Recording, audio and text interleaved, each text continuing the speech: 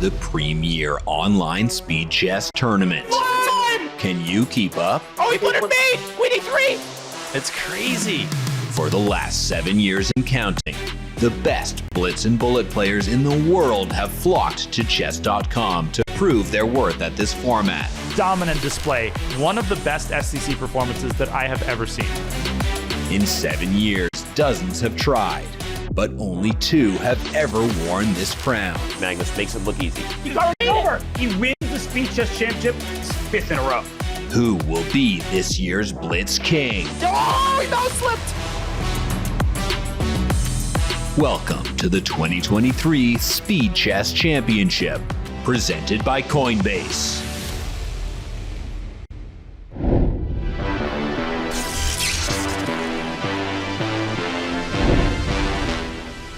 Okay, ladies and gentlemen, welcome to another epic semifinal of the Speed Chess Championship presented by Coinbase, as Hikaru Nakamura, the 5-time SCC champion, takes on the Frenchman with 2 names? No, 3 names, Maxime Vachier-Lagrave. Well, International Master Kasa Corley has 2 names, and he is my co-host today. I'm Grandmaster Daniel Naroditsky. Kasa, good afternoon to you. I can't wait. Can you? Danya, pleasure to be with you today. It's just going to be an incredible matchup. And yeah, we have 2 titans of chess basically going at it at multiple time controls. What's not to like? What's not to like, indeed. I think the only proper way to set the tone, if you're a viewer, is to watch the Game of Thrones opening credits scene. So epic is this match, which will begin at 12 noon Eastern time. Yes, that is 8 minutes from now, as Hikaru will take on MVL to determine who qualifies to the final and challenges Magnus Carlsen. Kasa, speaking of Magnus Carlsen, he more than took care of business yesterday with a 15-point spread against Wesley So. Crazy. Yeah, it was nearing adoption territory yesterday, and when Magnus just has that flow and he's motivated, it's just extremely dangerous. But we shouldn't discount what Hikaru has done along this journey as well, because I can even recall in his first match against Yu Yangi putting up incredible fight and still trailing, and that's what it seems like when Nakamura's in great form. So he had a dominant performance against Caruana. There was some trickiness in the 5+1 segment, and once that was navigated, it was a wash after that. So really interesting to see what happens today. Well, there's only one way to find out, and that is for the 2 of them to play. Now, I mentioned that Hikaru has won the SCC 5 times. He's won it 5 times in a row, starting from 2018. That was a very different looking Magnus Carlsen in 2016 and 2017. After that, it was all Hikaru, and look at the people that he beat in the final. We are playing a rematch from the 2020 final today. Last year, that was one of the most famous online matches of all time, as he defeats Magnus Carlsen by 1 point. Kasa, this year promises to be perhaps even more epic. Yeah, no question. And look, we've had 2 guys essentially have a stranglehold on the SCC, but MVL is one of the guys that's actually made the final. He's beaten Carlsen to make the final before, and so he's no stranger to actually a really significant upset, and that might be the case today. So that's why we're all watching. Indeed, we are. Well, Hikaru Nakamura, we were watching his previous match against Fabiano Caruana very carefully, and it was worth a serious watch because Hikaru put in a vintage Hikaru performance, a wire-to-wire victory across all-time formats. It started off pretty close, but as he's done so many times in the past, Hikaru ran away with it in the 3-minute portion. Yeah, and again, he is so dominant the faster the time control gets, and that was a theme in the previous match. You know, Fabi would play objectively really good chess, but when the time scrambles came to the fore, we were commentating that match together. You know, stuff happens. And so that's going to be the question. How does MVL navigate those time scrambles that Hikaru does so well in? I mean, you can't sugarcoat it when you're playing Hikaru Nakamura. You, no matter how you slice it, you're going to have to put in one of the performances of your life if you even want to stay in the match. Average accuracy was pretty high for both Nakamura and Caruana. But when you can keep those blunders down, Kasa, to single digits, that's what makes you such a scary opponent. And that is the commonality between Carlsen's matches and Hikaru's matches this year in the SCC. Single-digit blunders. Yeah, and again, it's really basically even when the time control quickens to still make steady moves that keep the game going, asking important questions, and that really is going to be the test. Now, Magnus actually said yesterday that he feels that Maxim's chance really is going to come down to how well he uses the white pieces, how well he's able to put pressure on Naka early. And do you agree with that, Danya, or do you think there's other things to this match too? I completely agree. I think if we take all of the SCC matches for this one, openings might actually be the deciding factor in determining whether MVL has a serious chance to stay in the match, by his own admission, but also based on MVL's match against Nihal Sarin, which propelled him to the semifinals. This was one of the most impressive displays of the SCC thus far, Casa. I think you'll co-sign that point. It wasn't just the fact that Maxim defeated Nihal, it was the way that he did it. After an early deficit, he never looked back. He wins all three sections with clean, crisp, tactically proficient chess, and Nihal really never stood a chance, which we don't say very often. Yeah, and I think at some point in that match, if I'm not mistaken, MVL was leading each segment 6-3, 6-3, 6-3, which was like really unusual and just kind of underscored the dominance. And yeah, MVL is someone who really does play reasonably, really as the time control quickens. He's not someone that I feel like is going to have as much of a struggle in the 3+1 and the 1+1 because he's done it before. So that's going to be interesting for me to see.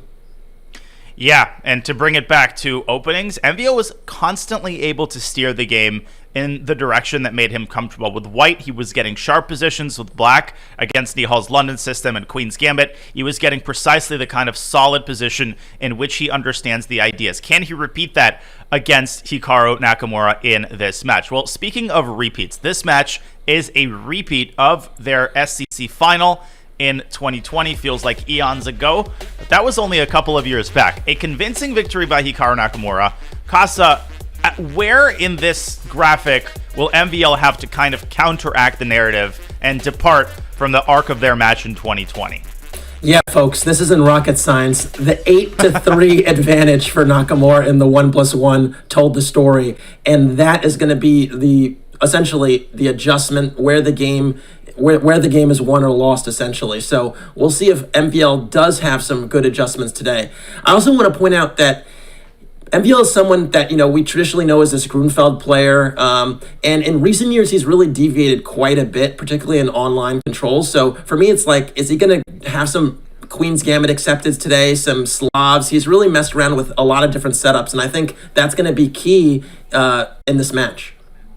It most certainly will be. Well, speaking of keys to the match, we want to take a look at our Deloitte Game Analytics. We're thrilled to have Deloitte, a leader in their field, as the official data insights partner for the Speed Chess Championship. Their dedication to excellence aligns perfectly with the Chess.com mission to grow the game and the sport of chess. Let's dive in to page 1. Take a look at the details behind this match. Obviously, Hikaru has the higher Chess.com Blitz rating. He is nearing 3,300. And look at those massive, massive head-to-head scores, Casa.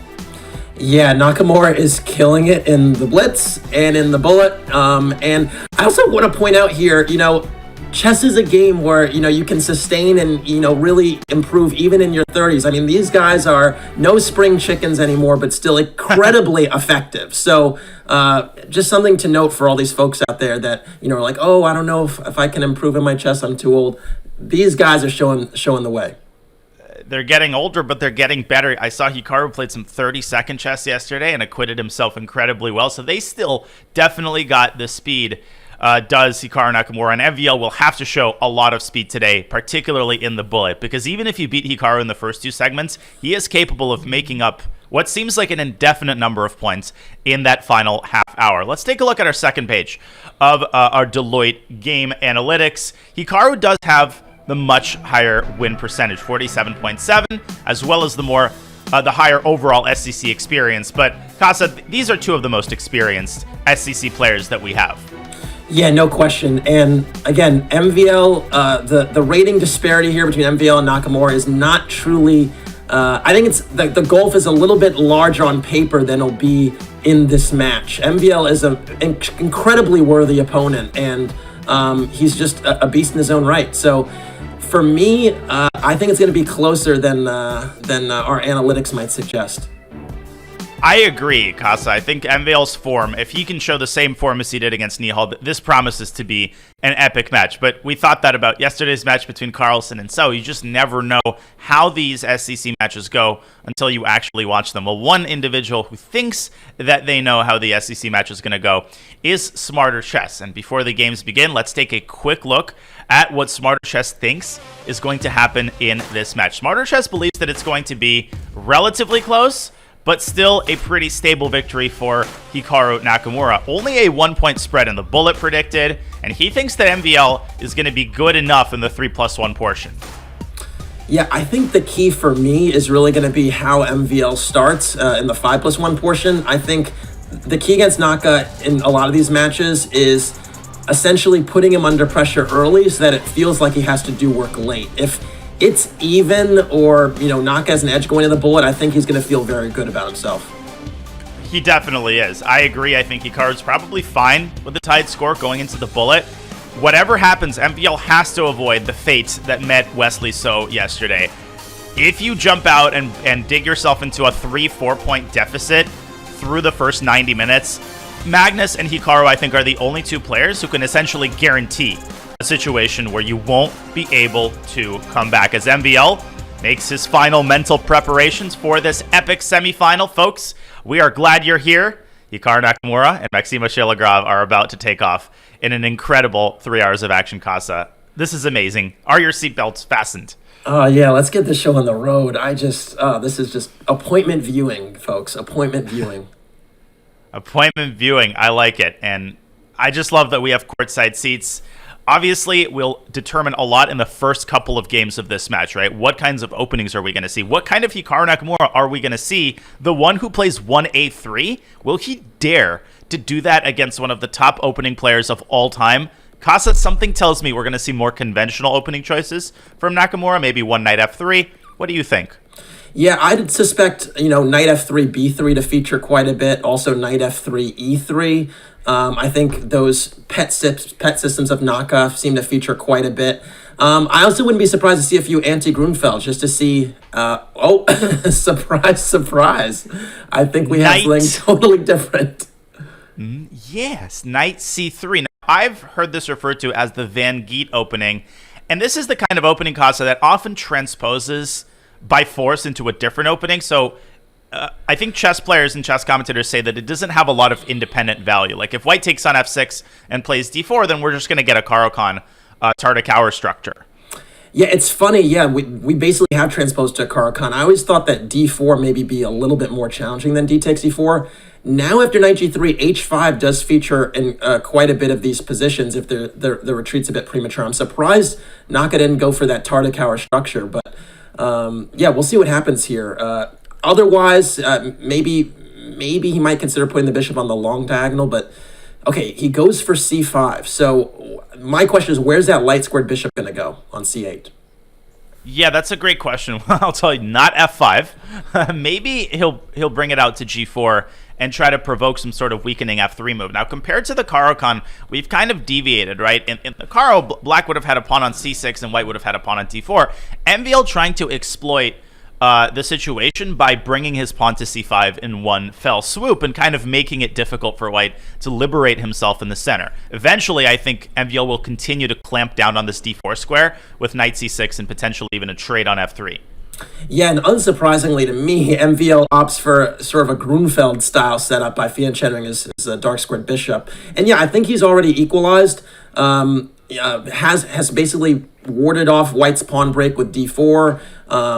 So I think he could be quite pleased with the early developments. And already we potentially have some knight takes E2 ideas. Although, to be honest, I think white's control of E5 is what this position essentially is going to revolve around rather than the bishop pair in this instance, even though I do have that bias, Danya. No, I agree. I think if Hikaru keeps the tension with a move like Rook E1, which he doesn't, MVL might have kept that knight on D4. Instead, we have a bit of a transformation, a trade on D4.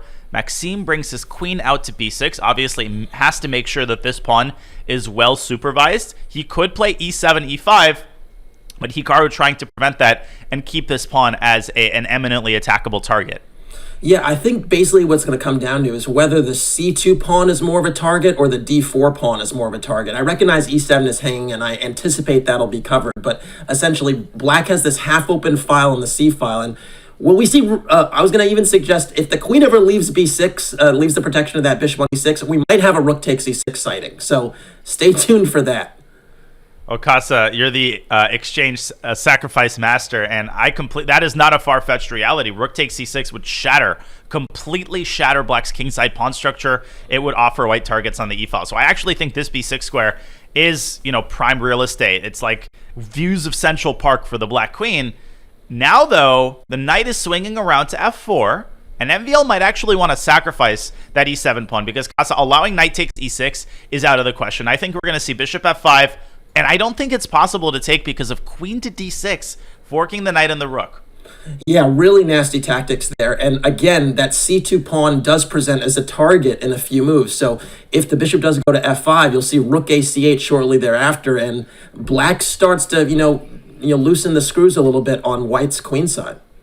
I think that's a great way to put it, and I think Hikaru might have overlooked rook takes c7, queen d6. That's a critical detail. That means black garners himself a tempo that he can use either, as you pointed out, for rook a8, or a move like queen to c7 is also threatened. That knight on f4 is, I think, a lot more of a vulnerability than it is a strength, because it just doesn't have access to any important squares in the center. It doesn't have any purchase. I think we might see something on the drastic side by Hikaru, maybe some sort of c4. Yeah, excellent point. And the thing is, you might say, why won't white just play something like d3? Well, essentially then the c2 pawn will be backward, the c3 square will be soft, and again, the knight on f4 is not ideally placed. You might see, a remaneuvering of like e2 to g3, but that takes time. So black does indeed have a slight advantage here.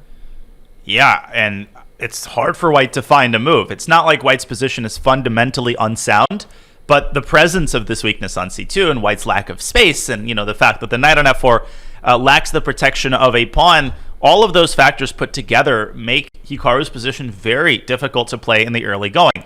Now, Kasa, we commentated the Hikaru-Fabi match, and we saw so many situations where Fabi had this type of position, a time advantage, and then both of those things evaporate in the span of a couple moves. A big question is whether MVL can keep his foot on the gas pedal, and so far he's doing a great job of it.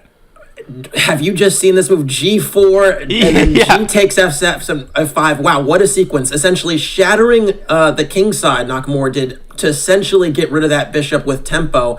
And he's arguing here that maybe the bishop pair will compensate in the long run. Essentially, black has the short-term assets, though, which are safer king and pressure on the white king side. Essentially, if the queens come off the board, if we just imagine the queens come off the board, white might start to have some nice long-term prospects, but that's far from a reality here. So very, very dangerous position, very dodgy position, honestly. Knight g4 looks eminent. Yeah, I mean, you're absolutely right. I think a lot of newer players would play rook b8 automatically, and that's not, rook b8 is not a terrible move, but white could bring the queen up and try to make that queen trade a reality. After knight g4, white also will play queen f3. Okay, MVL goes for it. I think what he was calculating is queen f3, queen takes d2, and we've got a very messy position, but to me it looks like white gets the shorter end of the stick, because obviously Hikaru's king is much, much weaker than its counterpart, and with white's pieces kind of scattered throughout the board, that might come in very, very handy for black, like a well-timed check on g5, or maybe some sort of knight sally to g4. Things do look very scary here for Nakamura.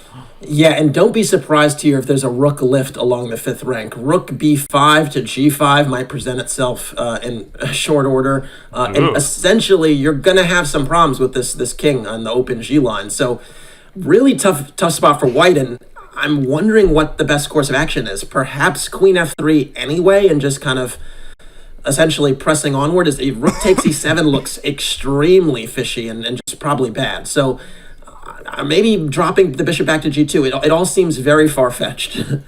He's also got 46 seconds. I mean, we don't say this often, but Hikaru down 2 minutes on the clock in this first game. Queen f3 on the board.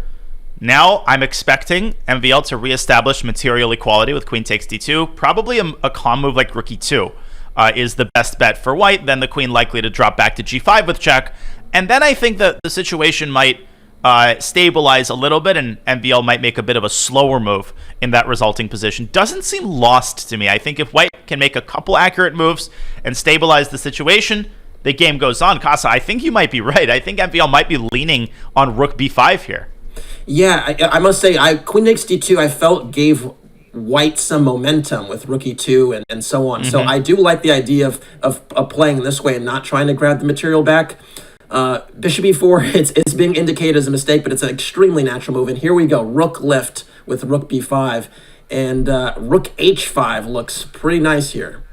And how about the other rook coming into d5 and then to g5? MVL puts it on g5. I think he's setting up a knight jump to g4. And the situation has gone from dubious to bad to potentially losing now as Hikaru decides which way he's going to go. He's going to make a run for it, but knight g4 wins the game. Yeah, knight takes h2 is brutal. And when do we see Hikaru a minute and a half down on the clock? Never. So this is a very impressive start. And MVL's time management against Nihal was excellent. They had their share of time scrambles, of course. But by and large, Maxime kept that 30, 45 second lead on the clock. And that came in so handy in critical moments such as this one. Okay, the correct move appears to be knight takes h2. And once the white queen moves away from f3, black's queen can now dive into f4, setting up completely decisive threats. This one is a couple of accurate moves away from 0-1. Yeah, the problem after knight f3 is it's just so hard to cover the d2 square without entombing your own king. So something like bishop c1 is out of the question, and rook e2 would allow rook g1. So just trauma on the board for the white king here, which is not going to find shelter. If white could get two moves, maybe you can entertain rook e1 and king d1 and scurry the other way. But MVL hopefully here is going to recognize that and essentially not allow that to happen. And the bishop on g7 might make an appearance here. I like the look of rook e5 check. And now bishop h6, setting up the battery. MVL drops back. Okay, takes on f2. Queen takes h2. Beautiful tactic. Rook e1. And now I think rook h5 wins the queen. The rook h5 traps the queen. Yeah, and wins the game. And also it also allows queen f3 if the queen ever darts away. So yeah, this is a bit much. And okay, yeah. Whoa! What a game! What a game! What a start! We have ourselves a match, folks. That was impressive, and that was impressive from a lot of different perspectives. Now, let's not overstate the case. This was game one, and sometimes the first couple of games, you're developing your match strategy, you're feeling your opponent out, but let's put all of that to the side. Super impressive display by Maxime on the board, and very importantly, Casa on the clock. Yeah, no question about it. And here we have a Rossalimo, an opening that we've seen feature in several World Championship matches, most notably in Magnus Carlsen versus Fabiano Caruana in 2018 or 19, if my dates are getting mixed up. Anyway, typically here, white actually shatters the structure of bishop takes c6, but instead, MVL is electing to keep the bishop on the board. And this is an interesting position because white has a little bit more space, and black typically has to try and break out at some point with something like f6. But yeah, it's a white's definitely has the edge here. Agreed. I think black's ideas boil down to two overall plans. One involves, nothing happens fast in this position because the center is closed, but you can kind of surround the d4 pawn by bringing your bishop out to g4 and eliminating its only defender. The knight from e8 is often brought first to c7 and then potentially to e6. The second plan, as you indicated, involves the kind of French-like idea of f7, f6, chipping away at white's excellent central control. There you see MVL very alertly moving his rook to c1, not only preventing c5 breaks, but also taking the sting out of bishop a6, which was threatened. And now I would, Casa, bring this knight around to b3. I'm looking over at that juicy square on c5. And if I'm Hikaru, I'm striking with f6 and developing kingside play because you might get crunched on the queen side. Yeah, this is a really interesting illustration, again, of short-term trumps versus long-term trumps, except typically you'd say, well, black is the bishop pair, so the long-term dynamics are such that would favor black. Well, actually, in this case, the pawn structure matters a little bit more, at least presently. So black has to move really quickly to try and get some counterplay on the queen side. And there are some positions where black might not even overprotect the c6 pawn if he's able to get this initiative on the king side. So h3 is prophylaxis against bishop g4. And black might actually play g5 at some point to try and push through g4, although knight e6 tells me that's probably not going to happen. Well, I'm still pretty partial to g5 because it opens up a pathway for the queen to g6. And Hikaru, one of his many great strengths is his ability to not take things sitting down. He senses so well the moment when his opponent is developing an initiative, when the game is starting to get out of control. And that is precisely the moment when he poses the most serious problems. I think with the move g5, he indicates that, no, I'm not just going to let you run circles over me and pick up the c6 pawn. You're going to have to pay attention to the other side of the board. And your point is well taken. Queen g6 might be a move to consider, even if at some point you're sacrificing the c6 pawn. I would probably start by pushing the h pawn up and preparing to smash open the king side with g4. I'm also very, very fond of the placement of this knight on e6. It's kind of lording over the whole position from the center. Yeah, it's not quite a Carlsbad knight, but the knight is really well centralized. And again, the c6 pawn should probably not be over defended because white has ample opportunity with rook ac1 and knight a5 to get at it. It's all about black's play on the king side. And it honestly, you're a King's Indian player, Danya. It almost has that feature, except it's an open position. Yeah, but it's got the same contours where white's attacking a target on the queen side and black uses that target to slow down the attack, but doesn't, as you put it, over-defend the target. So if white plays rook c1, I would consider playing bishop d7. But then if white plays knight a5, at that point I probably wouldn't defend that pawn again with rook c8. So bishop d7 is a good move in general. Hikaru drops his knight back to d8 to open up the diagonal for the bishop. I think he's preparing g4. But Casa, something about this move, maybe just visually, looks a little bit off. Yeah, essentially, I always like to say for folks that, are at home trying to figure out how to get better at chess, usually the side that connects their rooks first is the side that wins the game and in many cases has the advantage. And playing knight d8, you're basically unconnecting your rooks or getting it further away from that happening. And so you see white has this opportunity to jump on black before black does because the coordination, it just isn't there. So that's something to just think about when you're playing your own games, and it's why white has an advantage here. On the other hand, but Queen d3 changed some things. It changed some things. What do you make of this move? Yeah, I think again white has to be a little bit faster here, and I think Queen d3 is probably an example of unneeded prophylaxis. So the queen was essentially unprotected, and the bishop on e3 was pinned, and so and maybe there was some wariness of allowing g4, and then some bishop takes g4. So you're just trying to get out of those threats, but maybe it was better to press on the queen side in some way. But if I were to take the devil's advocate position, I think Hikaru actually is defending that c6 pawn with everything that he's got, and he is planning to meet knight a5 with bishop d7. And that's why the principle of two weaknesses exists, which states that in positions where you're targeting only one weakness, you need to create a second one, preferably on the other side of the board, to overextend your opponent. That is why a move like h4 is not out of the question, trying to carve out some dark squares on the king side, because Hikaru does have the firepower right now to keep his c6 pawn under lock and key. But if you were to create a second weakness on the king side, then black's position might get overextended. Great awareness, I think, by Maxime, and g4 might be met with this maneuver, knight h2, yes. Knight f1, knight g3, and that h5 pawn is weak. Yeah, and the knight on f3 was the kind of problem piece for white, so redeploying that knight to g3 makes a ton of sense. Also, you carved out the f4 square for your bishop, and so that's why you see this rook b7 move, just as prophylaxis to deal with this bishop f4 move, which is really enticing. And you might have a situation now, all of a sudden, where white can actually make some nice inroads on the dark square. So queen d2, in some lines, prepares bishop h6. And also prevents the march of the f-pawn down to f4. You can stick your bishop on f4, but I wouldn't do it here. I definitely wouldn't do it here and allow the rook infiltration to e2. I think the bishop is optimally placed on e3, but you're right. In some situations, bishop to h6 trades off the dark squared bishops and softens up the kingside dark squares even further. Now, don't forget about the queen side, right? You might want to throw in a move like knight c5, knight a5. He sticks it on c5.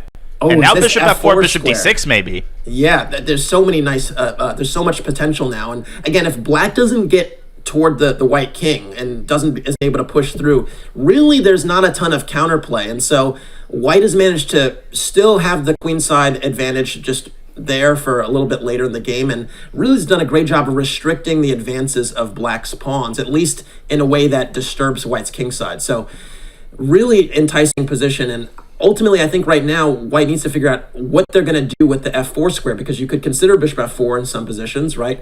But you can also even consider the knight redeploying to f4, and it just puts massive pressure on the Black king side. I think Hikaru has to sit for the time being. I think he literally might have to go king h7, king back to g8. He's weighing the pros and cons of that approach right now and probably contemplating a more brazen move like f5 as he falls behind on the clock for the second game in a row. Maybe he's trying to choose how he's going to sit. Queen f7 is his choice. Maybe b4, a4, and b5 to open up the c-file is an option, but that actually eradicates one of Black's major weaknesses. So that would be a very committal way to continue. This might come down to a time scramble. Both players close to a minute on the clock. Great call, Casa. I was going to wait on f5 to play knight d3 because I do feel like as soon as f5 happens, if Black goes for it, you bury the light square bishop, whereas now Black can actually exchange and basically solve that problem. So I'm not too keen on knight d3 right here, but okay, now knight f4 I would play immediately. Yeah, rook e8. Knight b4, by the way, was an alternative going after the c6 pawn, but MVL insists on playing positionally principled chess. But the what now question becomes harder to answer when you fall below a minute. How many players have asked that question when they think they're better against Hikaru and then fall off a cliff when they don't figure out how to make progress? There's that pawn march. You know something? I would honestly go for knight takes g6 and queen c2 and argue that the f5 square is going to be such a chronic weakness in the endgame that, it's going to just be really hard to contend. And Black would probably have to take on c2, recapture with the king, and guard the f5 square with the king on g6. But that's kind of what I'm looking at. Ooh, that's got to be music to MVL's ears. f5 on the board, and now the bishop on g6, as you put it, is buried. Okay, do you support that knight by bringing the other one to e2? Because Black might at some point play knight e6, and you want to make sure that you can replace one knight with the other if that happens. Whatever you do, do not allow Black to break down White's blockade. 30 seconds for Maxime. So many enticing options, not enough time to figure all of them out. What does he do? Yeah, it's a really good question. I think maybe a4, just keeping the tension, trying, maybe even playing b5, which seems counterintuitive because we have knight g2 instead, but it seems counterintuitive to trade away the weakness on c6. But if you get the open c line for your rooks, it might actually be worth it. Our first all-out time scramble of the match is going to happen in the second game. Let's keep a close eye on whether MVL can compete with Hikaru in these low-time situations. The bishop brought back to g7, b5 blasting through on the queen side. Now the weakness is the d5 pawn, Casa, and that is a very hard pawn to defend. Knight takes c6 and knight take knight f4. Whoa. But he takes immediately. Shocking. The d5 pawn was not going anywhere. Nope. But still, this is a huge advantage for White, and the knight can go back to f4. Oh, rook c7 wins the game. Yeah. And rook d1, and he's going to win two in a row. Very clean. Very, very clean at the end there. And impressive stuff. Wow. We have a 2-point lead for MVL. Who would have thought? What a game, Casa. And that was a completely different game. The arc of the game was different. It was a pretty decent opening for Hikaru, but MVL showing such a keen understanding of those Rosalimo structures and then carrying it forward in a great positional display. 20 seconds on the clock, but he seemed right at home in that situation. But let's turn back because we do have knight a3. When was the first time you saw this variation, knight a3 in the Sicilian? So it's funny. I think it was in a blitz game on the internet, and I was just kind of baffled by it. But don't be so confused by this move, because in a lot of positions where you play like one strange-looking move, you follow it with a lot of just excellent computerish moves. And so I would say that it basically takes on the character of a c3 Sicilian now, and the knight is making a weird kind of deployment around the board, but it basically transposes to positions that have IQP vibes with d4 later in the game.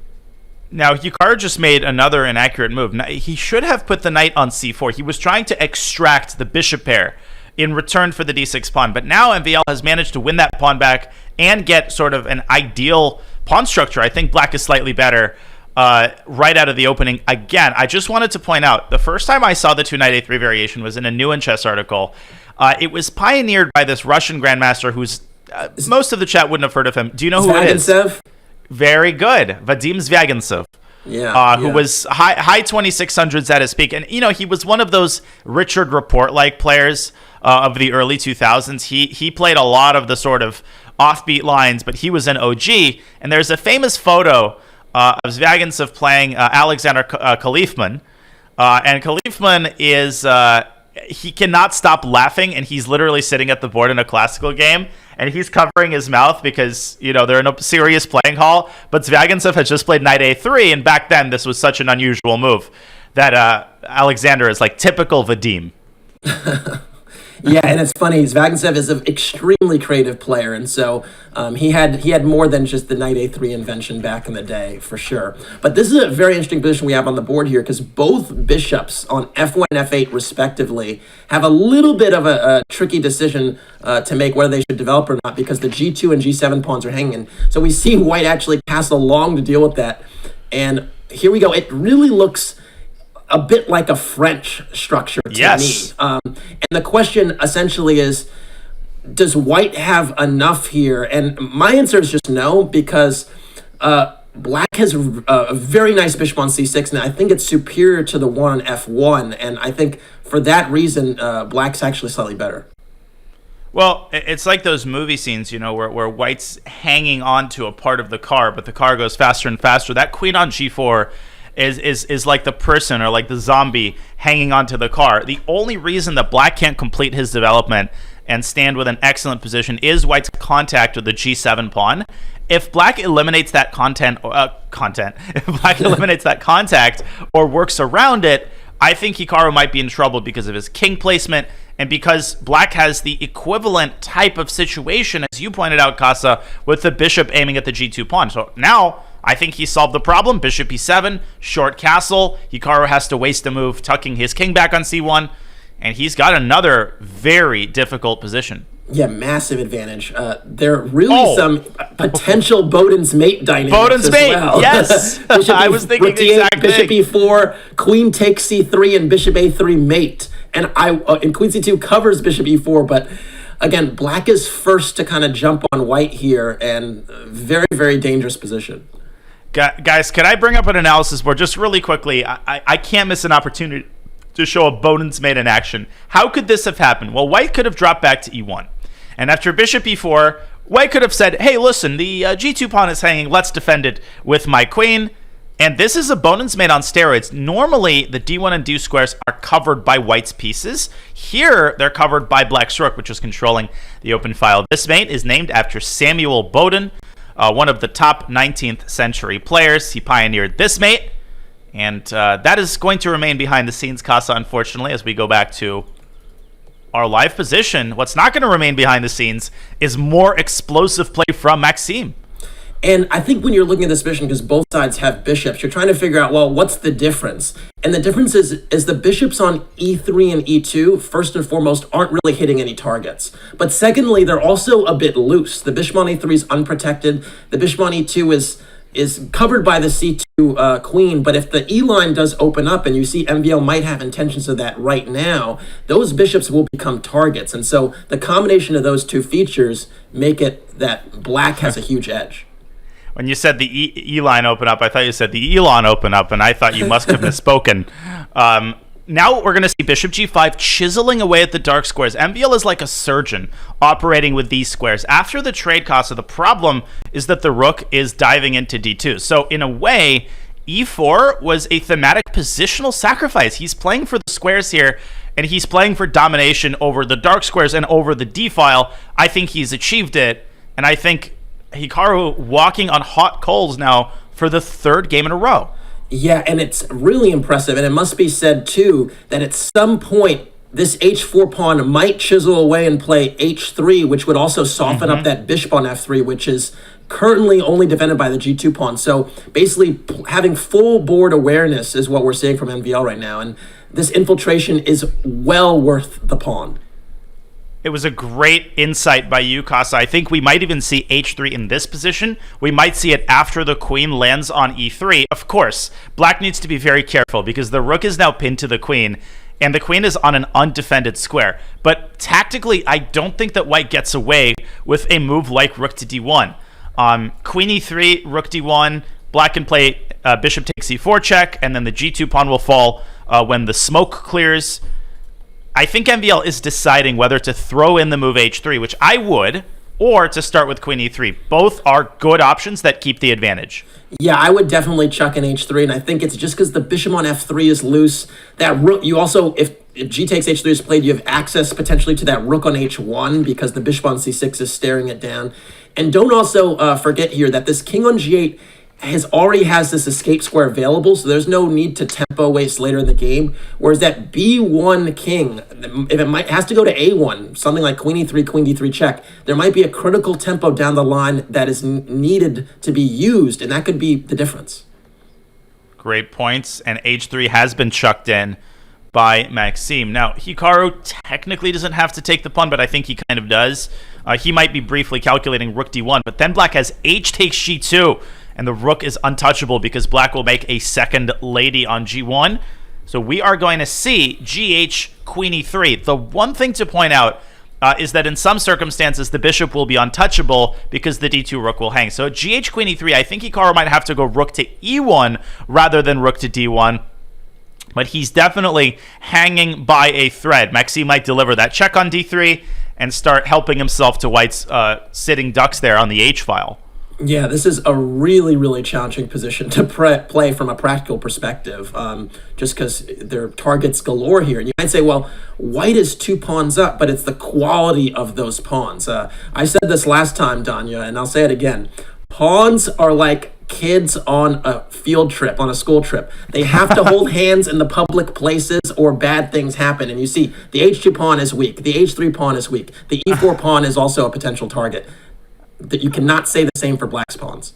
Unfortunately, it would be very nice if they could hold hands with e4 to g2, but they're all alone. There are no chaperones, and I think bad things are beginning to happen. He's now only 1 pawn up, and that material advantage will slink back to 0. I think after rook takes h3 or bishop takes e4, inevitably, Hikaru is going to lose at least 1 more pawn. And as you said, black has managed to maintain his domination over key avenues and boulevards in the position. The second rank, the d-file. He's arranged his heavy pieces perfectly, and he's managed his time perfectly as well, as Hikaru once again down to 30 seconds on the clock with a monumental defensive task ahead of him. We're used to him doing this perfectly. Will he drop his 3rd game in a row? Yeah, and again, the back rank problems. I mentioned this before. This king now, having had to scurry to a1 to get out the check, will be a problem at some point. And so that tempo might be the difference between winning and losing. Absolutely. And right now, Maxime has to decide where he brings his queen back. He could bring it back all the way to d8. Queen d6 might run into e5. So big decision here. Not a lot of time to make it. Rook c2. Yeah. What a move. And keeping the pressure on, I love this. But queen b1, Hikaru stays on alert. I think we're going to see rook to f2. Or f2, yeah. Yeah. h2, you called it. I think f2 was better, Danya, because he had rook f1 ideas too. Hikaru is starting to reposition now as he guards his h3 pawn. That bishop is now well positioned. Is MVL starting to lose the thread slightly? Does he need to add more fuel to the fire by running his a pawn up the board? Yeah, maybe he also can try harassing that rook on h3 with something like queen b6 or queen c5, but adjusting course with rook f2, basically acknowledging that rook h2 was problematic, but now you're allowing white to consolidate. Yeah, that tempo that he gave Hikaru was really, really useful because now the bishop is no longer a concern, and Hikaru playing for the initiative, threatening queen d8 and queen h4 with a fork. Yeah. Such an alert choice. Oh, takes on d4, takes on e4. And now it's a bad endgame for Nakamura. Terrible, and the back rank weakness that need to be solved with b3. Now it's actually easily for black to improve their king and target these weak pawns. Again, these rook d2. Rook d2. Rook d2 picks up the d4 pawn, eliminates counterplay. Black is now completely winning in this endgame. Hikaru's only chance is the clock, but with that 1 second increment, I don't think Maxime is going to have any trouble converting this endgame. King f6. Just move the king. There we go. No Wow, need to glop off the pawn yet. Look at White's king. Hikaru has to play rook e2, beg Black to take the d4 pawn just to get his king into the game, but the king is still cut off along the d file. f4. Push it. Yeah. Salt and pepper. f3 was possible there. Yeah, but understandable. King d4. Yep. Just dance on the dark squares. e3, f2, and Naka flagged? When do we see that? Well, he was dead lost, and when do we see Hikaru losing 3 games in a row to start not an SCC match, any match at any point in history, in time? Maxime is a monster, and he could not have asked for a better start to this match. And they are repeating the Rossalimo line, so I'm curious to see what is going to change. Thus far, nothing. Okay, knight e8, knight c7. We saw that something similar before. We saw h3 to stop bishop g4, but this is all very similar to the previous game. So where is the nuance going to come in here? I think Hikaru felt that he had good practical play on the king side. At some point, he mismanaged that initiative. Maybe that move, remember when he played knight e6 back to d8? Maybe he'll want to defend that pawn in a different way. But at first, it's Maxime who tries to figure out whether maybe I want to take on f6 this time, maybe I want to arrange my pieces differently, but he ultimately resorts to h3. Now, Casa, let me make one thing very clear. It is only a question of time before Hikaru gets on the board. He's not going to lose every game in this match, and he's not sitting there thinking, oh my gosh, this is over. He's got 56 minutes in the first segment alone. We know what Hikaru is capable of, and I don't think MVL is, opening the Dom Perignon just yet. Yeah, I mean, let's be real. This is basically the equivalent of the first quarter of a basketball game. It's still very, very early days. Although we see here, before the knight went to e6, block that bishop. I was a little bit surprised about that. Now he insists on g4 earlier, gets the bishop to that square. And you can see the counterplay is a little bit faster than it was before. Now the knight might come in afterward and maybe try and add some more pressure to the f3 knight. But that c6 pawn is a goner. You're not going to defend it, and I think that's the right way to play. You're not going to defend it. Hikaru's not even thinking about the move bishop d7 here. In a Soviet chess camp, that move would have gotten you kicked out immediately. Like, you cannot give up such pawn to defend the attack. Rook d8 maybe, and then knight e6. Don't forget about the d pawn, which is now, Casa, a passer. And even though it's the middle game, that pawn can lurch forward and potentially even trap the bishop on e3. Yeah, and there's also ideas of, the black queen, again, coming to g6, coming to h5, adding more pressure to that f3 knight. So the practical chances for that pawn that you give up are actually quite decent. You have the bishop pair, you have open lines. You can even maybe entertain doubling of rooks on the f-file. So I think it's going to be important for the white queen on e2 to kind of get out of there sooner rather than later. Of the positions that Hikaru has had thus far in this match, this is game 4. If you're just joining us, this is the second semifinal to determine who challenges Carlsen on Friday in the SCC final. Maxime winning the first 3 games in a row in sparkling style. Hikaru trying to find his footing. Of all of the positions he's had out of the opening, this is the best one yet. I think he has the most serious chances that he's had, and I think he knows that, and he's trying to find the correct arrangement of pieces. So knight e6 and rook d8. When does he involve the queen? A lot of questions to answer here for black. And where does he involve the queen? To h5 or to g6? Yeah, again, black will probably have the short-term trumps here as far as the initiative on the white king. White might have some of the long-term dynamics with the outside passers, although black also has 2 bishops. And here we go, queen h5, adding more fuel to the fire in the f3 knight. But our computer here, our Silicon friend, is indicating this is a mistake. I think it's a very, very reasonable move.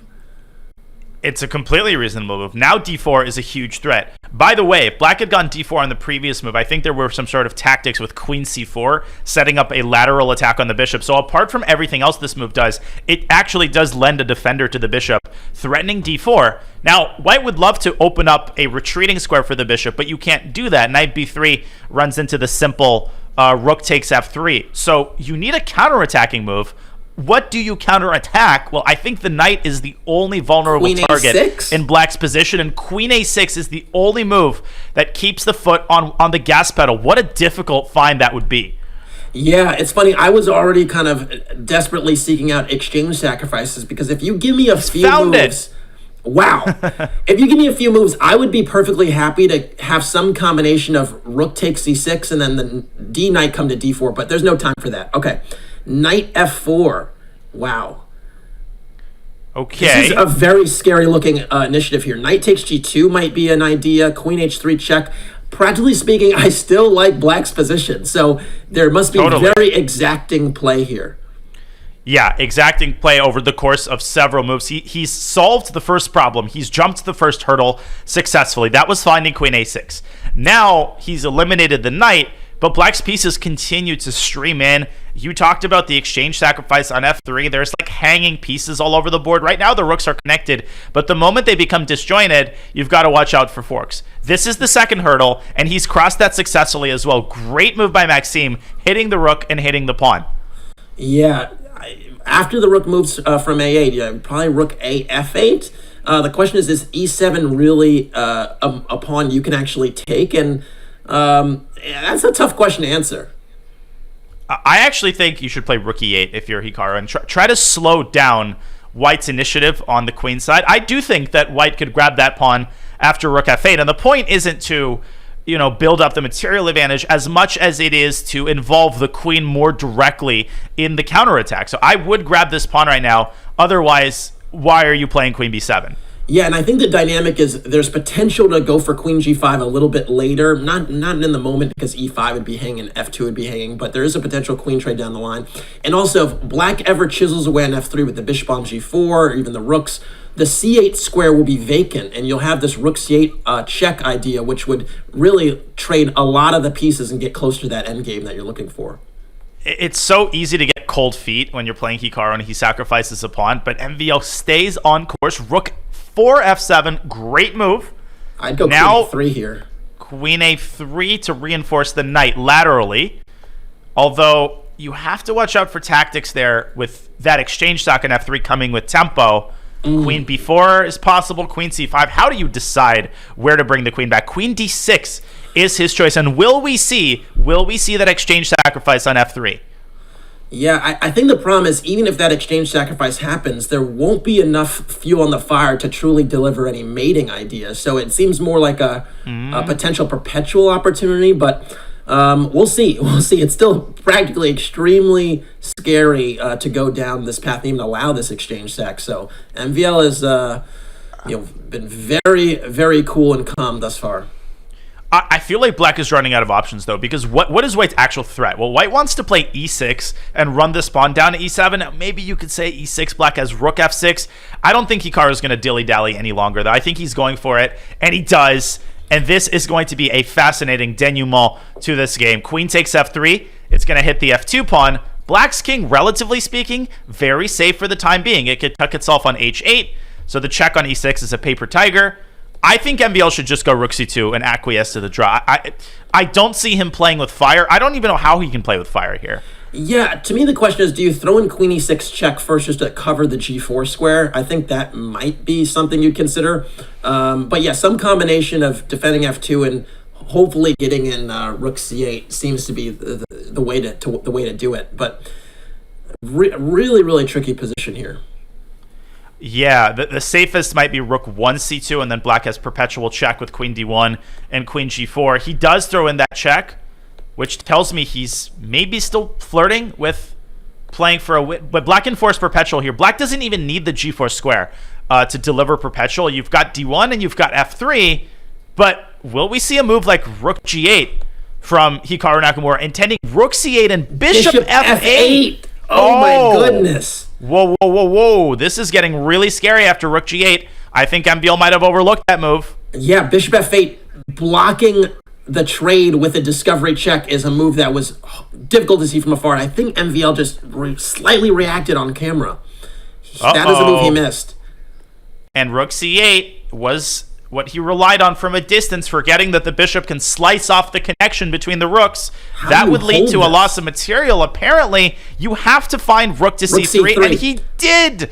And he did. Wow. And the rook will cover a discover check on g3, forcing a perpetual check. You can play king g2 or king h2. Either works, but king g2 is more clear. And bishop f8 check in that position would have resulted in queen takes g8 check and rook takes f3. And that was the key detail there. Temporarily sacking your queen to just win material in the game. And so what a find. Exquisite accuracy by Maxime. That's got to come as a disappointment to Hikaru, and this is going to be a perpetual check. Still a great game. Still relatively the best position Hikaru's had out of the opening, but still, I think, a good result for Maxime, who keeps his 3-point lead.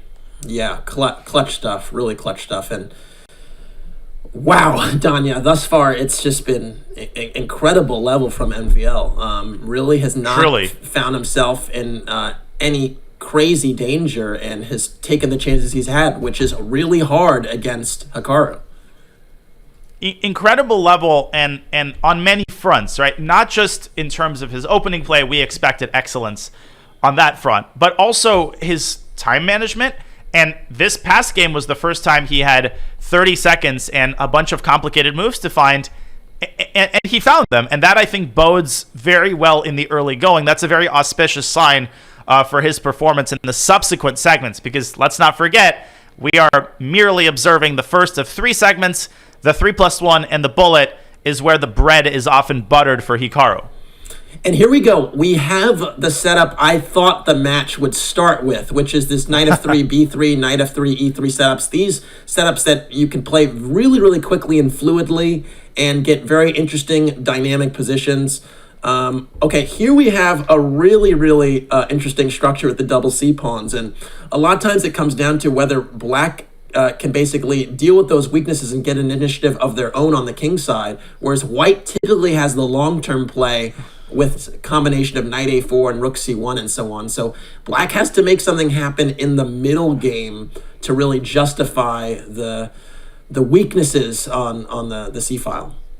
The keen observer will note that this resembles a Samish Nimzo Indian with colors reversed. If we could pull up an analysis board just to show people the relationship between seemingly unrelated openings. After d4, knight f6, c4, e6, knight c3, bishop b4, the Samish goes f3, and we get, in many cases, the same structure. If black takes on c3 and then pushes d6, then white responds with e4, and you get this exact structure, Casa, with colors reversed. Always important as a keen observer to note these similarities between because you can borrow ideas from an opening you know and apply it to a position that you might not know, but to a structure that's still familiar to you.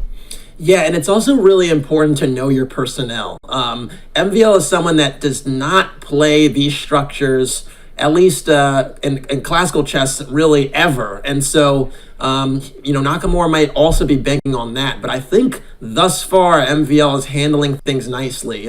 Tactically speaking, castling long in this position is certainly unique. Although the king is relatively secure, but it's an unusual way to handle the structure. Yep, I'm going to pull a Danny Wrench and lay on an emote on the king. That is the first time I've ever done that. Now, I think upon closer inspection, castle's queenside is not as outlandish as it may appear. White's got this incredibly solid pawn triangle on the queenside, Casa, that's very hard to break down. And look at Hikaru orchestrating play on the other side of the board. H4 is an excellent move. Yeah, and essentially what this position boils down to, even with this h4 move, is the c pawns, in particular the c5 pawn. What happens in this structure is white is constantly going to be entertaining, tickling that pawn, putting pressure on it with moves like rook c1 and so on, but also try to divert black's attention from that c5 pawn by putting pressure on the e5 pawn and on the king side. So h4 entertains h5, but also potentially removes this defender of the e5 pawn, that knight on g6. So there might be pressure against e5 with something like bishop b2 or queen b2 at some point. And so it's basically tickling the c5 and e5 pawns long enough that black gets frustrated and something drops. And that's essentially what Naka's trying to do here. And is this the first advantage that he's had in the match thus far? Oh man, that is wild to say. That is insane to say. I know. It really is. But he does. He has an advantage here, I think, on both sides of the board. Rook to c1 is an understandable move. He is threatening c takes d5, and he is essentially, I wouldn't say compelling, but provoking Maxime into closing up the center with d4. Then he might want to switch his attention over to the e-file. So he drove that pawn down to h6 to provoke long-term weaknesses on the king side. Now he is shifting his attention to the other two sides of the board, where I think he also holds an advantage. And the clock situation, this is what we're used to from Hikaru Nakamura. Yeah, and it's a really interesting position because you're trying to figure out how to improve with black. I don't like knight f7 because it cuts off the defense of the g7 square. So a move like queen b2 at some point seems compelling to me because the e-pawn can't move and the knight on f7 can't move because there's knight takes e5. And again, the c4 pawns and the d5 pawns that are connecting here, I describe this as a positive pawn tension for white. White essentially can take whenever they want and is going to wait for the opportune moment to do so. And it's not an ideal pawn tension for black because essentially, if you do capture on c4, you give you give white essentially this target. And so, interesting decision. He essentially allows the c5 pawn to be captured and is banking on counterplay on the c file. I was going to ask, can we eat of the forbidden tree? Why can't we take on c5? Now, this looks scarier than it is because after bishop c5, knight c5, there is a pin against the knight, but white could always support whatever pieces on c5 with the move d4. Now he has bishop takes d6, which is a nice escape route that gives him the tempo he needs to probably knight c5 or even knight back to c3 to hit d5. Do not move your queen to b2 because black snaps the knight off the board and seriously weakens white's king. Yeah, if you can establish a knight on c5 and then reinforce it with d4, you're going to carve out excellent dark squares on c5 and e5. And again, don't forget this pawn h6 covering the g7 square. There might be a sighting later in the game. So essentially, that's what Naka's trying to figure out is whether he can establish that dark square bind. Otherwise, he will go knight c3. For sure. Knight c5, knight c3, these are the two candidate moves. And he's managed his time well. He's got the time he needs to make an informed decision. It's so important to look at the position concretely. I think newer players would be really scared of playing the move knight c3 because it looks like black is on the cusp of being able to play d4. But look at how concretely these players approach every position. Knight c3, guess what? The d4 square is defended more times than it's attacked. Therefore, this move is safe to play because on the next move, if he is so inclined, he can move the queen away from c2, and then you never have to worry about a pin again. Yeah, and again, if black really has to act quite quickly to try and disrupt this, because if white establishes this dark square grip with queen b2, with some pressure on e5, it's going to be scary hours. So really, really difficult decision time for MVL because, yeah, this is the toughest position he's had thus far in the match. I think he's losing. It's one of those things. The more I look at it, the worse it looks. It's like airplane food. This isn't that bad. And then you smell those smells, and you actually look at it, and you're like, wait, no, this is really bad. He's under a minute. Why is this so bad? Well, he's down a pawn, and I think d4 indicates his level of desperation, trying to stir up complications on the queen side. I think he might want knight b5, but then the queen can calmly drop away to b2. I honestly don't see it. Knight takes d4. There goes the second pawn. Okay, so Maxime is targeting white's knights. His best chance is to engineer some sort of pressure down the c-file, but knight d to e2 casa reinforces this knight a third time. Right, and you're going to see queen b2 down the line if allowed. If the queens come off the board, all the endgames now are extremely advantageous. And queen b2 basically will force a trade of queens. So here we go.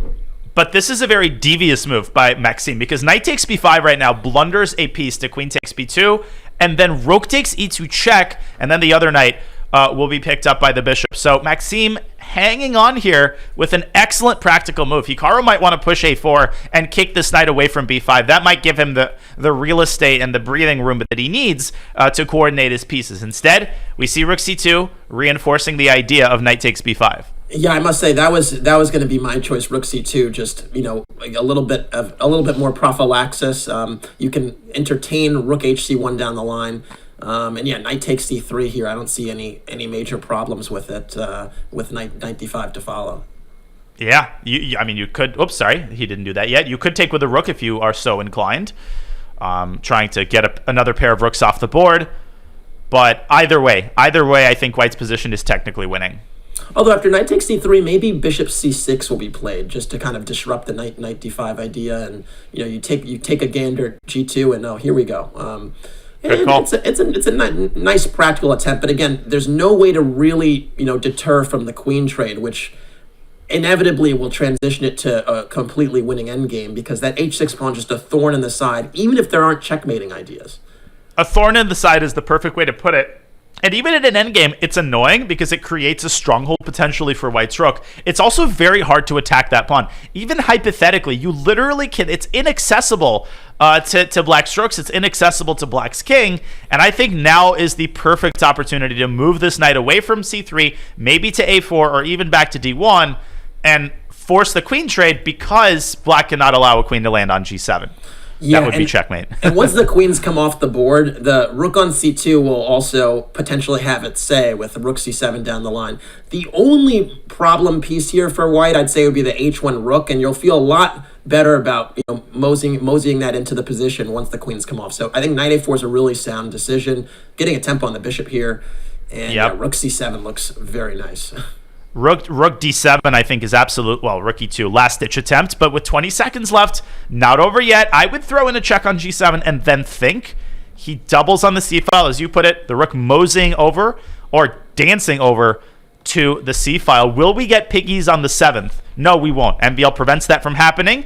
Maybe a trade and the other rook comes into c7, a classic. Yeah, and this doesn't lessen the damage at all. Now you chuck in rook g7 just to tuck the king to the corner, and then you go rook a7 and threaten mate. Oh. Or rook e7, even better. Whoa, rook e1! Rook e1, though, careful. Oh my gosh, he had rook e1 and bishop takes b3. Oh, he missed it. Ooh. And Hikaru would have had to block with his knight. He was still winning there. Still winning with king b2 or king c2, but yeah. Okay, now he's going to win for sure. And knight e5. And Maxime is going to let his time run out. And Hikaru chipping away at this 3-point lead. Kind of incredulous that it took him 5 games to win his first game. But that was excellent. That was a big confidence boost, Casa. It was Hikaru's first victory, but also a wire-to-wire victory.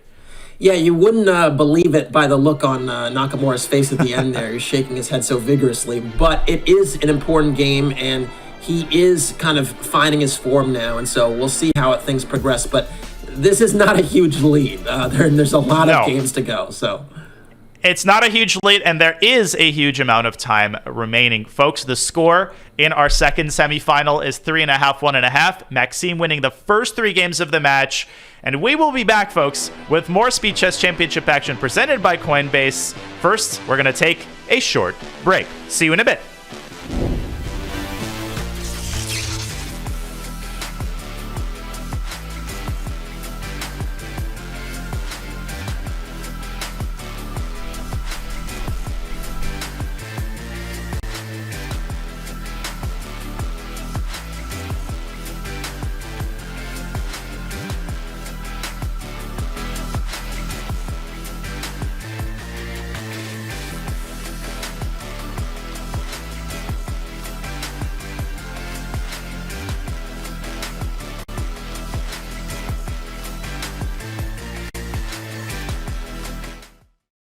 I'm Andrea. And I'm Alex. And we've been playing competitive chess since we were 6 years old.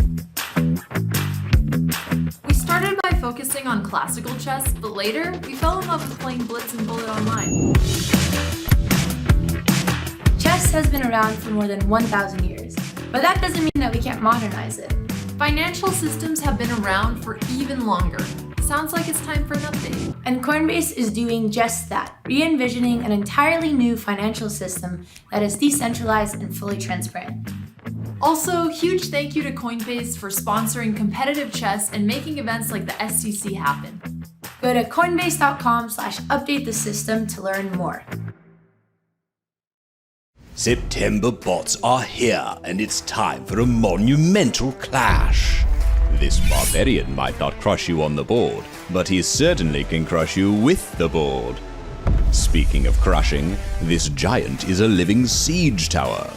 Usually found in groups, goblins are fond of sharp, pointy objects and other people's pieces.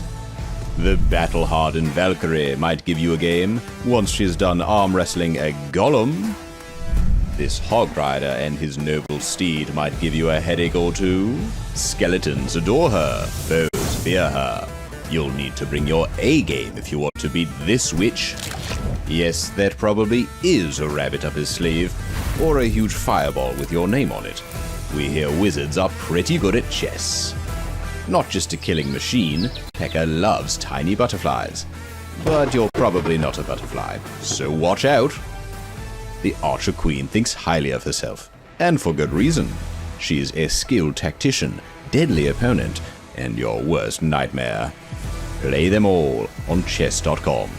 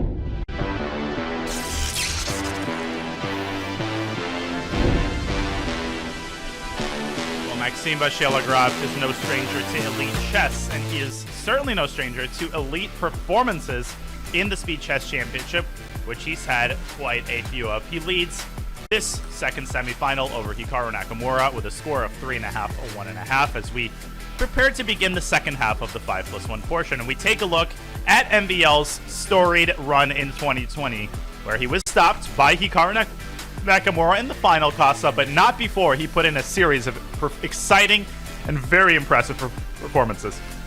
Yeah, no question about it. This is a guy who is just incredible chess player. Like, he really is quite flexible and basically puts a lot of challenges with the white pieces. With the black pieces, we've seen him kind of basically expand his repertoire quite a bit in recent years, and he's shown great fluidity in the matchup so far. He really has. He won the first 3 games in a row. Then they had a draw in that Rossolimo, and Hikaru finally strikes in Game 5 with a very smooth victory. I liked Hikaru's opening choice from the white side, but right now it's MVL who has the white pieces, and we are getting an early storyline, a battle in the Rossolimo. Hikaru deviates from G6 and decides on a less common move, D6. Yeah, this D6 move is a really interesting one. Typically here you don't see white capture on C6 so quickly because, black hasn't really committed to G6. So in these types of structures, you'll usually see the bishop drop back to F1, and then white will typically press forward with C3 and D4, which is actually not too dissimilar to the dynamic we've seen in the games where MVL had been playing C3 and D4 without capturing on C6 right away. So interesting. Mm-hmm. And this is the main line with the bishop coming to G4 and usually exchanging itself for the knight, because if the bishop drops back to H5, oftentimes white does push G4 Casa and then quickly strikes at the center with D4, and then you get some sort of inferior open Sicilian structure. So Hikaru does trade on F3, and now the position turns from dynamic to largely positional as both sides complete their development. Yeah, and what do you see here with white? Typically, you see the queen drop back to D1. The knight on B1 goes to F3. It goes knight D2, knight F3. And then you typically see white slowly prepare for this D4 push and argue that the bishop pair, once D4 happens, will give white a slight advantage. Black deters that by establishing a dark square grip on the D4 and E5 squares. So you see the knight drawing back to D7, the bishop on G7 exerting itself on the diagonal, and B5, B4 in the offing. Yeah, it is in the offing, and that is another positive byproduct of the knight dropping back to D7. Black increases his control over the D4 square. I actually had this exact position in a World Youth Chess Championship game many years ago, and white strikes with D4. We get an exchange on C3, and now black targets this newly isolated pawn, backward pawn, I should say, on C3. So white's biggest asset cost of the bishop pair and the superior central control. Black's biggest asset is his enduring play on the queen side, with the rooks potentially coming also to these C8 and B8 squares. And rook c1 is such a clever and interesting move, because essentially that a2 pawn looks kind of poisonous, but I'm not quite sure what the refutation is, whether it's rook a1 back or rook e2, but it seems kind of poisonous. It's like, I know I'm not going to take this pawn. I don't know exactly why I'm not going to take it, but something about it feels rotten. And we do see rook fc8 by Hikaru, so he reserves the possibility of taking this pawn. And Casa, bishop c4 is a tempting move, but that bishop is going to be right in the middle of things, and it's going to be easily targetable by the knights. Yeah, that bishop on F1 isn't going anywhere anytime soon, I think. And ultimately, it does look at the a6 pawn, so it is exerting an influence even from far away. The question for me is, what does white do with their queen? Because I would really like to connect the rooks, but it's not so convenient where you go. If you make a move like queen d2, black will actually release the tension and probably go c takes d4 and essentially converge on the d4 square, because the bishop or the knight would have to recapture it. And whoa, we do see bishop c4. This is a bit of a surprise for me. I'm very curious what his intent is against knight b6. Well, we're about to find out. I think it is bishop b3. But wait a second. After c4, he is going to drop the he's going to drop the c3 pawn, but then the b6 knight will be targeted by a well-timed d5 pawn push. So let's wait for his move. I'm not going to ask for an analysis board just yet, because bishop b3 is not forced. There's even this weird move, bishop to d5, trying to trade on his own terms. There is a sacrifice on f7. Oh my gosh. Knight g5. Seat belts fastened. Queen b3. Queen b3, I think, to start. Yeah, queen b3 in conjunction with knight g5 is really awesome. And note that c4, which naturally just would block that check, the bishop on e3 would be open to capture on b6. So I think he might have to go c4, Casa. I think c4 might be the most practical move, because it does force the queen trade. And in the ensuing endgame, black is down a pawn, but white's got this big target on c3. I think that was a very heads-up decision by Nakamura. Yeah, and how do you handle this one? Because again, the long-term weakness here on e6 is going to be problematic. Knight g5 check will be an issue. So, wow, this is quite a dynamic position. Queen takes b6, bishop takes b6. I don't think black has full compensation by any stretch. I agree, and that is why Hikaru is taking a pause here. Bishop takes c3 is possible. If we could pull up an analysis board really quick, I would just want to show for newer players who might be thinking, wait a second, why did he give this piece back? Why didn't he bring his king back to f8? Well, this is part of a very thematic idea. White drives the knight up to g5 and creates mate threats along the light squares. You can defend f7 with a move like knight d8, but now White plays this very pretty sequence, knight h7, driving the king further into the center and picking up the bishop with absolutely devastating effect. And of course here, if you play knight e5, well, the same exact fate awaits you. Knight takes h7 and queen g8 is the second threat, and that is why Hikaru decided to give back the piece. We go back to the live board, and in fact, he did. Kasa, you're correct. Hikaru didn't like that pawn down endgame, and instead he takes on c3. MVL keeps the tension and says, you want to trade now? We'll trade now, but then you're going to lose the c4 pawn. Yeah, and this is a really tricky position and decision for Naka to make here, because either way, you're basically going to essentially what I would contend would be a two results game, which is win for White or draw for White. I don't think there are any really serious chances for Black here, and just given the mangled structure on the king side, and even on the queen side with the c4 pawn being a target, really tough to keep things together. And that's why Naka's shaking his head, because he's like, yeah, I have a tough decision to make. Well, I think he has to take the queen. I do not see any reality where Black keeps the queens on the board and survives this. I think he's got to bite the bullet, trade queens, drop his bishop back, and then at some point play knight c6 to e5, try to get control of the c-file, and just hold that pawn down position, which we know how good Hikaru is at doing. But he's got to make sure he's in the right frame of mind, because if you're frustrated, then that increases the chances that you make some sort of impatient move and exacerbate the already difficult situation. Yeah, and as the queens potentially come off the board, maybe some other piece come off the board, you start to entertain some of these rook endgames. And so the one that I'm entertaining, based upon what you just mentioned, is these 4 versus 3 rook endgames all on the same side. If you imagine the queen side pawns are eliminated, that 4 versus 3 is a tricky hold because Black's pawns are split. Typically, if you're pawn down in these rook endgames with pawns on the same side, you can hold it with best play.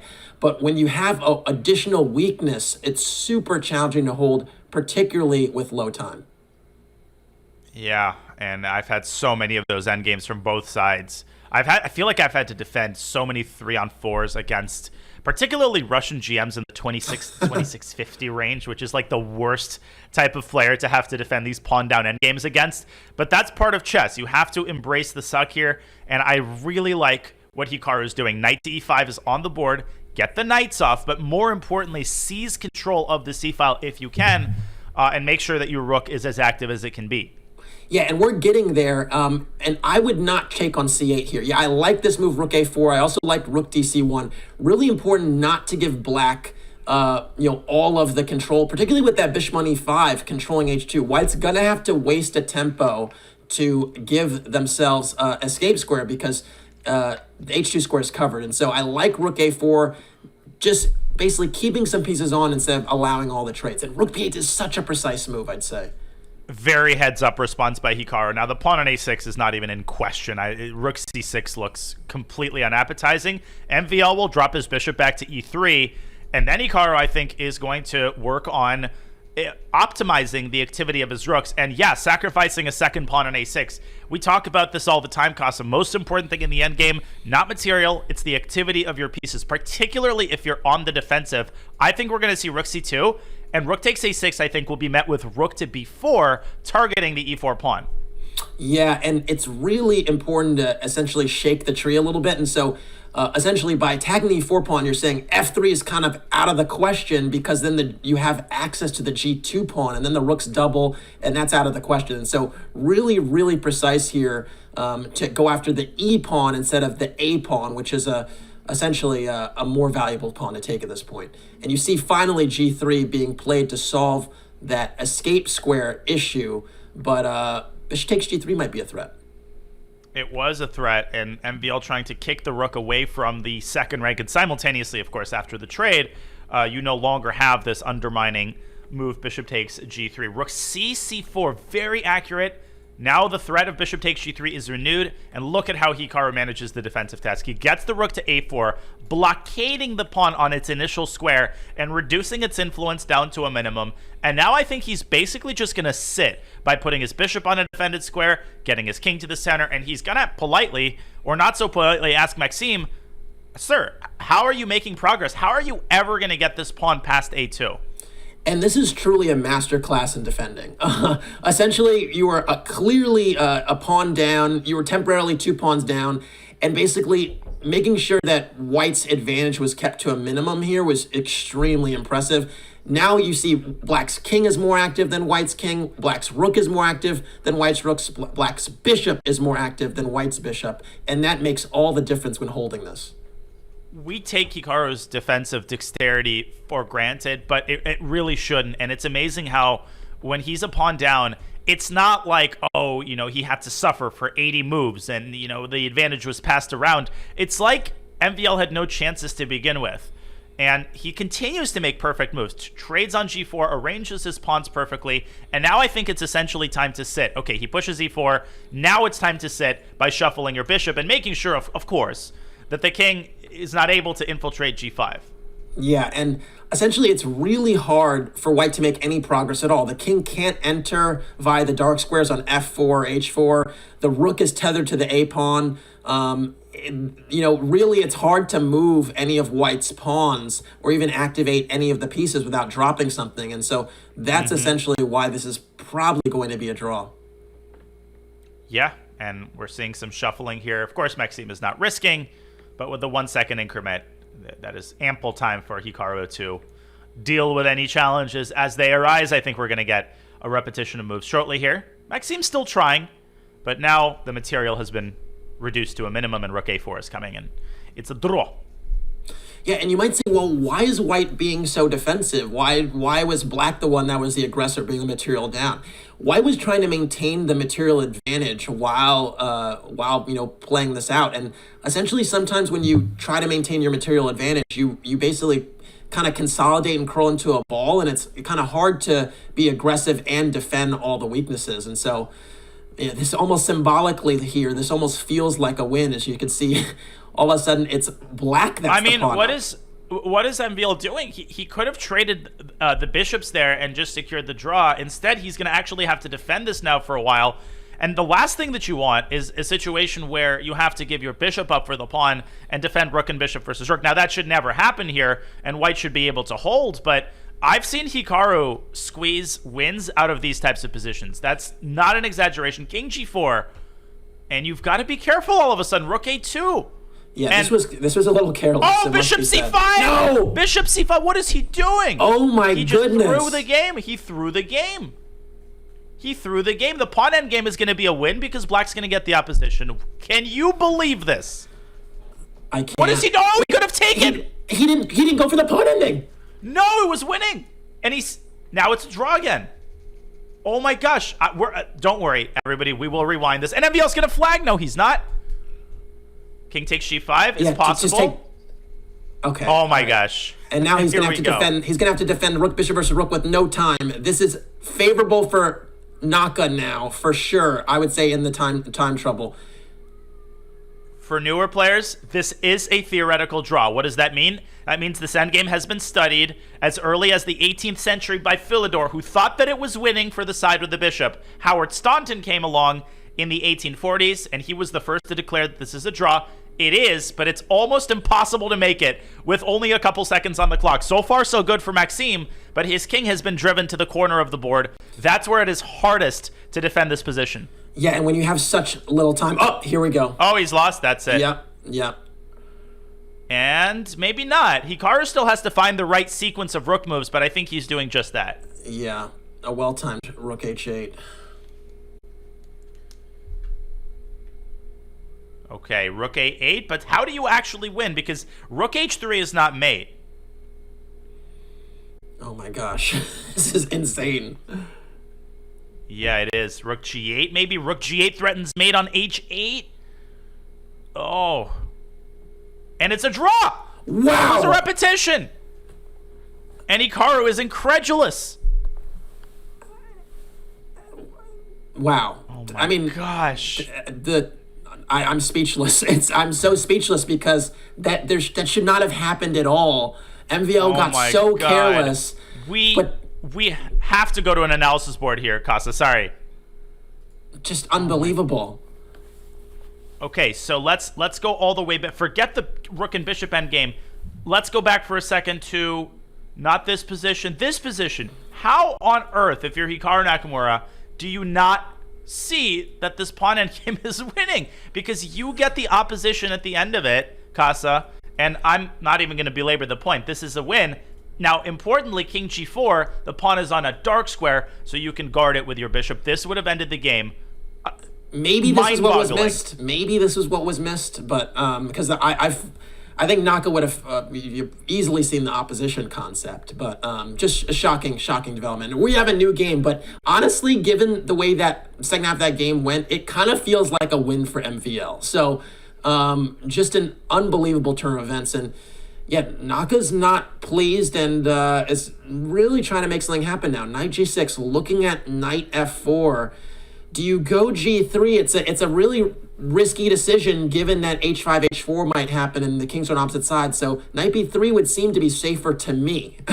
But Naka goes for g3 and is saying, bring it on, bring on h5. I'm not scared. Bring it on, boy. Bring it on, girl. And f5 instead by Maxime, explosive in the center. And of course, we have a classic scenario of opposite side attacking. Now, do you take this pawn back on c5? What is giving Maxime pause? Is it the fact, Casa, that white is going to bring the knight out to b3 and storm clouds are slowly but surely going to start gathering around black's king? Yeah, I actually think bishop c7 would be a decent practical choice, although objectively it's surely not a good move. I find it hard to believe that that black's going to be able to defend this because it seems like white is a little bit faster in the queen side. But here we go, e5, closing the center, and then MVL insisting on opening somewhere with f4. And yeah, the battle lines are drawn. I still can't believe what we just saw in the previous game. I'm still kind of, in that post-game shock of like, holy crap. That malaise. What did we just happened? That malaise, exactly. But the players, I mean, imagine what the frame of mind that they're in after a game like that. And that is the fun of the SCC. You start the next game immediately. The player who is faster at adjusting emotionally and mentally has the advantage. And I feel like that player is Hikaru Nakamura, despite the fact that he missed a win. He's right back to attacking. a5. This looks terrible. Knight c5, queen b5. I mean, MVL's getting mated here. Yeah, no question about it. And that's why bishop takes c5, I think, practically was the wrong choice, even though objectively it might not have been so bad, because white just got so much momentum here. And so knight c5 in conjunction with queen b5 or even well-timed rook b1 is going to be a wrap. And in addition to looking at the b7 pawn, the e6 pawn is also extremely soft. So it's really tough to make any reasonable inroads on the king side for black in time. Black is dead after queen b5. Oh, is he going to play rook takes a... No way. Does he have rook takes a7 there? Oh. Yes, he does. Oh he my does gosh. Yeah. Should queen we b5, show that? Bishop b6, rook takes a7, and either way you capture on a7, white's queen's going to have an inroad to b6 or b7. Just disgusting. Removing the defender, folks, such an important tactical motif. This is checkmate, and after knight a7, you just vacuum up a million pieces on the king side. Queen takes a7. Technically, it's the queen side. And this is going to be game over. And guess what? It's on the board. What an exquisite attacking display by Hikaru Nakamura. 3-point deficit? What 3-point deficit, says Hikaru? Just sparkling. Sparkling play. And really, it's a question, I think, whether MVL wants to get to another game quickly and resign. Okay, he does, or run some clock. I think the decision just now was made. He wants more 5+1 games. And that's a completely reasonable choice. I think Maxime thinks, especially after the way this match started, that this is the segment where he needs to jump out to a lead. And he did, but I felt a turnaround. It seems like MVL just isn't as in control of these games as he was just a couple of games ago at the start of the match. Yeah, and okay, here we go. We're back in Rosalimo land, although we have d6, right, which was Nakamura's change from the last match. We saw c3 and d4 prepared earlier. Although this time around, we have an early h3 preventing this bishop takes f3 stuff that happened before. Kind of surprising that MVL deviated given he got such a fantastic position before, but this is all reasonable. I've played this on the black side, Danya, and when I actually played this against Aryan Tari, and he played early h3, and I actually responded with rook g8 and g5 just to kind of play against the hook, and it was a nice position for me. Man, Casa, rook g8. Imagine the feeling when you play a move like that over the button and then you get up and you make sure that the crowd is gathered around the board when you play a move like this. I will admit to doing that sometimes. When I see the win in an over the board game, I'll sometimes wait until the maximum number of people have come up, and then you kind of slowly carry out the moves. There is a certain charm to over the board play. Here, we've got over 10,000 of you gathered across the platforms. Big shout out to everybody taking time out of what I'm sure is a busy Wednesday. But hopefully you have been handsomely rewarded with some entertaining chess. We most certainly have been, and MVL still leads by a point. E5 is a big decision by Hikaru. Yeah, it essentially transposes to Rui Lopez positions, particular Chigorin positions, because white typically shifts gears to play c3 and d4. And here we go. We have that structure on the board. Not a lot of black players play these structures anymore. The computer tends to look favorably on them for white, but it's always tricky to break down, and it's usually a long maneuvering game where black tries to organize something on the king side with the f5. We might see g6, knight g7, and white tries to break through on the queen side with a a4, b4. And black strikes first, b7, b5. This type of structure also occurs out of Rui Lopez, and if black plays g6 and knight g7, also we get that King's Indian flavor with f7, f5. I quite like this for black from a practical standpoint, but the engine in such positions, Casa, always assigns a big advantage to white. Yeah. It's funny, too, because I rarely see black playing for b5 in the manner that he did here. So it's interesting that he's kind of, by playing energetically on the queen side, kind of staved off white's aggression a little bit with this move b3, which is just kind of consolidate that side. So that's actually kind of interesting. Black is playing on both sides here, and f5 will be incoming. I don't understand why the engine always seems to give +1. Like that evaluation, always +1. And then it's like bishop d2, bishop c1, bishop d2. Like, come on, Stockfish.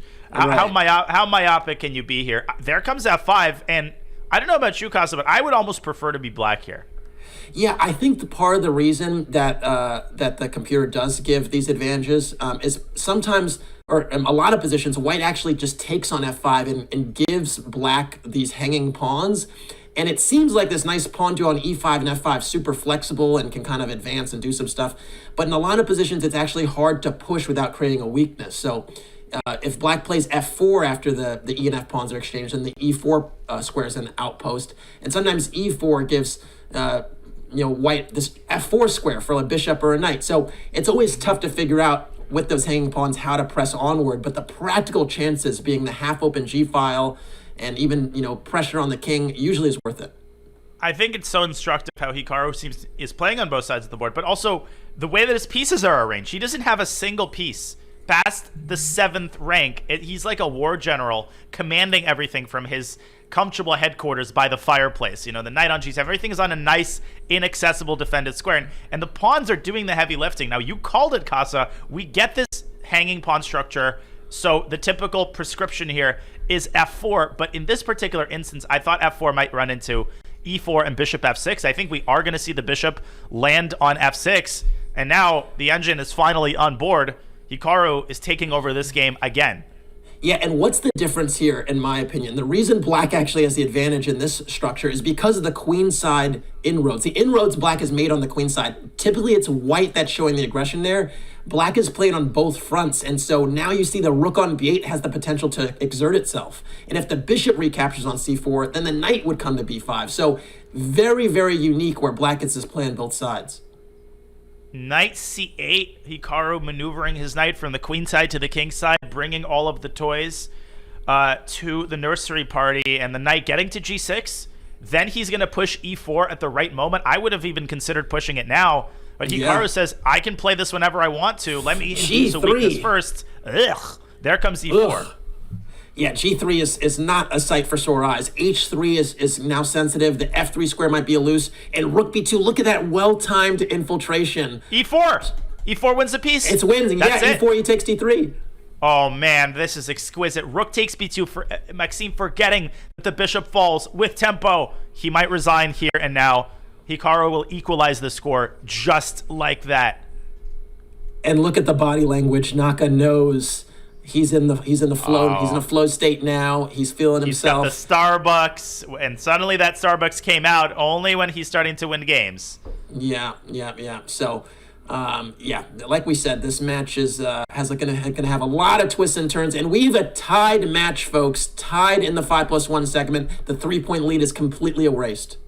It's like two different matches within the first segment of this one match. What do you think is the biggest factor that changed between the first 4 games and the second 4 games, Casa?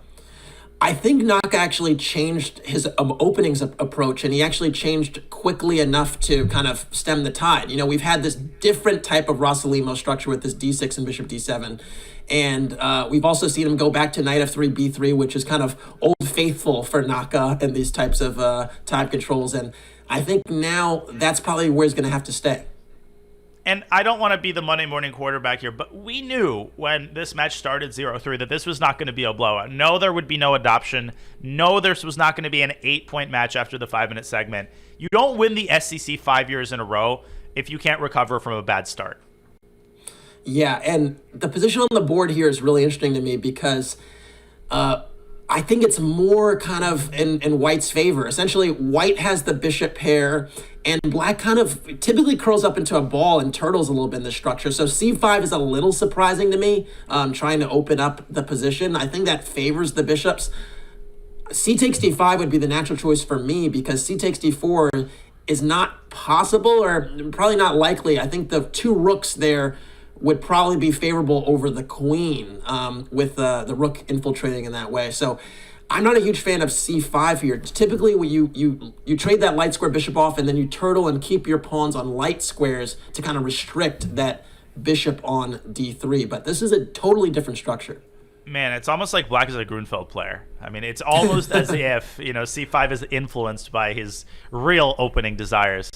I like your idea. Your point is well taken. C takes D5 will probably see Knight takes D5, aiming for B4, and then White could make some sort of calm move, like moving the queen away to the side or dropping the bishop back. But there's a lot of tension. Good call, Casa. CD is on the board. And Knight takes D5. Bishop A3. Whew. Spicy. Interesting. Yeah, no. Basically getting out of the way of the bishop on G7, because there were some dynamics with even after Queen E2 where maybe you're not as impressed with the bishop on B2, but yeah, Queen D8's a very savvy move, entertaining Queen A5, getting out of the pin, and Black's going to argue that the activity here on the C line is going to compensate the bishop pair kind of deficit, if you will, and Queen A5 here might be a great move. I actually think for that reason, Bishop A3 was a mistake. I think Hikaru forgot about the queen sliding into A5.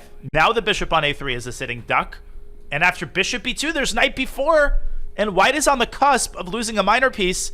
I think he has some sort of Bishop C3 move there, but Hikaru is already hanging by a thread. Yeah, you're going to have to show some really unique geometry here to hold this together. And essentially the problem here is it's just hard to defend this A3 bishop because the bishop on G7 is bearing down on that diagonal. That was the benefit of C5 is this bishop, this Grunfeld bishop, all of a sudden asserts itself. Oh. But now he's gone E4, but Knight F4. The medicine might be worse than the disease here after the knight jumps to F4. And again, because the knight makes contact with the light squared bishop, the dark squared bishop can't drop back to B2. Now I think MVL is going to massacre the king side and then pick up the bishop on A3 at his leisure.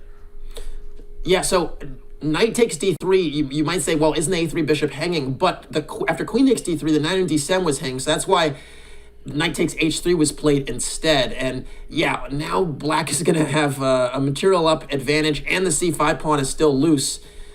Tough to hold this one. The E4 pawn as well is not going to complement the light squared bishop on D3 well at all. Nope. And so you're really going to have a hard time making it, more than a fat pawn.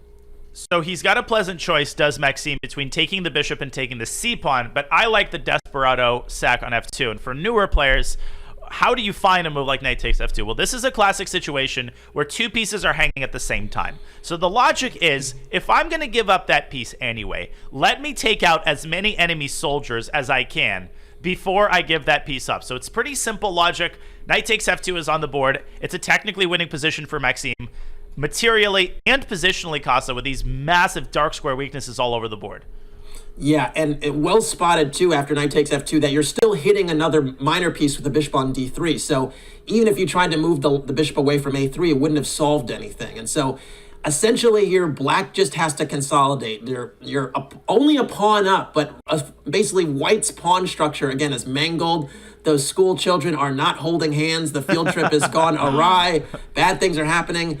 And really just have to just make sure you don't allow any funny business on f7. That's the only thing I could see that's potentially dangerous, is the queen and rook lined on that file, but it's very unrealistic.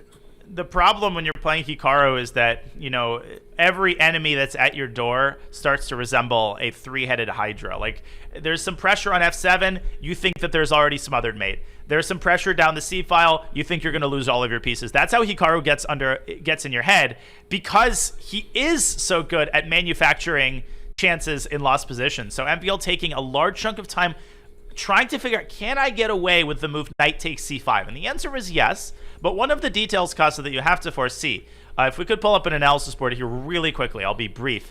After knight takes c5, there's the scary looking move rook f to c1. Now, don't take on d3 and blunder c8 with a check. Instead, you play b6, and now the move b4 gives up the bishop on d3. So this lateral contact between the queen and the bishop had to be foreseen, but MVL steers clear of this, and instead, as we go back to the live board, he's decided to take on c5 with the rook, and he blundered knight d4, and now he's worse. Yeah, because rook a4 traps the queen. Oh, yeah. Oh no. And it's insane, because I would have just overprotected the f7 square, kept my pawn, and said, you know what, that's good enough for now. And so sometimes that concrete path, like the one Danya just outlined, is narrow enough that you say, you know what, I have a safe advantage. Let me just play with that. And MVL missed this critical detail in the variation, and it just turns the game completely. Now, Casa, I kind of regret not pointing out rook a4. I was going to point out that, hey, rook a4 almost traps the queen. The queen only has b2. So what's the point of knight d4? It's a double attack. You're attacking f7 and slicing off the contact between black's bishop and the b2 square so that you were threatening rook a2. Now, look at Hikaru. 2 intermezzos in a row. Takes f7, takes e6, threatening mate, recapturing the rook. And I think that we might be close to delivering some sort of smothered mate. Especially if black plays rook to g8 here, which I think he has to. Yeah, I was wondering if queen b2 might be rook f2. Another rook F2, detail. Yeah. Jeez, bishop takes c4. It's time to recapture the rook. And will we see the knight coming to e5 for Maxime? If the queens could somehow be traded, I mean, I know it's extremely far-fetched. There are some outside possibilities of holding this position. So rook g8 is a really good start for MVL.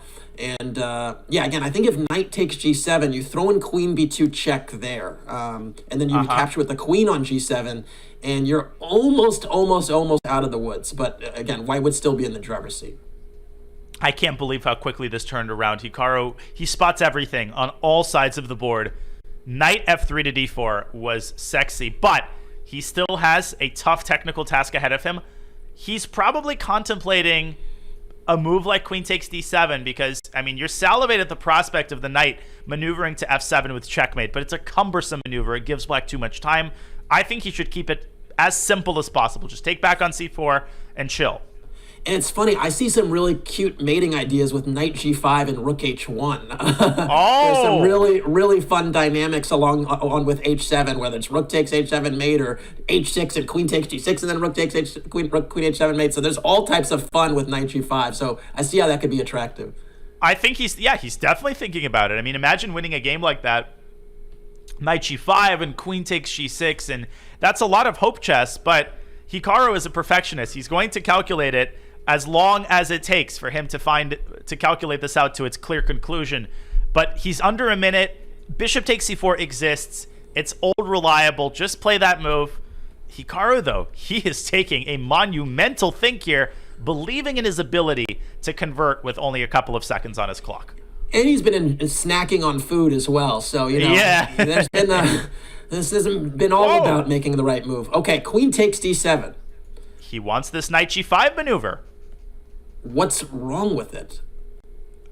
MVL has 35 seconds to figure that out. It beats me. Oh my goodness. Casa, I think he's got to go rook c8 and rook f8. Cover the f7 square at all costs, at any cost.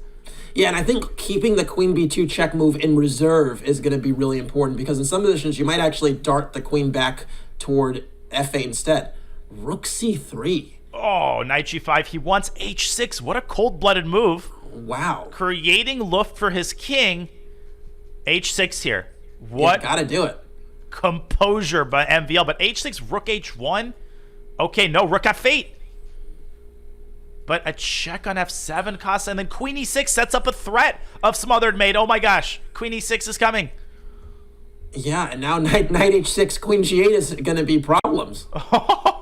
Queen e6, goodness. black might have to go h6. He goes queen d5, has to push the h pawn, does MVL, or bring the queen back. Wow, that is incredible resolve, just to say the discoveries don't kill me. That is incredible steely nerves there. And that was the reason why I had to put his queen on e6, Casa. Sorry, go ahead. Oh, and is Hikaru worse or better? Worse. No, better. He's winning. What is going on here? This king needs to escape square. He should have played h5 a while ago.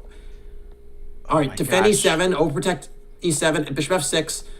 And then the king can come to g7 at some point.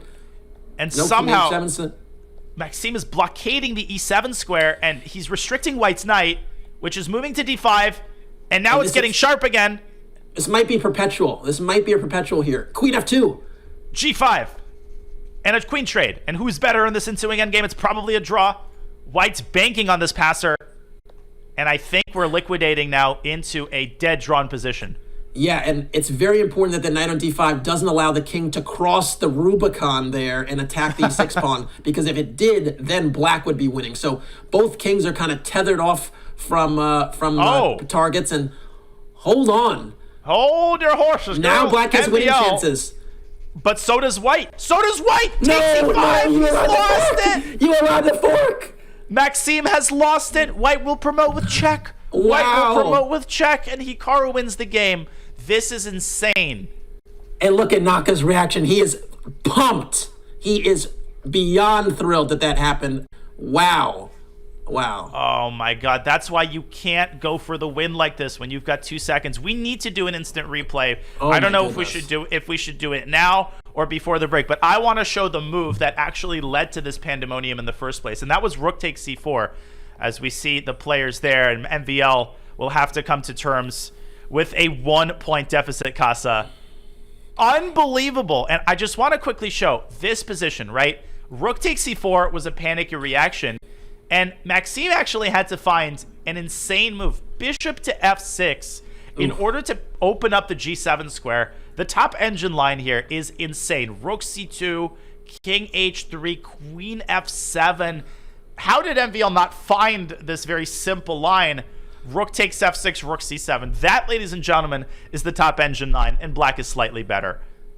That's what Hikaru does to you. That's what he makes you find. It's honestly kind of appalling you could play as well as MVL has played and be down after the 5+1 segment. It's really traumatic. It's flabbergasting. It's all of these things, and wow, just insane turnaround. Absolutely insane. And remember, all of this started with knight to d4, threatening f7 and threatening the queen. MVL will be kicking himself for that one, but the fact remains, it's a close match. Hikaru has not just diminished the 3-point deficit, but turned it around. He leads by 1. Now, we will go on a break, folks, but before we do, we wanted to wonder if you wish that your financial systems were as fast and as smart as the 2023 Speed Chess Championship presented by Coinbase. Well, they can be. Check out Coinbase.com/update the system today. That's Coinbase.com/update the system. Or use !Coinbase in chat to learn more. Well, we will learn more about this fascinating second SCC semifinal. But first, we'll let the players catch a breather. We'll have the 3+1 segment for you. But first, a short break. We will see you in a bit.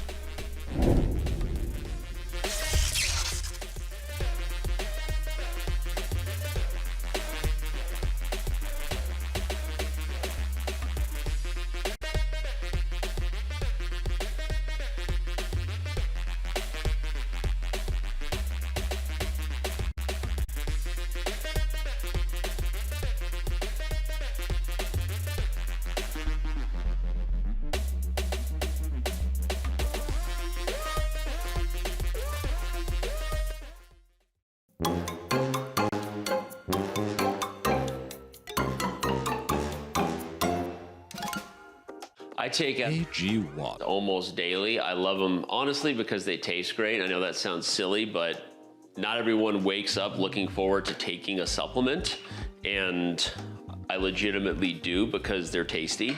Obviously, they're phenomenal for you, or I wouldn't be taking them. A few years ago, I went completely corn-free. So I don't eat anything that has not just corn, but any type of corn syrup, which these days is in everything. And so I spent a lot of time looking into these supplements, whether it's pre-workout or just to like start my day. And I spent a lot of time looking into that stuff, and there's nothing better than the ingredients in AG1. Phenomenal for any type of thing you're looking for, whether it's just adding a little more, whatever you want to call it, fiber, vitamins, all the stuff in them, you know, into your diet if you're lacking some of that. If you're legitimately looking for energy and ways to kind of start your day on the healthy side of the bed, if that's a thing, or the chessboard. But no, the ingredients in this stuff is the highest quality if you are looking for anything to boost your diet around. It's awesome. I also actually take this liquid stuff, which is vitamin D with vitamin K. These days, if you're not taking vitamin K with vitamin D, you're basically wasting your time. If you didn't know that pro tip, you gotta have vitamin K with your vitamin D. So anyway, I love AG1. whatever reason you might be looking for it.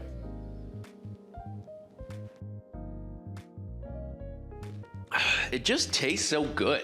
Like, honestly, I have to be careful not to drink too much, because then that can, can be too much for your tummy. But it's phenomenal, tastes good, good for you, good energy, makes you feel like you're starting the day fresh, and I recommend it. Check out AG1 right now.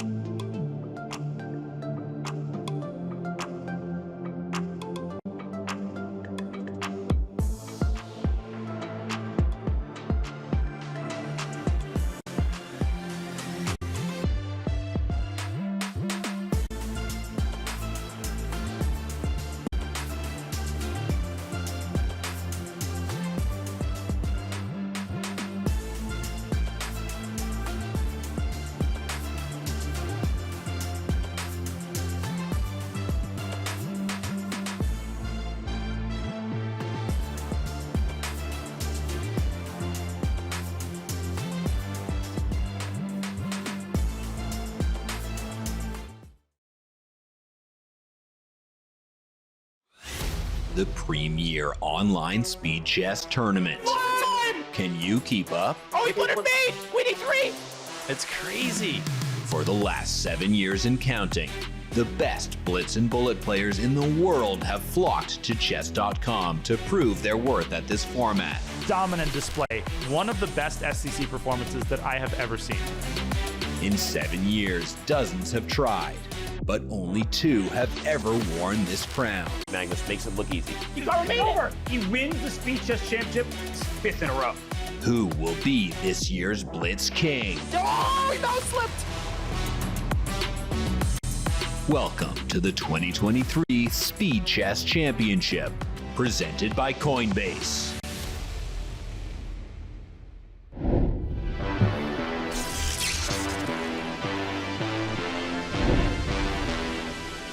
Welcome back to the Speed Chess Championship semifinals, presented by Coinbase. The iconic orange walls, the LED pineapple, Hikaru Nakamura's background is known to all, and the score of the match is known to all. Hikaru holds a 1-point lead after turning around a 3-point deficit that he faced after the first 3 games. Well, Hikaru's dominance, his hegemony in the Speed Chess Championship is not a secret to anybody. Let's take a look at his semifinal performances since 2018. I am Casa Corley. That 3-letter word there that's repeated 5 times tells us all that we need to know. Talking about the dubs. Yeah, he has been truly incredible in semifinals matches, and he's never lost one of these. And really what's most impressive is how quickly things can fall apart. Shout out to Chinua Achebe. I read that book back in the day when I was a kid. But anyway, it's just remarkable, just the adjustment that was made and how quickly it was made. Impressive stuff. Oh, Things Fall Apart. Amazing book. I read it as well, actually. You're absolutely right, Casa. And the fact that an SCC match is 3 hours long, it gives you this false sense, I can get behind by a couple points. It's okay. I've got another segment. That's maybe true against most players in the SCC, but when you fall into a hole against Hikaru or Magnus, you just get this sense of hopelessness. And part of where that sense stems from, as we're about to commence the hour of 3+1, is the confidence. You can see it written all over Hikaru's face. These players, they don't relax when they start winning a match. They just get better and better and better. Things fall apart, the center cannot hold, and things spin out of control faster and faster. And I think one of the adjustments or takeaways for MVL is going to be he's going to have to be a lot more judicious in these time scrambles where he's taken risks to collect points and it hasn't worked out. Otherwise, he's played a pretty good match thus far. And here we go. We are back, not quite in Ross Limo land. Instead of Bishop E5, he opts for Knight C3 and now playing Bishop E5. What do you think of that difference, Danya? Well, first of all, I have a small pun for you. How did Nicholas get picked up in the airport? In a Russell limo. Okay. Round of applause for the commentators. Round of applause. Throw the tomatoes at him. Okay, we need to get back to the game, though, because crazy stuff is going down. Hikaru with what I think I've heard referred to as the Siberian trap, where you try to deflect the knight from F3, but MVL was not born yesterday, and he slices off the connection between the queen and the pawn. That is a pawn sacrifice. I'm even afraid to ask Casa what happens if you take it. Yeah, basically the huge problem there is that after Queen G3, which I think would happen after the exchange of knights and then knight takes E5, you have a scenario where it's hard to reinforce that knight on E5. I mean, the D pawn would be pinned, and so okay, here we have it on the board. F6, not my favorite move to play. Yeah, you're trying to justify the extra material. This is a move to me, though, that signals that Naka's really up for a challenge, and D3 is a tepid response. It's a tepid response. I actually think Queen G3 was inaccurate. If we could pull up an analysis board early on here as Hikaru continues to expand on the queen side, I think he's managed to consolidate. MVL rushed Queen G3. So as we pull up that board, Queen to H5 apparently was a strong move. Why? Because it also prevents F6. It forces the knight back, and it opens up the e-file. What is White going to use that e-file to do? Well, there are all sorts of checkmating ideas. Queen D8, you can go D4. You could even consider a move like Queen H6. Oh my God! And look at this. I'm not saying that's a good move. Black's not going to take, but that epitomizes, the extent of White's initiative. I mean, look at this position. This is awful. Look at this. It's aesthetically so beautiful for white because none of the pawns can advance without being without compromising the king or the queen. So just oh my goodness! This is lovely. Hide the kids, hide the wife. That is insane. That is hide them insane. all. Wow. Fast forward. Get away from me. This position is way different that we have on the board, and I think again white has you can maybe argue a slight lead in development here, maybe more than slight, but the problem is black's pawns are doing an excellent job of covering the business squares. The d5 square is covered, the e5 square is covered. There are some phantom tactical dynamics on d5, but nothing really too concrete in here, and black is taking more real estate with c4. So huge problem for white in the short term and the long term. All of white's real estate is in foreclosure right now. The bank has seized all of MVL's assets, including the e-file, including the bishop on a2. Very sloppy play by Maxime after excellent opening preparation. The reason queen h5 was better, as you so artfully put it, Casa, is it took care of the business squares, right? Yeah, now you still have the e-file. Ostensibly, white still has the elements of compensation, but he doesn't have the same purchase on key squares in the center. In fact, Hikaru is actually running circles over him in the center. I think Hikaru might now trade on e4, and he would really, really want to complete his development with bishop c5. He does, and he gives up g7, but even if the queen takes g7, the rook on h8 is defended, and I think he can just take on e3 and take back on f4. Yeah, and I wouldn't be surprised either if king e7 happens. You connect the rooks, the king is quite secure in the center to me, and then the rook can come to g8 and start to do some damage there. But it's not necessary, and so queen takes f4 is a much more appropriate response. Endgames now are going to be awesome because this knight on f7 can jump to e5. It's just an unassailable outpost. There's no pawn on the d or f file for white to challenge it, and this bishop on a2 is just buried under rubble. Indeed it is, and black just has this e5 square waiting for the knight. It's a nice seat by the fireplace, a glass of cab, and Maxime might need a glass of Cabernet after he goes down in this game because this match, this is what we talk about, Casa. It's starting to get out of control.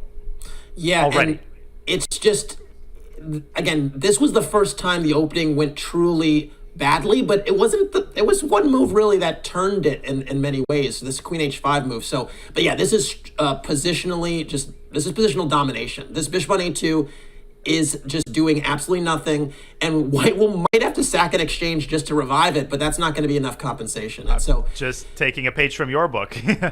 It's brutal here because again, it's an enduring problem. And so, okay, this is a sacrifice born out of desperation, and it will not be sufficient by any stretch. There are just too many targets for the black rook to run circles around this bishop on c4. And there's too many avenues, right? It's like you can hold the e-file, you can maybe hold the g-file, but it just feels to me that eventually Hikaru is going to find some way to make inroads. Not suggesting that it's easy, but he's got how many different avenues? He's got the f-file, he's got the d-file, he's got the pathway through the dark squares, with his king.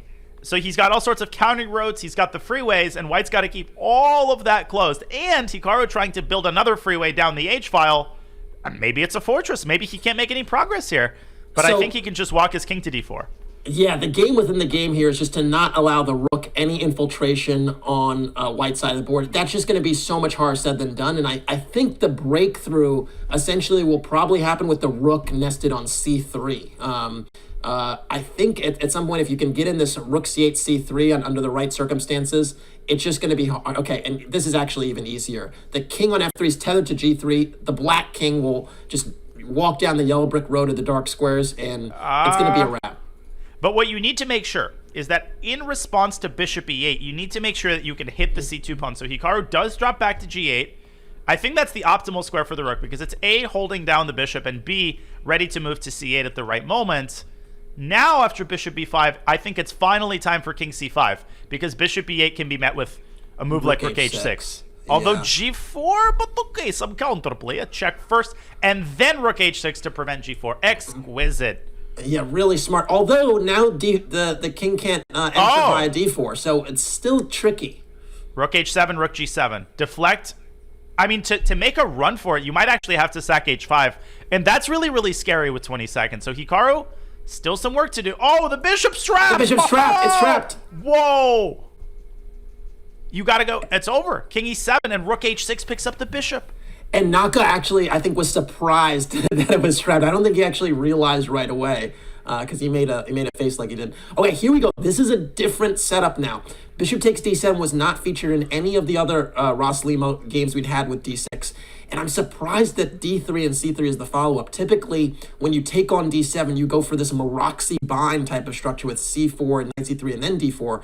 This is a more modest type of setup, and I think black has no problems.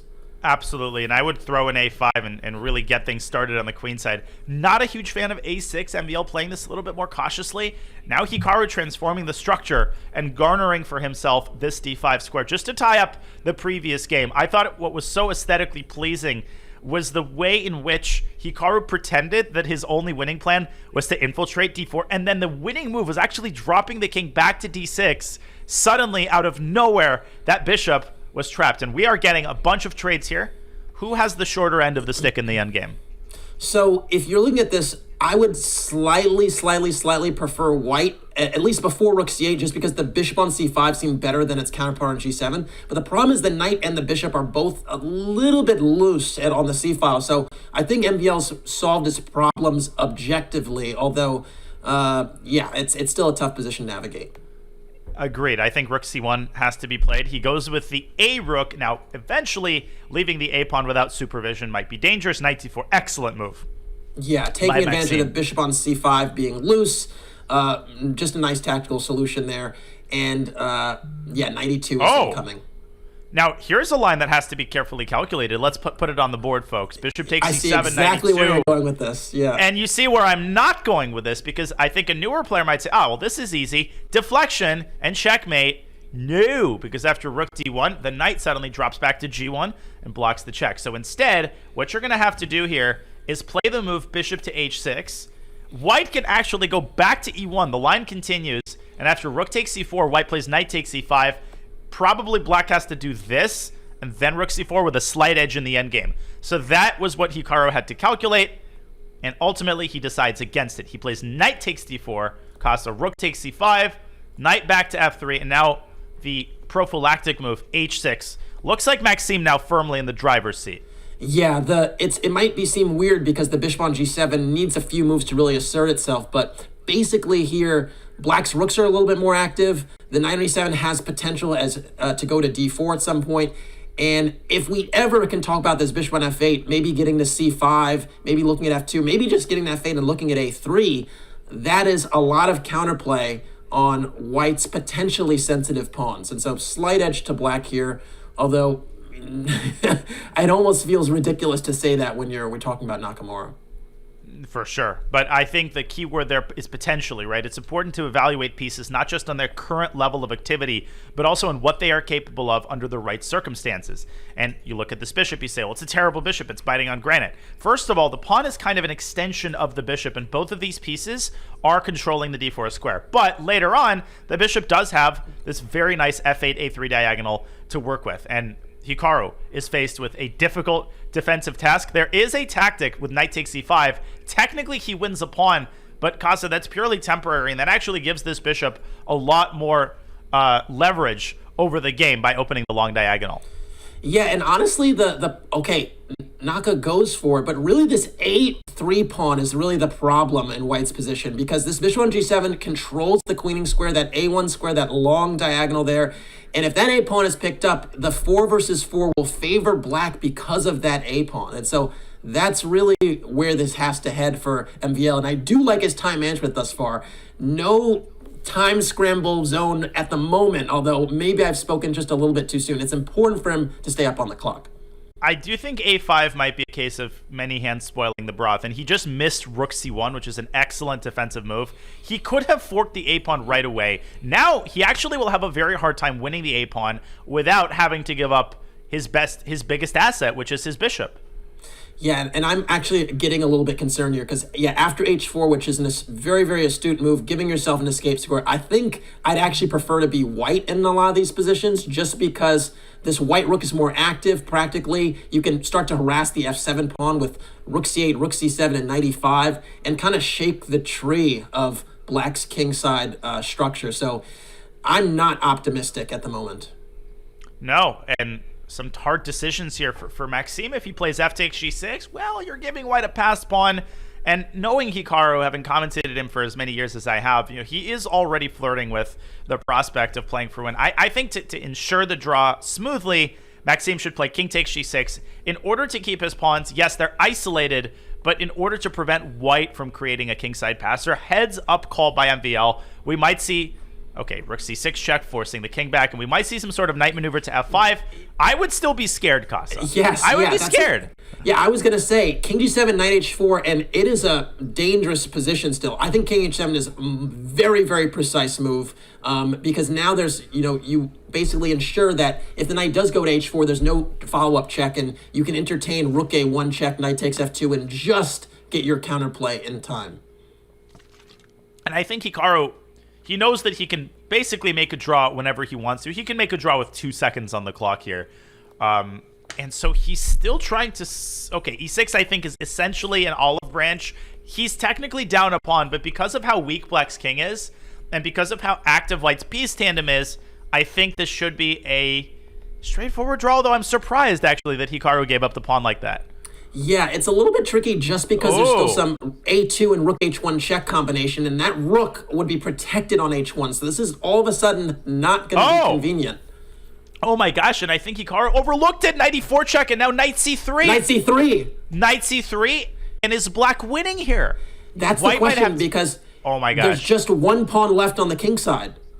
But look at Hikaru. He's going to go knight f5, and he's going to orchestrate serious counterplay against black's king. Enough. The rook is going to move. The rook is going to move out. It's not enough. It's not enough. The rook can move out and then block. This is not enough. MVL should win this one, and he has the time to do it. And he's done it. Hikaru just resigning because there's no way to stop rook b1 and a1 queen. And MVL doing to Hikaru what Hikaru did to MVL a little bit earlier in that other endgame. And are we going to get this position again? No, we're not going to get bishop b5 because now we have a classical Sicilian, not something we've seen in this match thus far. Very, very interesting. Will MVL go for bishop g5, which tends to be the most challenging main line, or will he go for something more tepid? h3, that is tepid, but is still playable, still reasonable, and we'll see now this shift almost to some type of Najdorf style setup with e5. Very interesting. Yeah, so this started out as a rouser. h3, definitely not the most common response. This is more positional because I find it very unlikely at this point that white will castle queenside. Virtually no chance of that. Instead, white is, of course, playing for the d5 square, and it's hard for newer players, I think, Casa, to understand the appeal of this line for black. What I would say is that the d5 square, it's the most visually striking element of the position, but it doesn't tell the whole story. If you've seen how people play the Sveshnikov, you know that black has a lot of play on the king side to counterbalance the weakness of this square. But I still think that white has a slight advantage objectively. Yeah, in the next few moves, white will probably look to play castle and c3 to cover that d4 square. And essentially, you'll see the contours take shape where black will have the bishop pair typically. This bishop might even drop back to h6 at the right moment. And essentially say that, oh, here we go.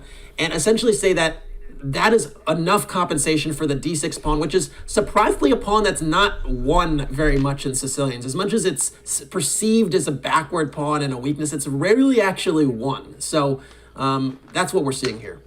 And we might also see the move knight a5 lessening white's grip on the d5 square. That might have been underestimated by MVL. Also grabbing the other bishop. There we go. And this is going in Hikaru's direction now. I think knight takes b3 and f5 is an option.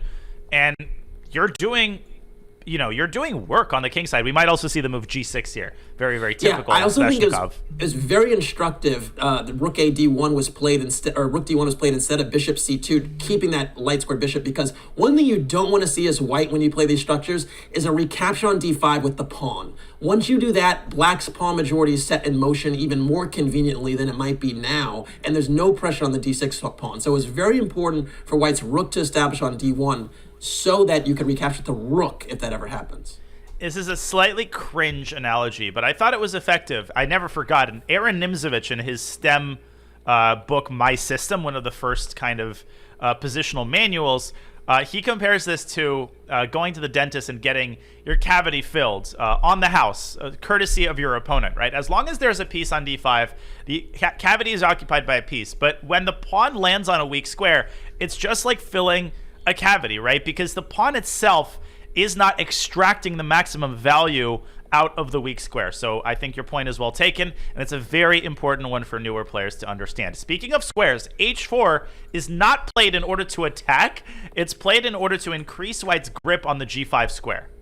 Yeah, and it's a bit of a double-edged move to me because you do soften the g4 square. So whenever you're pushing pawns, always look at the squares adjacent to where they are now pushed because those are usually potential weaknesses. So push h4, you look to the left, you see g4's sensitive. That's the cost of that move. Indeed. But how does black exploit that? And first of all, does black reinforce that square by shifting the queen over to d8? Because knight g5... there's a cascade effect if white takes on g5. f6 becomes a stronghold for white's other knight. Yeah, and it's funny because the queen on d8 does cover g5. It's such a savvy little juke there. I don't love the queen lined up against this rook on d1, though. I keep seeing visions of a knight takes e5 happening at some point if the knight on d5 vacates. So, you know how I feel about connected rooks as well. I don't love the queen there long term, but does very concretely address the knight g5 move. Indeed.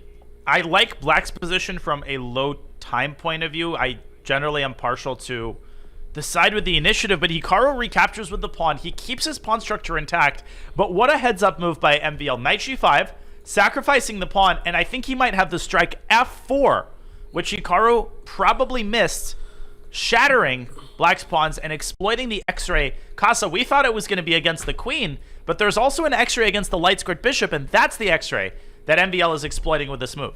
And it's so funny you mentioned this f4 move because we had a discussion about hanging pawns in a King's Indian themed position that Naka won that came from a Sicilian that became a Chigorin. And essentially we said the hanging pawns aren't such a big deal there because the bishop was influencing on the diagonal. Very different story here. There's not really much of a kingside attack anymore. And white's play in the center is the most dominant feature in this position. And that's what we're seeing here. You're going to see rook d1 shortly. Or g4. Oh just my goodness. Slicing away at black's pawn chain. This is MVL at his finest. He is never afraid to make moves like g4. He knows that because his pieces are so superior to black's, the king is actually much safer than it appears. Yeah, and this is extremely, extremely high class. I mean, just very impressive. Now you can even consider going to an endgame, right? You take on f5, take on e4. It's just one check after queen g4 check. The king can come to f2 and it's probably fine. So I am now loving all the endgame potential here, but here we go. MVL has to take this game. I think you'd agree with me. He can't squander an opportunity after such a well-played positional game. I would have gotten the rook over to f6. I would still get the rook to f6, rook f6, and rook f7. And he's picking up more pawns. This is totally winning. Hikaru might just resign. Yeah, and very, very important here to collect the h-pawn. Collect the h-pawn. Yeah, that's enough. Yep. And he ties the score. 2 wins in a row for MVL. And he wins this one in sparkling positional fashion. Yeah, really brilliant stuff. And here we go. Okay, we're back in this... we're back in sort of the Rossolimo in the Bishop b5 Moscow Sicilian check land. But again, I'm really surprised that Nakamura is not going for the c4 Maroczy bind style grip and is instead going for c3 d4.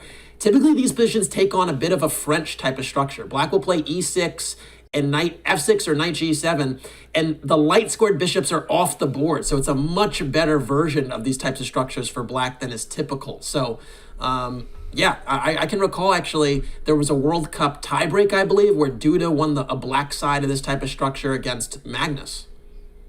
Ah, good memory. I remember that match. And MVL obviously did not play bishop d6. He can't play it now either because of e takes d5. And because of the pin down the e-file, black cannot recapture. So instead, he finds a workaround. But there's that h4 move again. The position taking on the contours of their previous game in this variation, where you might remember MVL went queenside and got checkmated. Now he goes kingside, but the drawback is that there is a knight on h8. That and it's literally so funny is the drawback. Yeah, it is truly hilarious to see this because it really does get redeployed quite quickly, but even so, I never like encouraging White's H-pawn expansion with H4, H5. It just, again, we saw a pawn H6 in a much earlier game in the match. It just becomes a thorn in Black's side the entire time. And I'm a little surprised, actually, that Hikaru didn't chuck in H6 before Knight F7 was played. But regardless, the Knight is back in the position, and it's not as bad as it looks for Black. It's quite tenable, actually, although F4 might be a nice outpost for White's pieces now. Indeed. And he's trying to get his knight there, maybe his bishop there. But right now he's got to deal with the pressure exerted by Black's rook on White's queen. I like Maxim's position. The E5 square, yeah, it's technically a long-term weakness, but it's very well defended by Black's minor pieces. And again, if you just want to take the temperature in a position without even knowing much about chess or even the rules of the game and all, just ask yourself, whose rooks are connected first? It's usually a decent indicator of how the game's going. And Black got there first. Again, it doesn't tell the whole story, but it tells you that, one person has their pieces activated and kind of involved in the game. Do you flick in D4? What's your take on that? I honestly wasn't going to do so, just because I think in some lines maybe those pawns could be sensitive on the queen side, particularly the black pawns, that is, on the dark squares. I wouldn't be too keen on it. That being said, space matters, and now D3 could be a long-term weakness. But it's a matter of taste. I kind of like to keep the flexibility as well, and when you play the D4 move, you slightly become inflexible. But your point is well taken. Not only is the D5 square now a stronghold for White's knight, and there's H6. Hikaru flicks it in, might follow up with Bishop G5 and try to get the knight across to D5. Practically, I feel like MVL has brought upon himself a lot of difficulties. He's also down on time. Maybe he can get away with knight C6 to E5 here, targeting the F3 square. Instead, he trades off the other knight, and I think Hikaru is likely to take and deploy his knight to F4. And if MVL can get all of the rooks off the board, I think with every piece trade, Black's defensive task becomes easier, and the influence of the H6 pawn is diminished. Yeah, I will say, I think the position now will come down to whose knight is going to insert itself more. We have this knight on C6, this black knight, potentially could get onto looking at the F3 square at some point. That would be a bit scary. Also, the knight on G2, if it gets to D5, that's going to start to menace the black king. So, to me, it's about whether these knights activate. And, that was a very nice Chris Berman-esque sound effect there, Danya. I've seen you deploying that from time to time. I'm just so happy you know where it comes from. Chris Berman is the OG whoop guy, and that's where I learned it from. And here comes the knight to E5. And Black's knight is just much closer to the promised land. It's like in the Hunger Games when you're stationed closer to the, what is it called, the cornucopia, than your enemies. The knight is coming to E5. Hikaru, I think, wants to play queen takes B7, so he's simultaneously maintaining contact with F3 and keeping contact with the G7 square, reducing the activity of Black's queen, which has to babysit that square. Yeah, and to me, I think you probably jettison that B7 pawn to get that activity. I think the knight on E5, having that activity, is more important than the pawn. But the thing is, actually, White has queen D5 check in those lines after queen takes B7, which is maybe why MVL was turned off from it. He takes H6, so he's sick and tired of that pawn, but it comes at a great cost. Not only is his knight not on E5, but I think he's allowed Hikaru the opportunity to trade off all the rooks. I said that favored Black earlier, but with White's queen as active as it now is, and Black's queenside pawns as weak as they now are, I thought that the trade of rooks would favor White. Hikaru, though, getting his queen to D5, MVL missed that move, and he's blundered C5. He's blundered C5! Yeah, and now this knight has to go back to F7, which is a tragic place for that knight. Queen E6 would have failed to rook takes E5, by the way. Just a blind spot for Maxime. He missed that check on D5. Hikaru doesn't even have to rush, I was going to say, but F4, what a move. King F2 is being prepared. I'm just totally surprised, though, because I would have been very tempted to just lop off C5 or F5. Take it. This is surprising to me. E3 also is a little bit of a weakness now, Uh-oh. I thought MVL should have tried to get his knight to G4, and to do that, he had to kick the queen off of the pin with tempo. Now he's given Hikaru the tempo, and Hikaru can use that tempo to reposition his rooks and force the black queen onto a square that is rightfully belongs to the knight. Instead, he takes FG, paving the way for knight F4. Oh, the queen gets trapped. It's also quite remarkable to me. Queen takes c5, queen takes d4 comes with check in so many instances. Whoa, allowing queen f3. Rook e3. And MVL takes over the initiative. And there's no meaningful checks. Queen d7, rook f7. Knight e4 is mate. Knight e4 is mate. Knight e4, queen this f3. is winning. This is also winning. All of a sudden, the tables turned completely. Hikaru forgot about the e2 square. Rook e2 is crushing. Also, rook f3 is probably also crushing, but knight e4 as well. Okay, where's the mate, though? Where's the mate? Rook e1, king h2, and Hikaru lives to fight another day? Rook takes... He lives to fight another day? 2 seconds, and MVL is losing it. Queen g3, knight g2. Hikaru's still in the game. Hikaru's still in the game. Oh, my goodness. He's going to save it. Knight takes d3 should be tried. He face saved it. Hey, you know what? You know what I'll say about that? In previous games in this match, MVL would have kept that going in the scramble. I respect the decision to punt on that one and go to another game because the match is still in the balance. So I actually commend, it's very rare I'll commend a repetition, but given how some of the other games had gone in those scrambles, I'm cool with that. I think we need to bring back the analysis board, folks. I'll take no more than 10 seconds to show where MVL missed the final win, because you might be looking at this and saying, what on earth just happened? Don't worry, we don't know either.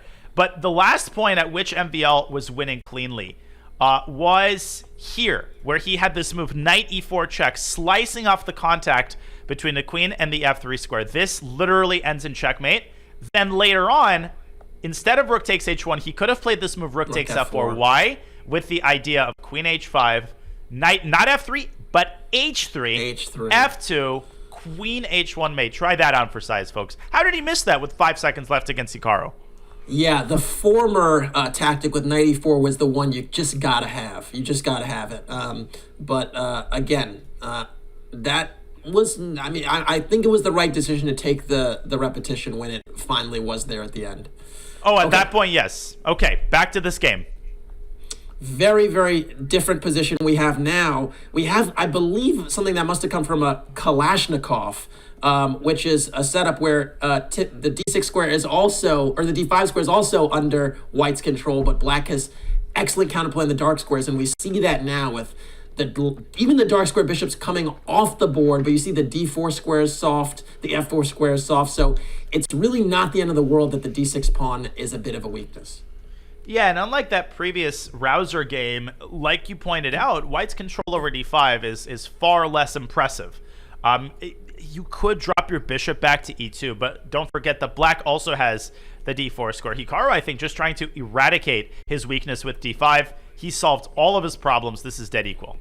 Yeah, and if you really were to pick anyone, you might ever so slightly prefer black, because typically in Sicilians, if black is gotten in the d5 square, d5 break cleanly without incurring any damages, usually that's a great thing. And so black is fine, but so is white. It's nothing's dramatic has happened yet.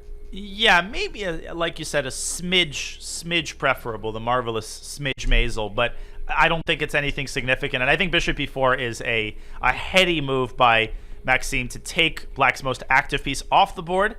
In a classical game, the players would already start looking at each other and preparing the piece accords. But in a blitz game, exciting things might still happen.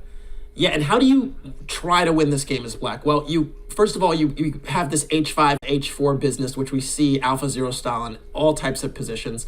And also the king side pawn majority, particularly with that e-pawn and end games, sometimes it starts to assert itself. Queen c6 is a surprising choice to me, though. That is not a move, I think, that would be on the radar of the vast majority of chess players, myself included. Not just because it looks like it blunders a pawn, although it doesn't because c2 hangs, but because after queen c6, ostensibly, black ruins his pawn structure. But Casa, in rook endgames, pawn structure works much differently than it does in the middle game. And isolated pawns are not inherently bad in endgames. I think Hikaru will try to prove that by grabbing control of the d-file. Yeah, I'd also contend, again, that you see this e-pawn I mentioned before, that majority is going to be harder to mobilize than white's queenside majority. And this is a little dangerous here because black will play moves like h5, h4, g5, and start to boa constrict. I like rook d3 just because he's trying to fight for the file, but black has boa constricting potential here. And just not to harp too much on the pawn structure, but the point is that white doesn't have the firepower to access or to attack these isolated pawns because white has to babysit the d file. And will Hikaru take the ambitious route? He does take an ambitious route, not the one I thought he would take with c4, sacking the pawn, opening up a pathway for his rook to b2. But of course, the d8 rook will also be hanging. So after bc, what is his intended follow-up? I'm not sure. I'm actually not sure. Oh, he is taking on BC. I was B3. actually not thinking he would take, but yeah, rook B3 is extremely effective missed here. it. And I think this was missed. Yeah, This you was can see missed. it. Yeah, he's rolling his eyes here because now you essentially you can sort of indirectly guard the c4 pawn because the rook on b3 can't be recaptured without strengthening white's pawn chain and defending the c4 pawn. So a bit of a miss here. Now white might be able to play for a little bit. F4. Oh man, he's like Frankenstein. He created his own monster. Hikaru, he created the b file. Now rook b6 check, and white is making gains on the queen side. I spoke too soon. I said those pawns were unassailable. They were impervious to attack. Well, the last thing you want to do is open up a file and give white an avenue toward attacking those pawns. I would just grab a6, and rook d4 can be met with rook to a4, keeping his loot. And it's a 3-on-0 on the queen side. And again, it's still tricky because the pawn structure for white on the queen side is not ideal, but and black does still have a majority on the king side. But this game really turned thus far with this c4 move that Nakamura played, trying to sack a pawn, but it actually kind of activated white's rook. So white's got to now consider a4, rook a1, and starting to make the majority of his own. There's a lovely tactical idea with rook to e1, threatening rook takes e5 and rook b5. MVL spotted it. He found the right moment for it. And I think rook b5 is coming next, even if black drops the rook back, which he will. This is technically winning now for Maxime. Can he cash in before the break? Oh, he's taking everything. These rooks are going to essentially play Pac-Man with the pawns. And so that's why Nakamura got up. He's like, you know what? This was not my finest hour. Oh my gosh, this was an incredible game. It was a dead draw. It was peaceful, and suddenly Hikaru gets overambitious, misses rook b3, and MVL is back on top in this match. How many twists and turns, Casa, have we had? And we're barely halfway through the match. If you're not entertained, I don't know what's wrong with you. This is just incredible back and forth affair thus far, and I think we're going to see a few twists still to come. Incredible. Casa, this has been such a fun match to watch. And the best part is that it's a 1-point match. The best part is still ahead. MVL leads 7.5, 6.5, folks. We hope you're enjoying the Speed Chess Championship presented by Coinbase. We will be back with the second part of the 3-minute portion on the other side of this short break.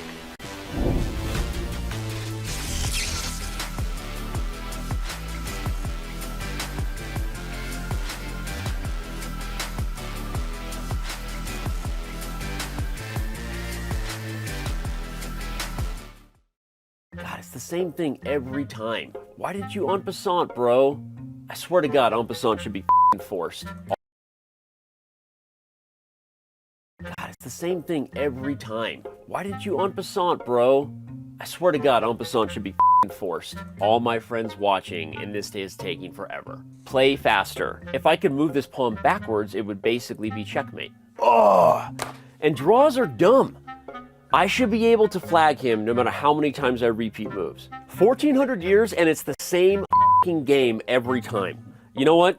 It's time for some updates. I'm tired of this. I'm doing it. Stalemate is now a win for the player who gets stalemated. You're welcome, Eric Rosen. Hey, it's the Rosen trap. Pawns can move backwards. Why has that never not been a rule? Pawns can move backwards now? Every piece should be allowed to en passant. What? That's not even possible. How? Ship it. Dunzo. Update. Enter. Why is it ending? There's just 2 kings on the board. What is this purgatory? This is so awesome what we're doing here. Guys, we're changing chess. Why can't people just move however they want, whenever they want? Wait, what? Checkmate? Do I not get to move? From now on, c4 actually explodes. Pawns are weak no more. Pawns can promote on the first move. Update. Take that, bro. Woo! I'm not sure I made the users as happy as I thought I would. Maybe chess doesn't need an update. Financial systems do need an update, though. Coinbase is working on just that, re-envisioning an entirely new financial system that is decentralized and fully transparent. Thank you, Coinbase, for sponsoring competitive chess and making events like the Speed Chess Championship possible. Go to coinbase.com/update the system today to learn more. Your subscription makes shows like this possible, which is why our Twitch subscribers will never see ads on Chess.com. Connect your Chess.com account and Twitch account at go.chess.com/connect accounts, and bang, boom, voila, you're done. 100% ad-free bliss forevermore. Whether you're following our events on site or on stream, type the command connect in the chat, and thank you for helping bring these shows to life.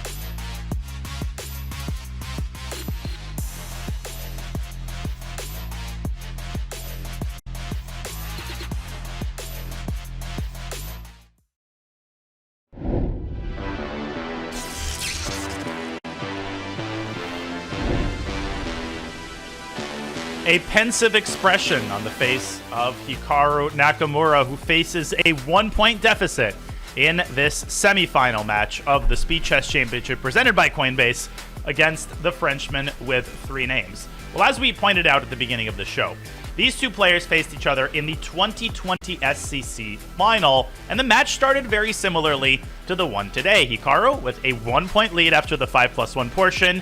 The 3-minute portion was all tied, and the bullet is where Hikaru really took off. Right now, MVL is dominating the 3-minute portion, which Hikaru himself called his best 60 minutes of the match. How concerned is Hikaru? How many twists and turns, Casa, are we going to see in this match?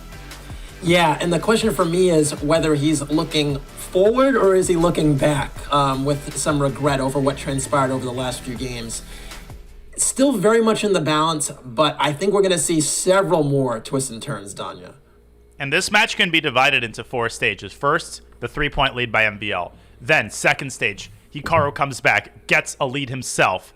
Then, MVL ties the match again, and now MVL seizes the momentum with a 1-point lead with 2 victories in a row. Can Hikaru take that momentum back from him and keep this match close, keep this match tied going into the bullet?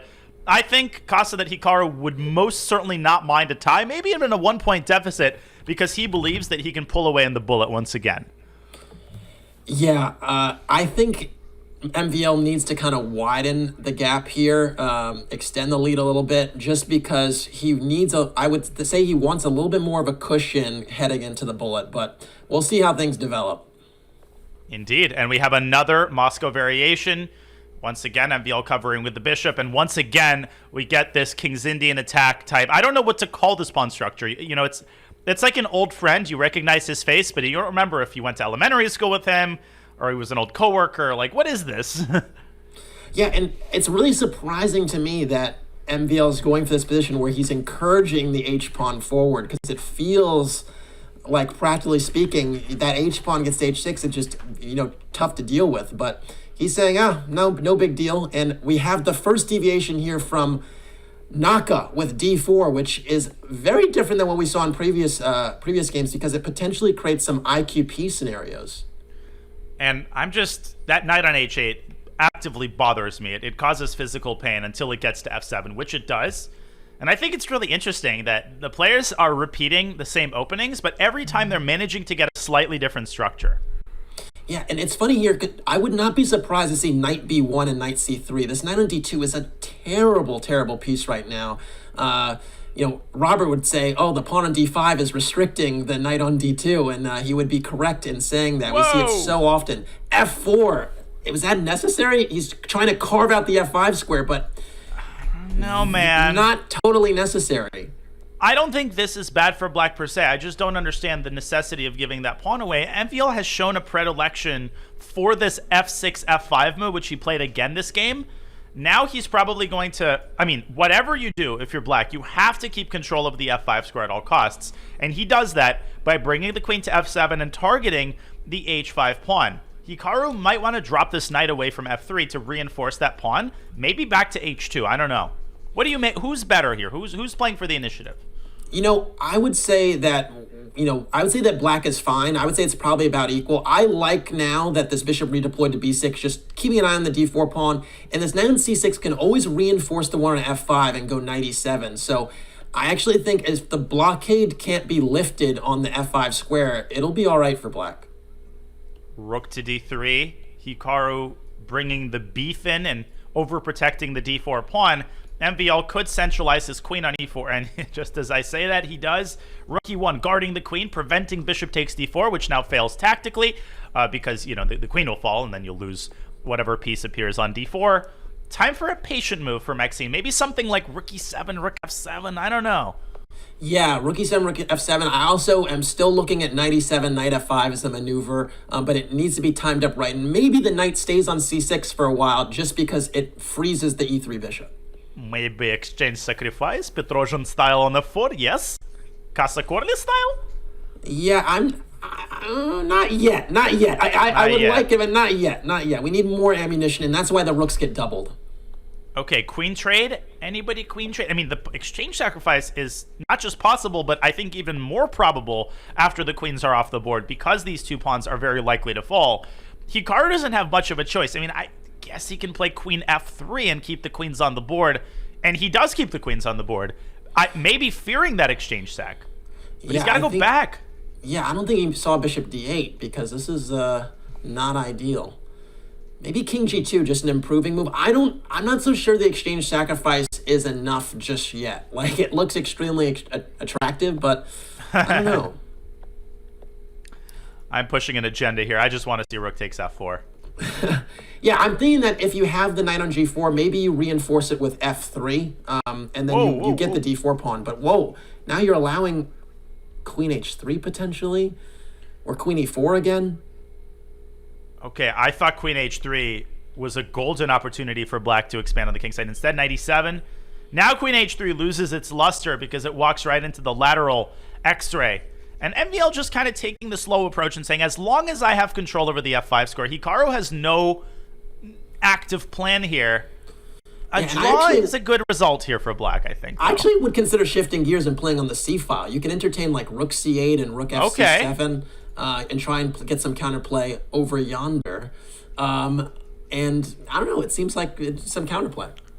The issue with knight E7 is that black has no good spot to put his queen. He wants to get rid of it and play knight F5, but you've got no good square for the queen because queen E4 is a little bit flimsy, and then once you play knight F5, you actually could lose your queen. And so MVL trying to open up a little bit more real estate on the king side. Now he might try to go after this pawn with knight G8. How about that? And he does. Yeah. And G6 was a winning attempt. This was a very aggressive winning attempt because it was not needed. And now Naka's going to try and say, if you pick off that pawn, I'm going to get counterpawn on the H file.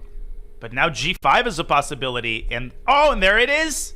Not when I expected it, when you least expected it.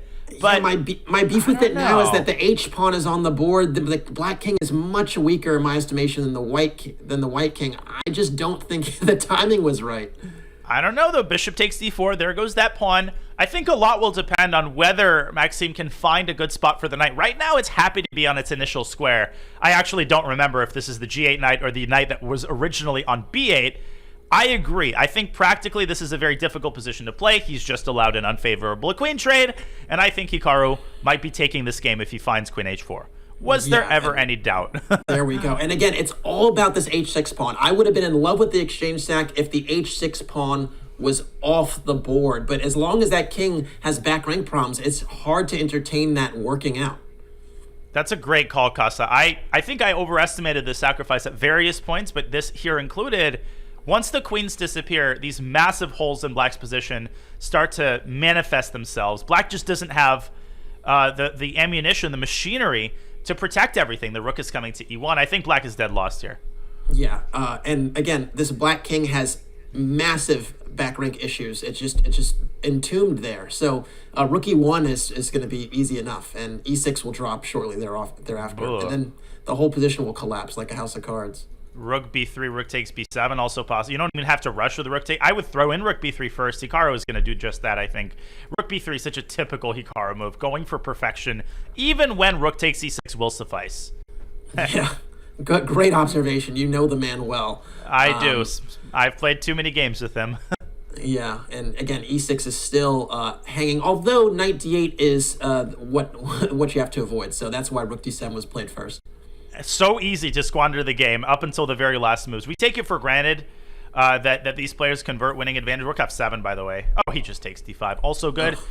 And he ties the match. And an infuriating loss for Maxime because he was driving that game for a lot of the middle game. Forget all of that. We have one a6. Hikaru back to his roots. And it's so funny because whenever MVL starts to feel himself and he tries to really go for it, it's when things rebound. If the time scrambles or the playing for a win in those last few moments, he should have been a little bit more patient there. And here we go. We've seen this a6 c6 business in previous matches that Naka has played, and I have not seen a white player yet punish the setup. And so I'm curious what in your opinion, Danya, is the best way to punish this a6, c6 business? Because I'm not so sure the advanced structures, these advanced caros, are the right way. I feel like you should just develop and keep tension. Well, I'm going to answer by dodging the question at first. And I'm going to share a famous story with e4, a6. I think and by the way, you've got to be very careful there. Knight takes d7. Knight takes d7 and c6. Yeah. But I think Hikaru might have sacked the exchange there with something like BC. In 1980, though, Anatoly Karpov at the European Team Championship, he faced the move 1a6 from Tony Miles, and he lost the game. This was a classical game. Tony Miles, the flamboyant British Grandmaster, defeated peak Karpov with e4, a6, except he played it more traditionally with b5. And Karpov, rumor has it, was incredibly angry after that game. He felt disrespected. But nowadays, I think a6 is almost turning into a full-fledged move. It's not actually that bad. Although if you look at this position, Casa, you would be forgiven for thinking that it is bad. This is that bad. Yeah, look at this. White's rooks are connected. We see that as an indicator. All of White's pieces are excellently placed except that rook on h1, which can get to e1 with speed, with alacrity. And essentially, yeah, this is not... I'll be shocked if Naka survives this one. And there's this idea of just shoving the f-pawn up the board and sizzling initiative down the e-file. So first, move the queen, maybe to h5, close your eyes, and f4, f5 is going to be devastating. It would be so nice if Black could castle. Unfortunately, you've already moved your rook 1,000 times. Yeah, and if you think about how Black could maybe turn this around, it would be because White messes this up. Frankly, White has to, essentially mess up going forward with this attack here, but it seems to play itself. I mean, f4, f5 is so nice. In fact, I actually wouldn't have gone queen g3. I probably would have gone queen h3, but it does freeze the bishop on f8. Well, you asked how a6 should be punished. I show you this position. We're going to play some Pictionary. I'm just going to show you this charade. Yeah. So... Just a rough spot. Man, there's just no moves. And not all lost positions are the same. Sometimes you're losing, but you've got counterplay. Here, you just have this total feeling of helplessness as you watch White's f-pawn ascend up to f5, smashing through the center. In a classical game, I think resigning would be an option. In a blitz game, I would try king d8, close your eyes, and hope for the best after f5. All right, I like bishop b5 as an attempt to try to kind of evacuate and kind of stem the tide. It's just not going to work. The idea might be queen c6 and king d7 and trying to hold on the light squares. It's just going to collapse. And yeah, bishop g7 is the way you initiate those proceedings. And now we're going to see resignation because rook h7, f takes c6, and queen g6 picks up the rook.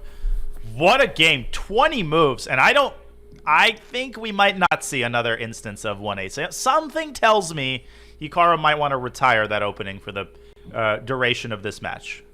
Yeah, and here we go. We have this knight a3 business again, but it's really c3 Sicilian vibes. And again, this is usually what you see. We saw knight b5 siding earlier. Normally you go d4, and after cd4, you go knight b5 to threaten the fork, and that's typically how this goes.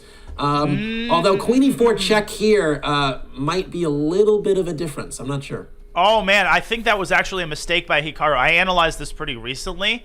If we could pull up an analysis board, now we're going to see long castle. So we're actually going to see a similar position. And ignore the double exclaim. This is a typical move. You're just threatening fork on c7. What I think Maxime should have done is taken immediately.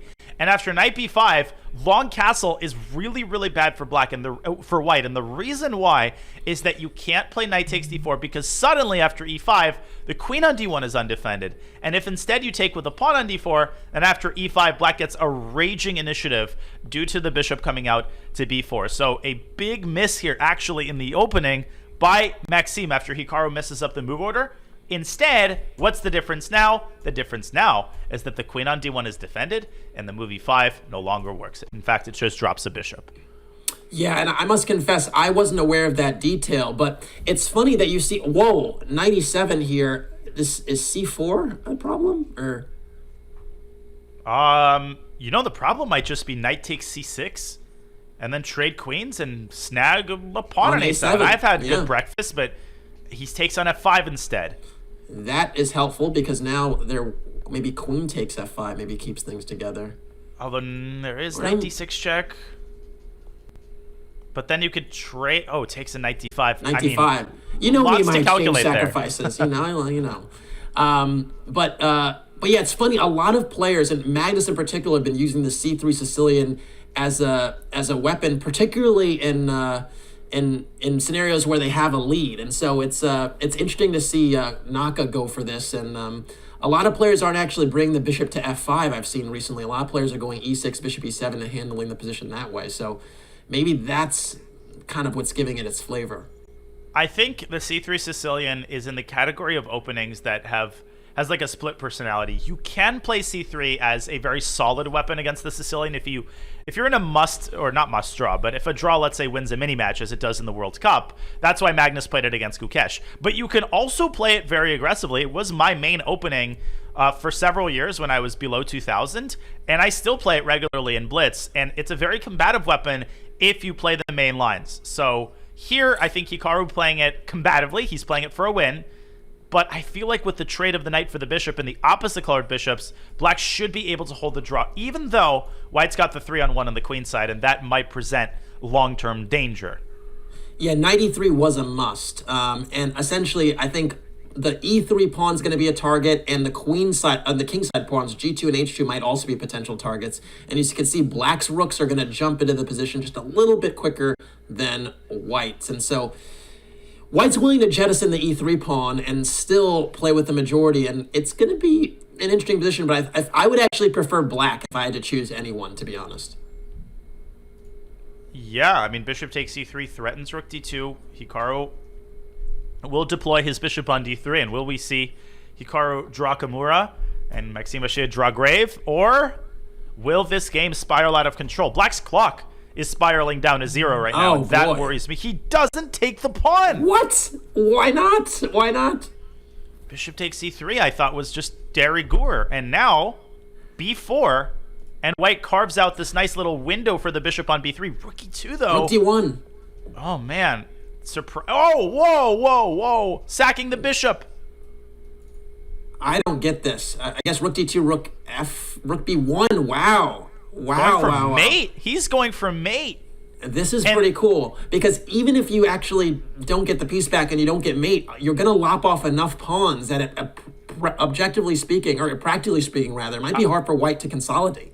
Knowing Hikaru, I think he might go king a3 here in order to meet rook takes b2 with bishop c4. And the idea of that is that then the king is making contact with whichever rook appears on b2. You could also go the other way. You could go to c4 and hide using the c-pawn as an umbrella, but you also could get checkmated there. If we could pull up an analysis board here really quickly, how could you get mated here? Well, here after rook takes b2, apparently the winning move is bishop d3. But if you fall asleep, yes, you get mated here on d5. So this would be one way to lose the game. But after bishop d3, b5 is no longer dangerous, and the king is safe as houses. So apparently king c4 is best, and Casa so important that rook f2 can be met with bishop g2 and white gets out of the pin. But I called it. I said it, and he played it. King a3 on the board. But Danya, in the line that's on the board now, I feel that even if, a pair of rooks are traded, if black secures b2 and h2, I'm just not convinced that white has any type of winning chances, and black practically with the pawns might be able to do something. You're totally right. And a2 and h2, and how many pawns is he going to have, let alone the fact that he's going after white's king? But there is no mate. The king is going to evacuate to d3. I agree, Casa. I think you just snag the h-pawn and say, listen, I've got 3 pawns for the bishop, and I've got a very compact 4-on-1 on the king side. Yeah, I would take black here every day of the week, because really black's king on c7 is quite safe in my estimation, at least for the moment. So black can maybe start to initiate some majority with something like h5 in short order. And, then we'll see what really happens. But I don't know, would you keep a pair of rooks on the board or move it? I actually would move the rook. I would pursue with rook d2. I would go rook hd2. And now the big moment, Hikaru could go rook h1 because the d5 square is now protected. So b5 is not mate. It's not mate. He keeps the rooks on the board. I would keep pursuing. He goes back to d6. I don't agree with this. Again, he's going for it almost like it's a winning attempt. And again, the time situation is not such where he should do it. He's got 3 seconds. And this is a big moment of truth. This will show us how MVL will fare in the bullet, because this will happen often in the bullet. He tries to trade rooks at all costs, and he succeeds, but Hikaru is going after his kingside pawns. Rook f8, and he's going to drop pawns. Bishop takes. Still some play here, maybe h5. But now the c-pawn. C-pawn moves forward. h4. Oh, he's dropped g3. G3 said. 4-on-0. Let's go. Push those pawns. And rook takes c4 and king d5, and Hikaru might drop the bishop. h4. h4 and g4 has got to be played. Black is winning. Rook b6, pinning the bishop. Pinning. And that's it. He gives it up. Sack it. King g3. f4, f3, f2.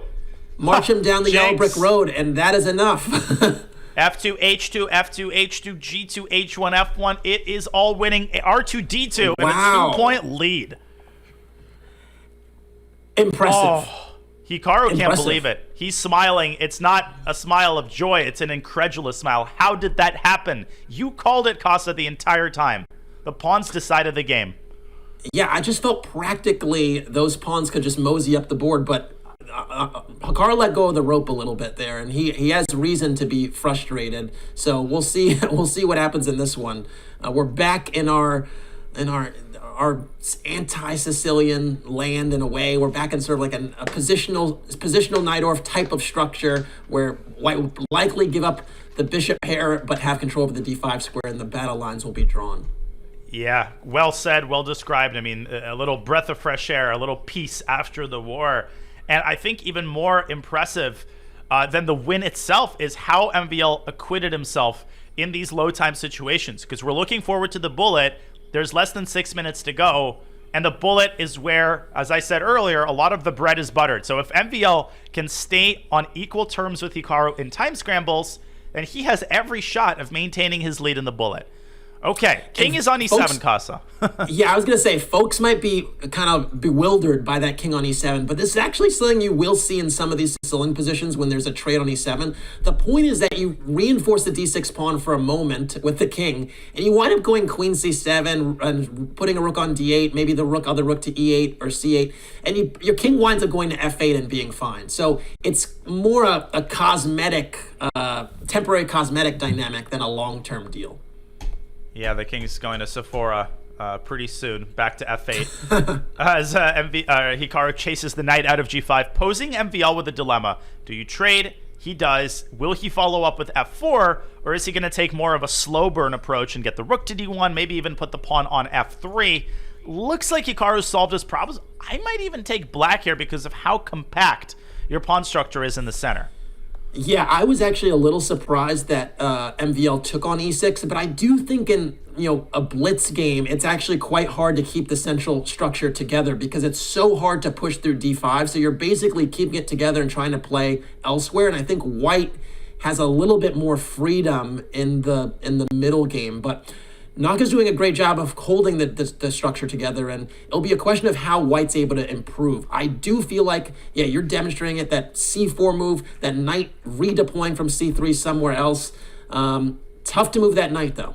And it's precisely why Hikaru played queen c7, and now the battle revolves around whether the knight is free to roam about the cabin. Hikaru says no. It's like, pushing the closet and a bunch of furniture so the bad guys don't get through the door. That's what that reminds me of. Now the knight can't move at all, and now Hikaru can advance his b-pawn, although MVL could nip that in the bud with b4, but that also weakens the c4 square. So very curious what kind of approach Hikaru will take here. Rook d2, prophylaxis, nicely done. I would do not trade queens here. No, do not trade queens here. Not out of the question. Because then the end games would be tragic with the c2 pawn being weak. And white is going to try knight d1, knight e3. But black is going to try and jump on white's king before that happens. With something like rook g8, maybe h4. Hikaru actually playing very positionally, carving out the dark squares for his knight. Do you like this decision? I don't. I think that the knight will be excellent on f4, g3, but I think it'll be hard for white... hard for black to kind of break through with this knight on e3 being so well positioned. You're exactly right. It's like the then what question. Okay, you got your knight to the best square. Nice. What now? And there's Hikaru's answer. He opens up a second front, trading off the b-pawn, undoubling white's pawns. Ooh. Rook a1 might be something where all of a sudden the white rook uses the file before black does. Knight c2 maybe has the same idea, just trying to stop b4, but I would keep that knight close to e3. It does feel like that knight is doing an important job there, covering some of the business squares on the king side. So how does black improve? That is the question. Well, right now, Hikaru had to keep his d-pawn intact by shifting his rook over to d8. How many rook maneuvers have we had in this game? And a big question for Maxime, do you want to trade knights? I vote yes, because once the knights disappear, those pawns might be targeted by white's queen. But he takes a different route. We might get a repetition of moves here. That's not out of the question either. Yeah, it's funny you mentioned the knight trade because it wasn't on my radar at all. Simply because I thought that after the exchange, it's still kind of hard to break through. But yeah, that knight trade does favor white. It definitely favors white because then you might have breakthroughs with e5. And if you take with the g-pawn, then the h4 pawn was weak. Exactly, and the proof is in the pudding. Hikaru drops his knight back to g6. He might move it forward again to f4, although not anymore. Man, so many maneuvers. I feel like the floodgates are going to open at some point. The clocks continue to dwindle, more so for Maxime. At some point, we might get action either with... Okay, there's our action. Just as I'm talking about it. What a move! What a move! What is the idea? What is the idea? I don't get it. Is it... No, I don't... What? Knight f2, knight g4 is possible. I mean, I think MVL should just keep playing down a pawn, but he clearly blundered something. I think the argument, if I can make in one, is that now the knight on g6 is actually not a great piece anymore, at least for the time being. You take away the f4 square from the knight, and so you free yourself just a little bit. And I think that's why, black doesn't have a winning position. So it's a positional sacrifice. And now there's a tactical sacrifice in the air with knight takes e5. That's what Hikaru was defending against. He has to keep his knight pegged to g6. It's tied down to h4. Kasa, you're right. It was a positional sacrifice, but watch out for d5. And it's a hilariously strange equilibrium, to be honest. I still would probably prefer black if I was playing this over the board. And here we go, d5. The floodgates are about to open. And they open, and it is not good news for Maxime. Under 30 seconds, can he keep control over the game? I don't think he can. Not trade those queens. But what do you do? e4 is now hanging, and the d7 rook is defended enough times. I feel I like would go White's queen going f2. down. I would have gone queen f2, honestly, and then rook e2 and just played that position. Instead, he releases the tension. Can Hikaru take back with the rook and start taking pieces off the board? He is up a pawn here, so any knight endgame is going to be lost for White. Yeah, I would definitely trade queens. No, wow, he actually took on d5 first. This gives MVL some chances still to hold, I think. Absolutely chances to hold. Black's pawns are still weak. Black's king is still weak. Rook a1, rook a7, and it's a 3-result game. But he allowed e4. Queen c2 allows e4. Oh, man, you can't have that. Now the floodgates will open with f3. f3 check, and the king is driven back into the corner, and the queen infiltrates. Queen g3. Oh, no. This no. This is, this is problematic. It's over. Just like that. MVL had a shot. He loses the knight. He loses the game. And what a big win for Hikaru Nakamura to conclude the 3-minute portion.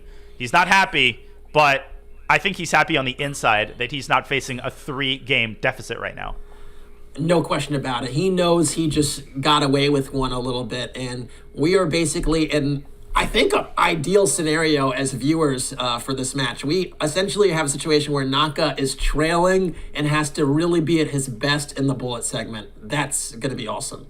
If you told Maxime that you would have a 1-point lead going into the bullet, I mean, he would accept that offer without a second thought. Of course, that final game, it was infuriating, but the fact remains, let's not miss the forest for the trees. It's an excellent hour of 3+1. MVL wins it by 2. He erases the 1-point deficit that he started with and now has a 1-point advantage. Folks, we have 30 minutes of incredible bullet action to go. Casa, as you said, we cannot ask for a better finale to the semifinal. No question about it. Lace me up, coach. I'm ready to get back in the game, ready to watch. This is going to be awesome. My God. Well, we will go on a break, but before we do that, we wanted to remind you and take a moment to thank AG1, a new partner of the SCC. AG1 is your daily support of key health functions, from mental performance to energy and the immune system. It's the one product that does the work of many. To find out more, visit drinkag1.com/chess or use !AG1 in the chat. We thank AG1 for sponsoring the SCC, and we will give the players a chance to drink their AG1 as they prepare for the most important 30 minutes of their SCC seasons. Folks, you are watching Hikaru Nakamura taking on MVL to determine who faces Magnus Carlsen, and we will be back with the finale of this fascinating match in just a couple of moments.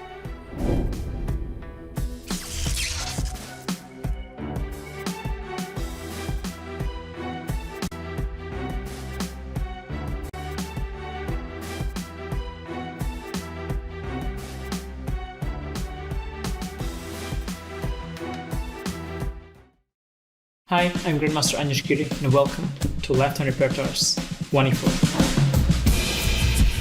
The so-called Latvian gambit is horrible. F5, knight takes e5. This is not how chess is played. He played too many moves with pawns and the queen, and didn't develop his light pieces. And with knight e4, this is a very important trick to remember. Many people fall for it, actually. Knight to b5, brilliant idea. AB and queen g7, and after rook f8, bishop h6, queen c5 and f3, and surprisingly, queen f2 is almost checkmate, but it's not. If your opponent wants to be solid, we go for aggressive for the kill. If your opponent wants us to go for the kill, we play simple chess and just use the fact that we have more space in the center, clear-cut plans, and nothing to worry about.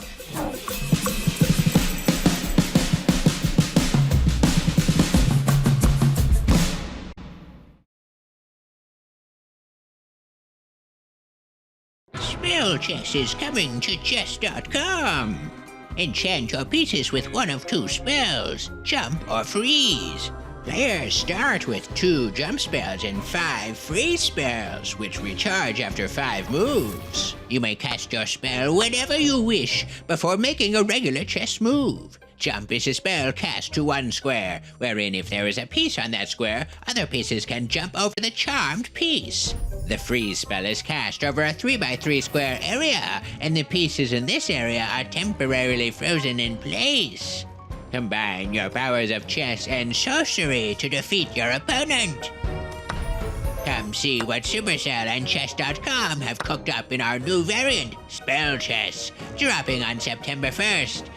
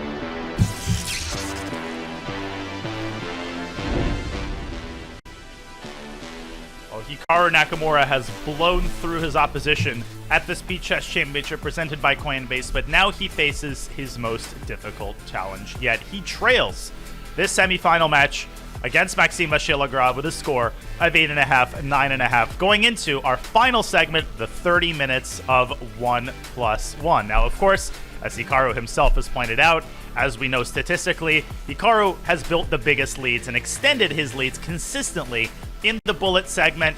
From a number standpoint, it is Hikaru's strongest time control. Look at his bullet chess championship numbers. Casa, these are incredible scores. I'm having a hard time reading that third name, but I'll let you take it from here.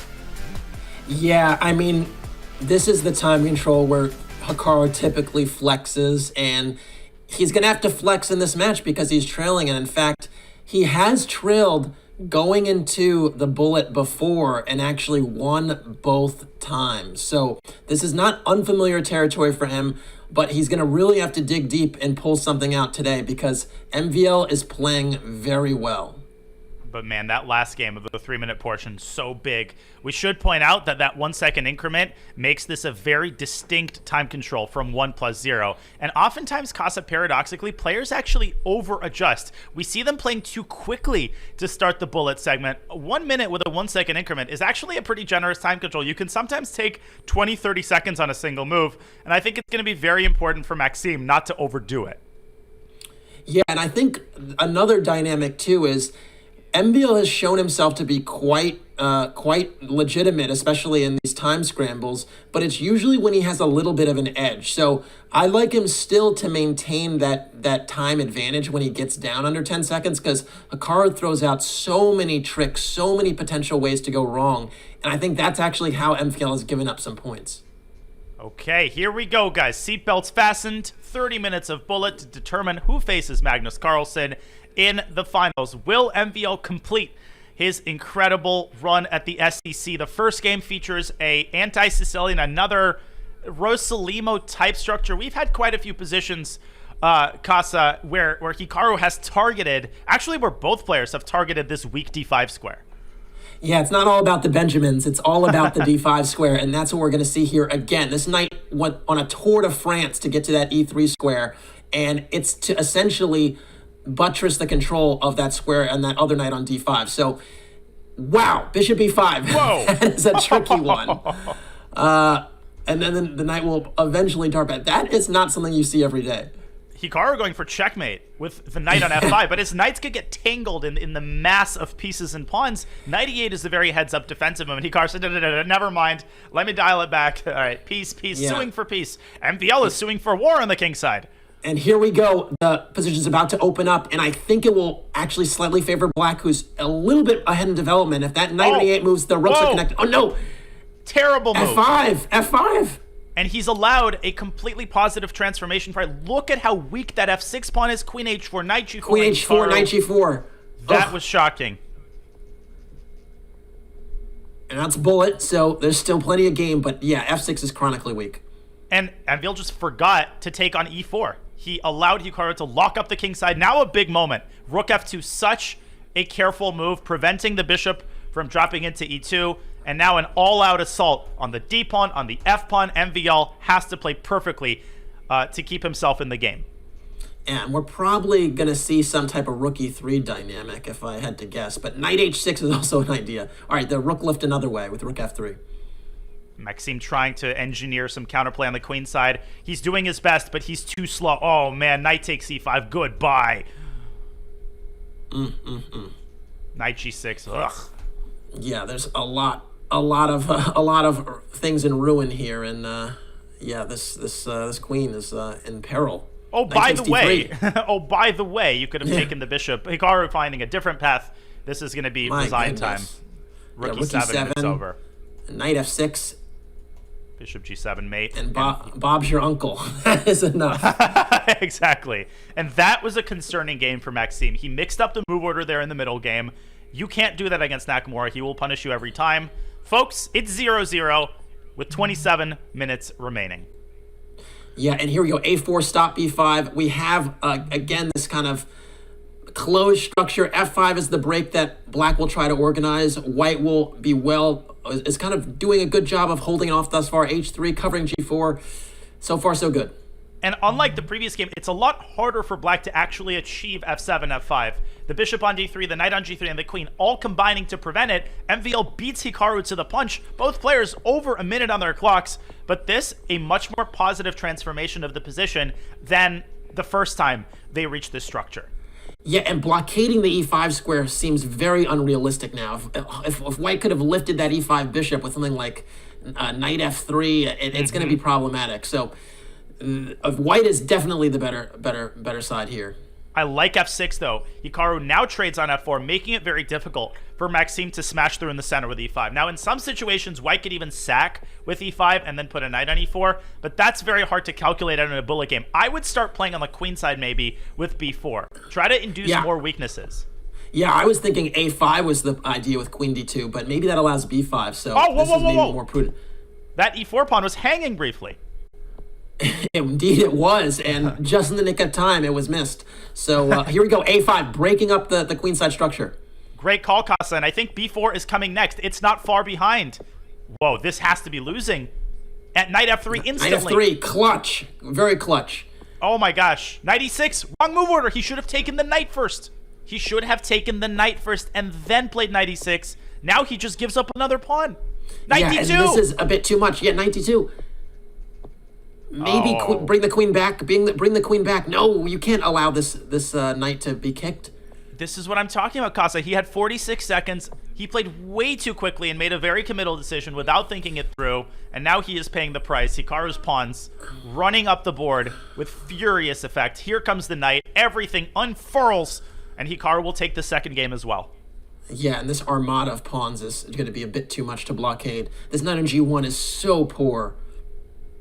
Okay, still trying as MVL, still poking and prodding, and a check on b2, and Hikaru maneuvers his queen deftly back to e5, and these pawns are going to decide the game. Savvy, just recognizing that when the queens come off the board, it's going to be hard to navigate. So you can't take just yet, but there's the consolidation is happening.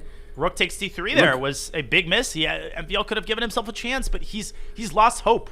He's lost hope. He's resigned the game. Knight c2 and e3. And now he's literally resigned. And just like that, Nakamura has totally erased any deficit. And is he in the lead? I believe he is. A point up, just like that. He's a point up, and what's even more concerning, the way that Maxime is losing these games. The first game, he makes a sloppy move, mixes up the move order. Second game, he plays too quickly, again mixes up the move order. And in that second game, he got everything that he wanted out of the opening. Once Hikaru starts feeling confident, he starts running away with the match. So MVL, I would go so far as to say, Casa, that this is almost a must-win game for Maxime. He has to stem the bleeding before it gets out of control. I do not like this king on h7. It looks a little suspect to me, just with the pawn, the bishop on c2 bearing down on it. And so I would like to solve that expeditiously. Maybe something like queen f6, king h8. Hold on. What is going on here? Well, let me disabuse you of the notion that there is any way to attack the king on h7. Maybe there is. Is there knight takes c5 here? I think there might have been. Rook takes b7. H6. Rook takes b7 and queen takes h6. And you called my goodness. And another blunder for Maxime. Look, it's a lot easier for us to basically be armchair generals here. It is so hard to read and react with this speed. So I empathize completely. When you're playing Hikaru, nothing describes that experience quite like sitting in front of him virtually and playing a game. The speed with which he poses threat after threat after threat, he overwhelms you with his whole board awareness. And look at what he's doing. Knight h2, kingside move, c4 in the center, on the queen side, laterally, diagonally, vertically. It's crazy. Knight g4. And at some point, queen takes h6 is going to be annoying. So knight g4 is more precise now, but queen takes h6 has been available for a minute. And queen takes g6 will lead to resignation. And there's a 2-point lead, ladies and gentlemen. Oof. This is what he does. This is Hikaru Nakamura in a nutshell. And this ultimately, Casa, apart from all the other reasons, is why he's almost impossible to face in the SCC. Because the match can go perfectly. You can be up 3 points, and it doesn't frickin' matter. He's going to come back in the bullet, inevitably. And MVL really needs to stem the tide right now. He needs to get on the board in this segment. And it's going to come down to reading and reacting a little bit better than he has right now. He's trying to trade on e5 and get a position that's a little bit more stable, so there's no type of kingside attack. But I don't believe you're gonna flex your muscles in these types of symmetrical positions. Whoa! He missed rook d2. I'm gonna show this really, really quickly. Rook takes d2 would have won the game on the spot. It would have garnered 2 pieces for a rook, and then bishop takes c4. This is a classic, and Hikaru wasn't even thinking about it. Rook takes d2. You can take with the bishop. You can take with the queen. Big miss there. That would have given him a 3-point lead. We go back to the live position. And this is looking pretty good for Maxime, who's generating some queenside play here. But look at Hikaru. Look at what he's doing. Yeah. The King's Indian style attack will strike I again. would go rook d1, trade some more pieces, and basically dim any attacking chances that Naka has. I would, go c5 now and a5. And then a5 and try to break through. Although g4, g3 is happening very quickly. And c6. Oh, trade the rooks maybe. Yeah, I would trade the heavy pieces, all of them, and you're going to have great chances on the queen side in the long term. And in the long term, Casa, to second your point, you could have later on some sort of, bishop sack on b6. That c6 pawn 100%. could be transformed into a passer. But for all of that to happen, you have to not allow g3. And he's allowed it. And now queen h6 is going to be an issue. Although you have ideas still to trade the queen, and that is going to be your salvation here. I think you can try to press this one for a little while if you're smart. Yeah, you need to get your king to d3, your knight to c4. I think Hikaru is just holding the fort, though. I think this is a fortress, and this will take some more time off the match clock, but at least Maxime is likely to get on the board. At least he's likely to get at least half a point. I think this is a tough one to defend still. This knight can redeploy to d5, maybe start to chisel away. There will be a5 as well. It still requires some work. But careful there. That knight can get to h4 before you know it. I've lost so many of these endgames to Hikaru where you're sure it's a 2-result game, and then his knight appears up your grill, and you're like, oh my goodness. I found a way to lose. It's crazy that the knights kind of counterbalance each other themselves, right, with this pressure on g2 and a7. My goodness. You're right, though, Kosik. Maxime is trying. Maxime is trying, but he doesn't have inroads. Knight takes f3 there was threatened. It's a draw. It's a fortress. You've convinced me. The knight on f7, the black knight constantly counterbalances white's own counterplay with these sacrifices. So, yeah, this is a fortress. And the question for me is, how long will Naka want to play this out? He's still at 45 seconds, so hypothetically he could bleed out, another 90 seconds, 2 minutes. We're not at the stage in the match. Knight takes c5. Knight takes c5. Knight takes c5. He missed it. And bishop c3 check. And you have no chances. If you miss these tactics with 15 seconds left, you don't have a single chance. We see the eval bar rising. It's so much easier for us. He missed an easy tactic. But nobody's tapping Maxime on the shoulder and saying, listen, Hikaru just blundered. Knight takes bishop d6. Is that a move? Is bishop d6 a move? It is. And then he finds it. He finds it. He finds the impossible move and missed the easy one. And I think he might be winning. And knight takes b6 and knight d5 after bishop d8 is just curtains. b6, c7. And bishop d8, knight d5. Bishop d8's the only move, and then these pawns will escalate up the board like an escalator. It is it. Not yet, though, because the knight is heading back to e6. He pushed the wrong pawn. No, he pushed b6. the wrong pawn. He had to go b6, and the c pawn would have promoted. And now the problem is this king on e2 is going to be tethered to knight sacrifices, so you can't actually support the b pawn. King d3, knight takes f3, wins for black. Maybe b6, but Maxime has to be careful at this point. Oh my gosh, knight f7 at the right moment. I would not have even gone for this transformation, frankly. I think this one is definitely more favorable to black. And it's going to take more time off the match clock. Maxime is trying to make territorial gains on the queen side. Can he go king d5 King d5, there? king d5, king d5. That was the move. He had to use opposition and just sack the knight and get those 3 pawns. That would have been definitely worth it. And now more time is disappearing off the match clock. I think Hikaru is almost flirting with... And opposition is going to be tragic here. This king is more active. The knight is more active. This is very dangerous. How are we even talking about black making gains here? This is getting scarier and scarier. 93. He's getting his king. It's triangulation now. The king would mosey king c4. No, Casa, the king king needed to get to g5. The king could have gotten by force to g5, and the white king can't cross the Rubicon. Hikaru misses an opportunity there. Still some chances for black, though. My goodness. What is this game? And it's still going. It's still going. All right. I don't love that knight on h5. My goodness. All right, now we're gonna sack the knight for the 2 pawns if allowed. But king g2, knight h4, and then king h3, knight takes g3. Knight g5, and you're hanging on by the skin of your teeth. This would have been an even bigger disaster if Maxime had lost it. What on earth did we just see? And it's still, I mean, Hikaru is still trying. Knight f6. Okay, you can do it that way. 116 moves and counting. And now the bleeding begins. Yeah. He's the furling and unfurling of hands, the understanding that every second counts now with the 2-point lead. That's what's happening right now. The record for the longest SCC game was set in the previous match we covered together, Casa, between Hikaru and Fabi, over 200 moves. So this one didn't come close. But for a bullet game, boy, did that take a while. Still a 2-point deficit for Maxime, but he's missing too many tactical opportunities, I think, to have a realistic shot right now. And I'm actually really surprised that we're getting a Caro here, because it's not MVL's wheelhouse per se. But okay, he has a very reasonable position thus far. Careful there. That rook on e1 was under fire. And looks pleasant for Hikaru to start off the game. Yeah, for sure.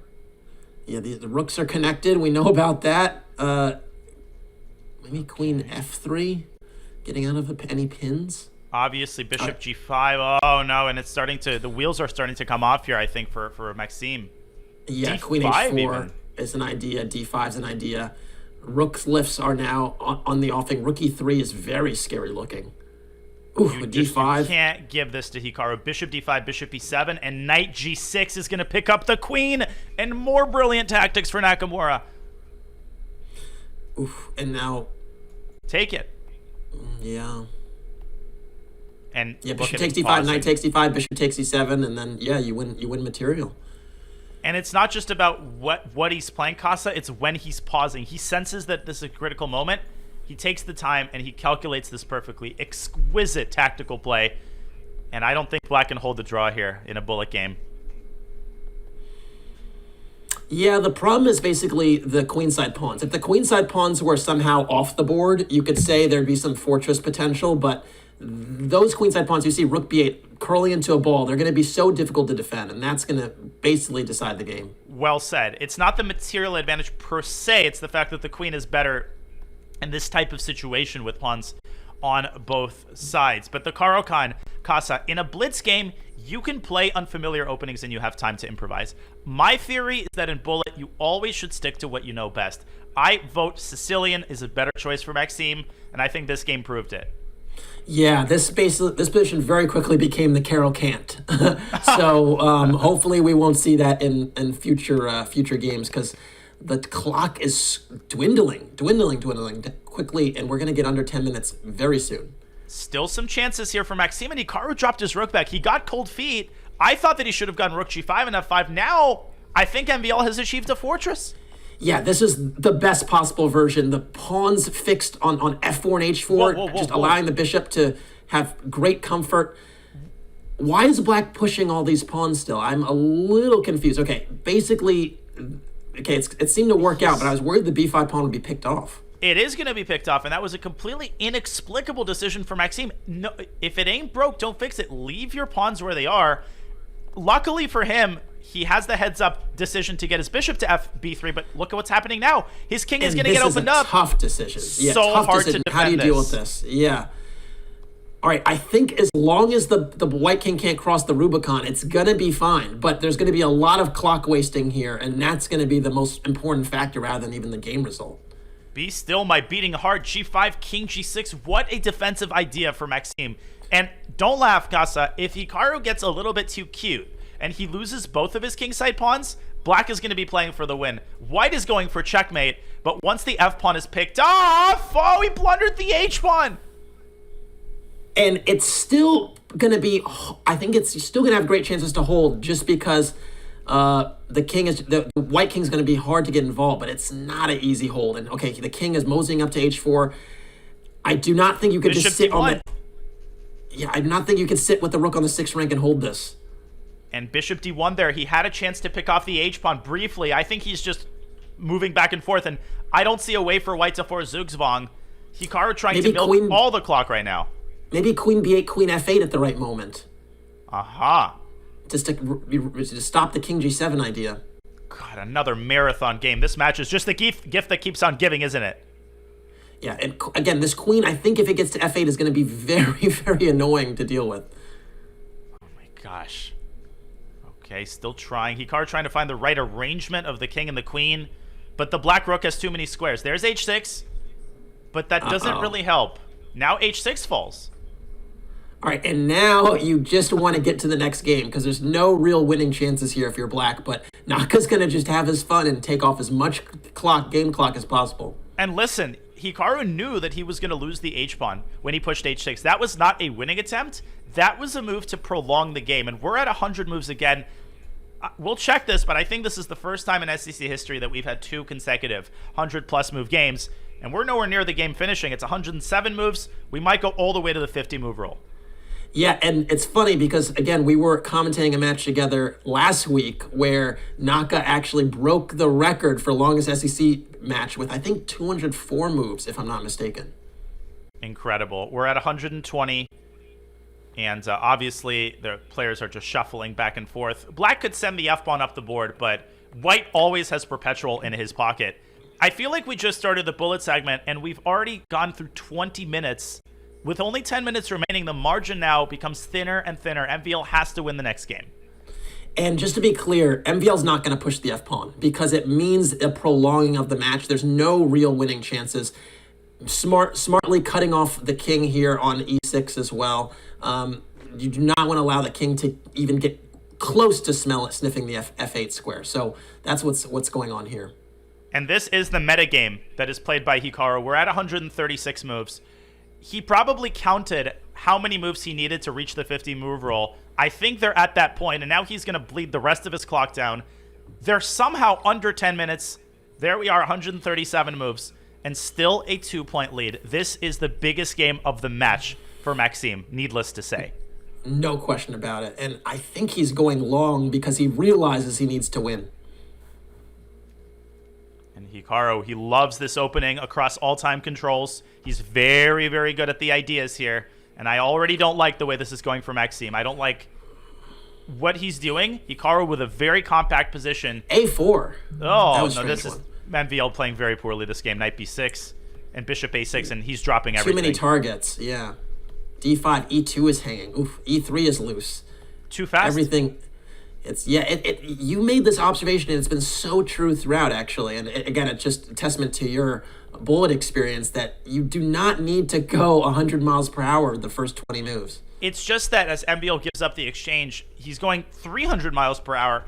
And it's so hard because these players are so experienced at 1+0. It's easy to underestimate how much the increment changes the tenor of the game. And it changes it tremendously because you can't just play on the clock anymore. Even with a single second on the clock, Hikaru is going to win the game if he's got a winning position.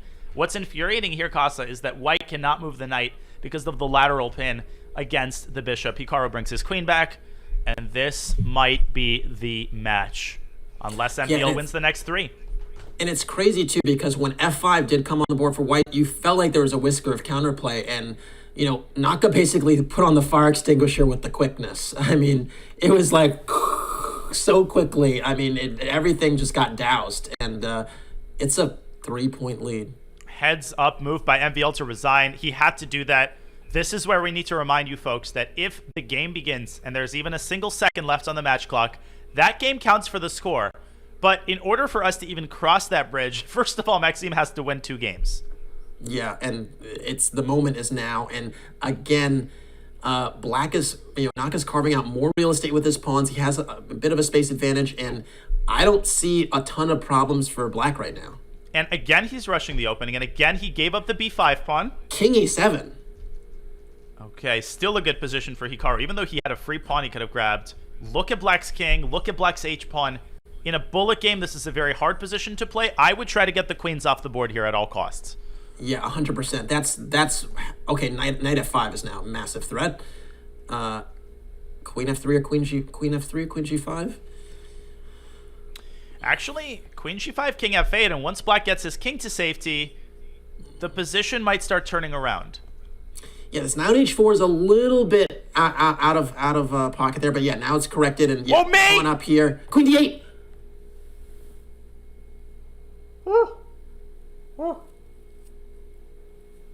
Oh my God, what a throw.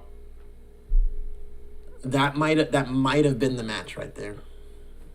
It's like there was nothing to worry about in the first place. That's the sense you get from Hikaru. It's like this was all planned out to raise the intrigue and then bring the hammer down when push came to shove.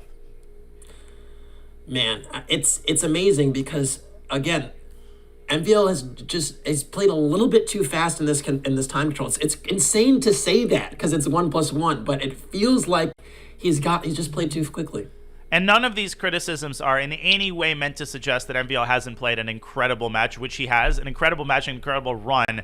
You know, Hikaru's bullet speaks for itself, but our job as commentators is still to diagnose the reasons behind the loss. That isn't Hikaru being Hikaru. And I think the biggest reason for MVL's bullet misfortune isn't his lack of bullet skill. It is precisely that the first 15, 20 moves of every game have been significantly rushed. He's getting off on the wrong foot, and Hikaru is steering the game into territory where he's just a lot more comfortable. Yeah, and it honestly begs the question for me, if you could take timeouts, would it make a difference? If he had like a coach's corner and could essentially get that problem diagnosed, would the adjustment have made a major difference? Tough to say, but yeah, it's hard to imagine, even if MVL wins the rest of the games, that you're going to have four actually full games to play. Yeah, and this one is going to drag on for a long time. Hikaru isn't worse here with that monster knight on e5. Maxime hoping against hope now to create chances, but I think he's merely throwing oil onto the fire. Now he's losing this game as well. AB. Oh, God. Another one in the can. Also does the trick, and basically all of Black's pieces are better than the white counterparts. So that knight on e5 was just a total octopus knight, and all the pawns are on white pawns are on light squares. Where white has a light squared bishop, so the coordination isn't there. And yeah, the knight could be picked up and put on c6. Slightly different story. You don't know that rule where you can make one illegal move per game? There are some parks in New York City where you might get away with that, but very good. Not in the SCC. Listen, you look at the score after Hikaru picks up this game, and it's 15.5, 10.5, and you say, yeah, that's kind of what I expected. It's kind of a smooth win for the favorite, and you have no idea that MVL has been leading for most of the match, could have been up by 3 going into the bullet, and Hikaru erasing a deficit that seems like it was in another universe. It seems like this was honestly preordained. Yeah, when it rains, it pours. I mean, that's also kind of the thing. We saw it yesterday with Magnus and Wesley. There is a tilt dynamic, and again, you need to pick up wins. So it actually increases the likelihood that it gives your opponent even more leeway to pick them up themselves. So that's part of the problem. But this is what's amazing about the SCC. It's a bullet there's 30 minutes of bullet and 90 minutes of 5+1 as Hikaru sacrifices the rook back. Not sure what motivated that decision. Oh, rook c4. He's going to pick up a4, and he's going to take more time off the match clock. But the 30 minutes of bullet are always a chance to come back. Go ahead, Casa. Danya, the reason it was not actually totally lost was there was f takes e3, rook f1, rook f5 mate. That was why f takes e3 was so important, I think. And it's a complete blowout in the bullet. MVL hasn't won a single game. He barely eked out one draw. It's 7-1. 7-1 in the bullet. Yeah, and again, if MVL wasn't trailing, the score wouldn't basically be this lopsided. I would contend, I'd say that his need to win is something that Naka could truly take advantage of in a way that is just a little abusive. It feels that way because you basically have to keep playing and try to win these games, and sometimes when you're trying to win unwinnable situations, it just cascades. And an incredible run by MVL this year in the SEC. He can hang his hat on competing on equal terms, on better terms with Hikaru in the first 2 segments. But at the end of the day, Hikaru's incredibly well-rounded skill set, the fact that he plays equally well across all 3 time controls, maybe even better as the match progresses, that is the decisive factor. And that is why Magnus Carlsen is the only person in the universe with a similar skill set who can compete with Hikaru in the SEC, and they will do so in the SCC final. H5, by the way, would have won the game, Casa, because knight e3 ran into a fork, but it's a completely moot point at this point. Yeah, and there are sometimes moral victories, so I would like to see MVL not stay on 10.5 for the remainder of the match, but this H-pawn is moseying up the board, softening up that king side. How many games have we seen H6 played, honestly? I mean, it feels like it happens over and over again, and the practical chances are just massive every time. And we might also get a smothered mate there. Rook G8 was threatened. Now Rook takes E8. And is there some sort of... Are there shenanigans with the knight getting from F7 to E5? I think there might be. I would trade those rooks. And with a minute left on the match clock, it's official. It's over. And Hikaru, oh, what a move. You can't take the rook. Yeah, Queen C1, King H2, Knight F7. Whoa. Brilliant. Oh, Rook F8, Queen takes F8. Yeah. Playing for the crowd. And Nakamura just on camera is like, oh, man, he didn't go for it. He's just disappointed. Again, Rook F8, Queen takes F8. This time with a different mate on F7. Rook E6, Queen F8. Rook E6, Queen F8 is even more beautiful. Now it's a threat. And he can do it! Queen F8! Queen F8, Queen F8, Queen F8! He sees it! Knight F7! And MVL applauding. He applauds. And what else can you do, Casa, but applaud? Yeah, that golf clap was merited. We all could applaud at home as well. That was nice. It's 8-1. This is probably the last game of the bullet segment, but wow, just incredible. Queen F8 move to nearly finish things. I can't believe that it's a 6-point match, and if Hikaru wins this final game, he will have won by 7 points. That's blowout territory, and he was down going into the bullet.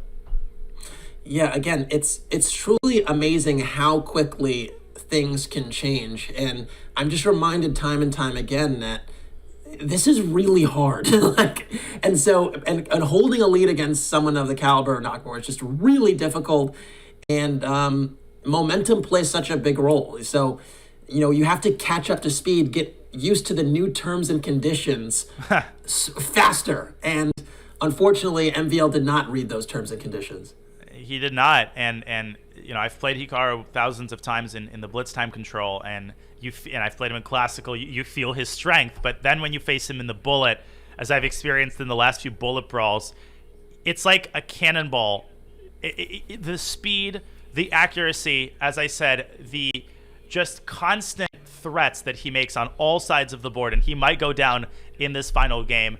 It makes it so overwhelming to try to stay afloat. You start blundering, you start losing the thread, and just like that, he turns it around.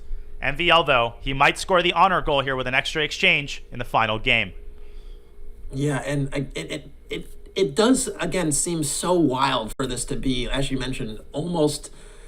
It feels like it was not a close match. It totally was.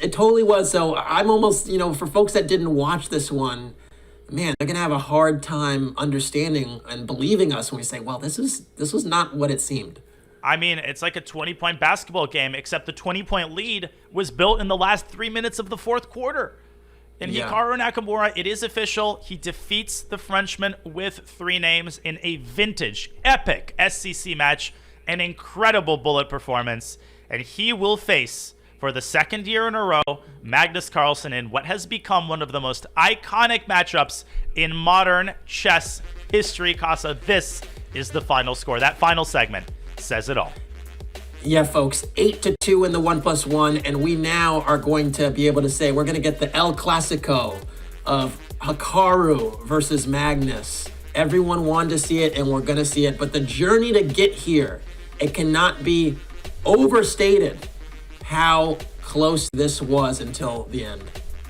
What an effort by Maxime. He should hold his head up high, and he's not done. We will see him pretty soon in Division 1 of the AI Cup coming pretty soon. So he will have more games to play. Hikaru will be playing Magnus, but right now, before we get Hikaru ready for an interview, it is time for the Coinbase Savvy Move of the Day. And there were so many of them, Casa.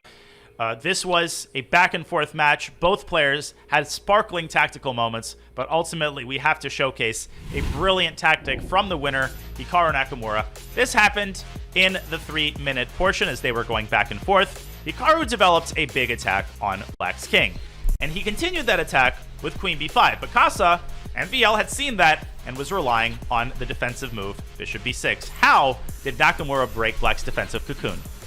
My goodness, rook takes a7, just a bolt from the blue, essentially removing a defender in just the most gorgeous, picturesque way imaginable. And now, however you take on a7, your doom is basically impending. If you play bishop takes a7, queen takes b7 is checkmate. And if you play knight takes a7, queen takes b6 also. And the Saints come marching in, there's an attack on a7, there's still the checkmate threat. And bishop takes c5, I shouldn't be remiss to not mention that, would have left you with queen takes b7 mate in another way. So, man, they're just beautiful, beautiful display. All three captures led to immediate victory for white, and MVL threw in the towel, one of Hikaru Nakamura's excellent wins. And that, folks, was your Coinbase savvy move of the day. Okay. Well, Hikaru playing a very savvy match and playing an incredible bullet segment. And of course, where would we be, Casa, without an interview with the winner? We will set Hikaru up for an interview. Don't go anywhere because we will hear his thoughts on this incredible Speed Chess Championship match against Maxime Vachier-Lagrave. Folks, we'll be back with Hikaru Nakamura in the studio in just a couple of moments. Stay tuned.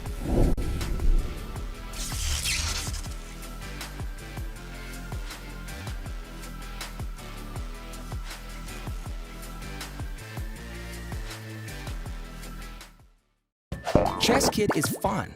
Chess is great for the brain, but it's also fun to play. And Chess Kid makes it easy to have fun. Whether your child is a total beginner or a prodigy, they can hop on and find a well-matched opponent from around the world at any time. Chess Kid is the safe, parent-approved way for your child to play chess online. Chess Kid is educational. To kids, it feels just like playing, but chess is a great way to learn patience, strategy, and critical thinking. Chess Kid features a comprehensive training program that guides kids to level up on their way to mastery. There are more than 50,000 chess puzzles and a whole library of entertaining videos that teach strategies, tactics, openings, and endgames specifically for kids. Chess Kid is easy. Whether you're a parent helping your child, a coach managing dozens of kids, or a school of hundreds. Signing up is free and easy, so what are you waiting for? Love playing chess variants? Or just looking for something new? Join us for the Variants Community Series. Every 2 months, we'll be featuring a different variant in a series of events and competitions. Learn a new variant and compete against other players for prize money, or just play for fun. Look for community arenas, streamer arenas, and championship events. 6 weekly arena tournaments held every Thursday will be followed by a championship event with cash prizes, including a $1,000 first place prize. The third and final weekly arenas will be streamer arenas, featuring gifted subs as prizes. Win any of these events to qualify for the championship. The Variants Community Series kicks off on September 7th with King of the Hill, where the first to occupy the center wins the game. But getting checkmated still loses. And join the Variants Club today to learn more about upcoming events, how to participate, and much, much more. See you in the arena on Chess.com.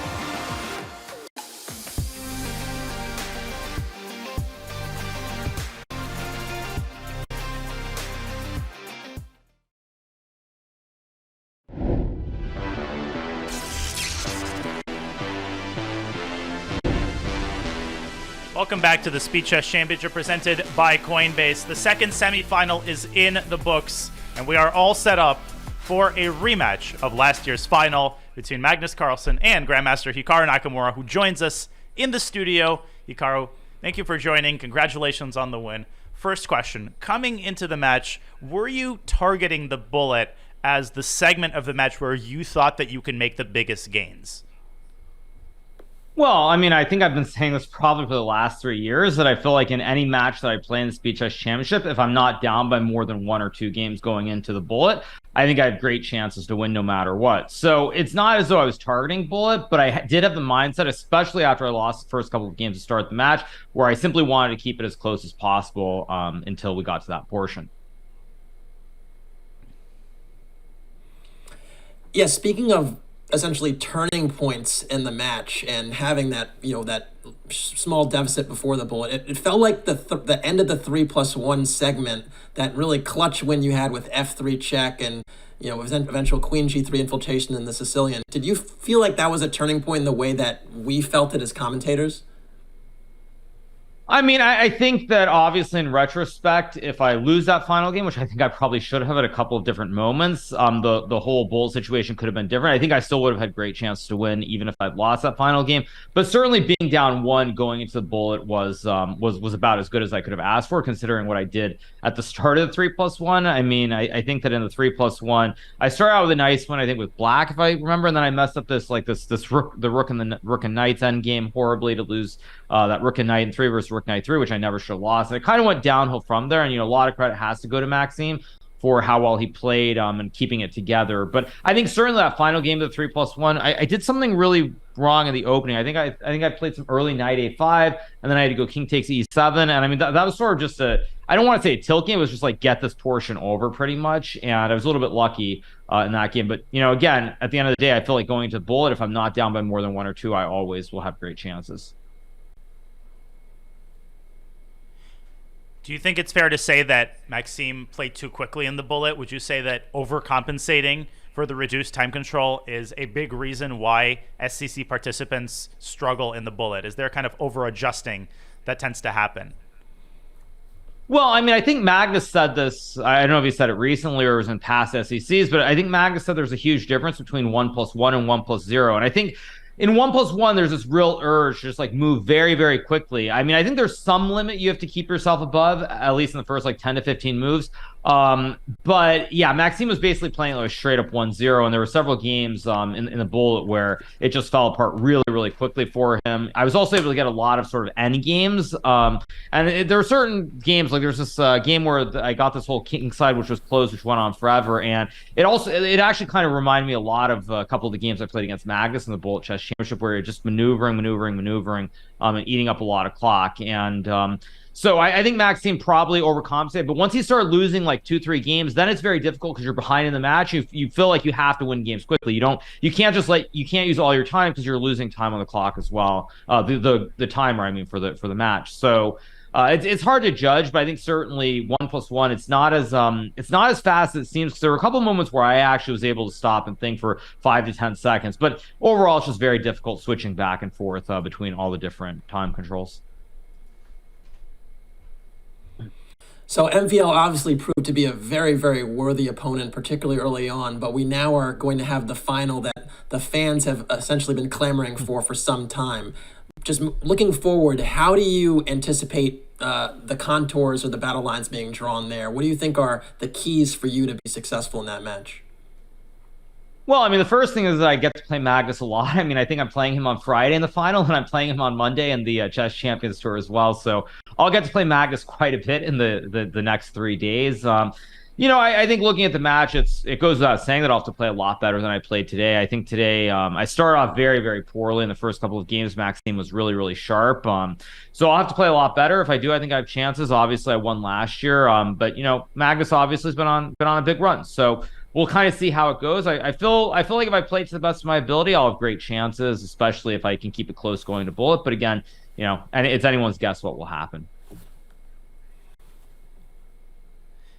Hikaru, we know you're streaming, so we won't keep you much longer. We have 2 quick chat questions before we let you recover and rest from the match. First one from the real Urethra Franklin. Do you agree with Magnus's claim that we're just better at chess than the others, quote unquote? Well, I mean, I think you have to put that into context. I think certainly in Bullet, it's proven to be true. You know, I think the one thing that I didn't say about the 1+1 is that probably more so than anything else, there's a certain intuition, like the moments when somehow I was able to sense when I needed to use time, the 1+1 was really, really critical today. And I think 2 or 3 of those games. And Magnus also has that ability where somehow he's able to like rein it in and he's able to think at critical moments. So I think in the 1+1, it's definitely, or 1+1 or 1+0, it's definitely true. I think as far as Blitz goes, I mean, maybe we're better on average, but I don't think the gap is that big. So I think that's slightly a little bit of an overstatement. Yeah, here's another question from the chat for you, Hikaru. Krishna21234 is asking, did the cap make a difference in performance? No, I don't think the cap made a difference at all. I think actually the only thing that made a little bit of a difference is like when I started out very well in 3+1, I know that there's a break every 30 minutes, but at some point I really need to use the bathroom very badly. And so I think like I played the C4, I think in the final game of that 3+1 before the break, and maybe even the game before that, where it's just like I was trying to move really, really quickly to get the games over with so I could go to the bathroom or we could get to the break at least. So that's maybe the one thing that made a difference. The cap definitely didn't, but those of you guys who are watching the streams in the early days, like late 2018 into early 2019, you probably will remember that cap because I have worn it before. So it's a hat that I thought would maybe be a little bit lucky for me. Probably didn't prove to be lucky, but I don't think it made that much of a difference. Oh, and actually, no, let me add one other point. The other thing I was going to say is, of course, the reason I wore the cap, of course, is because Magnus wore that ridiculous looking, was it a Puma cap or something the other day? So I felt like I had to do the same thing. Fair enough. Well, you mentioned 2018. I still remember Naka's knockouts, and the orange wall used to be a lot more barren. But how times have changed. Hikaru, we'll let you keep streaming. That was an amazing match. I just wanted to add, like, can I just add two more things, Dania? I just want to add 2 more things. Can I add 2 more things? Absolutely. Go ahead. I just want to add, I think when I look at the, when I look at these matches, all the matches against Magnus, of course, have been great, but I would say this match is right up there with the match against Ding Liren, of course, the epic battle I had. But there was also a match against Sergei Karyakin where I think I was down 1 game in the Bullet, maybe midway through the Bullet portion. It was also a really, really tight match. I don't even remember what year that was. But this match today was really a lot of fun. And then also the other thing I was going to say is, there's a very famous Steve Jobs quote, which is you can basically connect the dots looking backward, but you can't connect them looking forwards. And I was thinking it's kind of ironic that I think it was the 2017 Speed Chess Championship Finals held, I believe, in January of 2018. That actually, when I played Magnus in that match, I did play that basically in front of a live crowd of I think maybe like 100 people in South Africa. And it's kind of ironic in a way that was sort of a prelude to what everything would go on to become. So. It's just thinking about all the matches against Magnus, thinking about how I actually played on a computer in front of people. It's been an amazing ride. So it's just been a lot of fun playing the SCC, and looking forward to the next match against Magnus on Friday. Well, it's been amazing to watch you play, and it'll be an epic rematch from last year. Hikaru, have a good rest of your stream, and thanks again for joining us for the interview. All right, see you guys. Bye. Take care.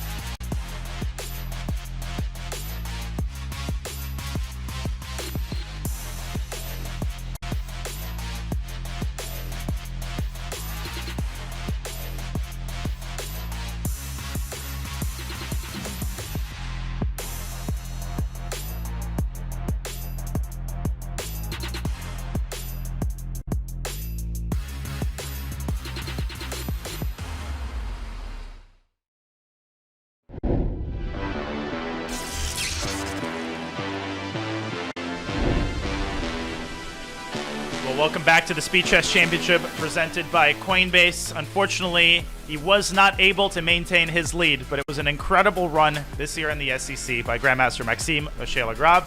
And Maxime joins us in the studio. We really appreciate it. Maxime, can you take us through what went wrong in the bullet? You were playing an incredible match.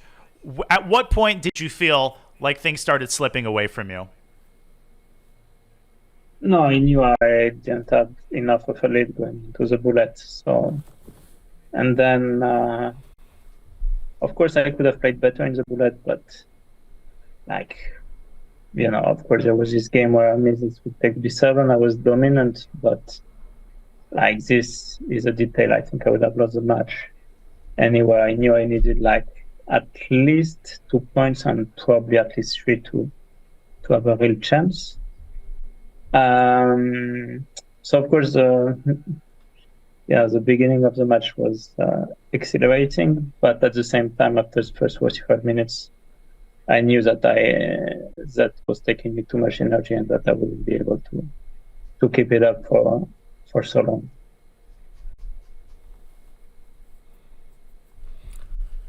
Maxime, first of all, thank you for just incredible match you just treated us to. It was just incredible to watch and commentate. We kind of felt like that last game, the 3+1 portion, was a huge turning point game, and there was this really interesting position where you went for f4, which we found was this incredible kind of positional pawn sacrifice where you wound up taking with I believe the g pawn, and then the knight was kind of stranded on g6. How did you rate your chances there after f4, and did you kind of feel that was a turning point in the match as well? No, it was blunder. I simply missed that gf was possible because I thought it's knight f4 and then knight f4 and e5 somehow, and for some reason I forgot that the knight on g6 was protecting the pawn. Otherwise, of course, keep things slow, probably make a draw, and but again, +2 in the bullet, I don't think it would have been enough. But of course, it would have been much better than +1. I mean, this kind of crushed me. Of course, there was but you can take individual moments. Of course, the last game of the 5+1 was a crazy one to lose. But overall, I think Hikaru won it comfortably in bullet, and I do think it deserves a win overall. That's not even a question. Gotcha.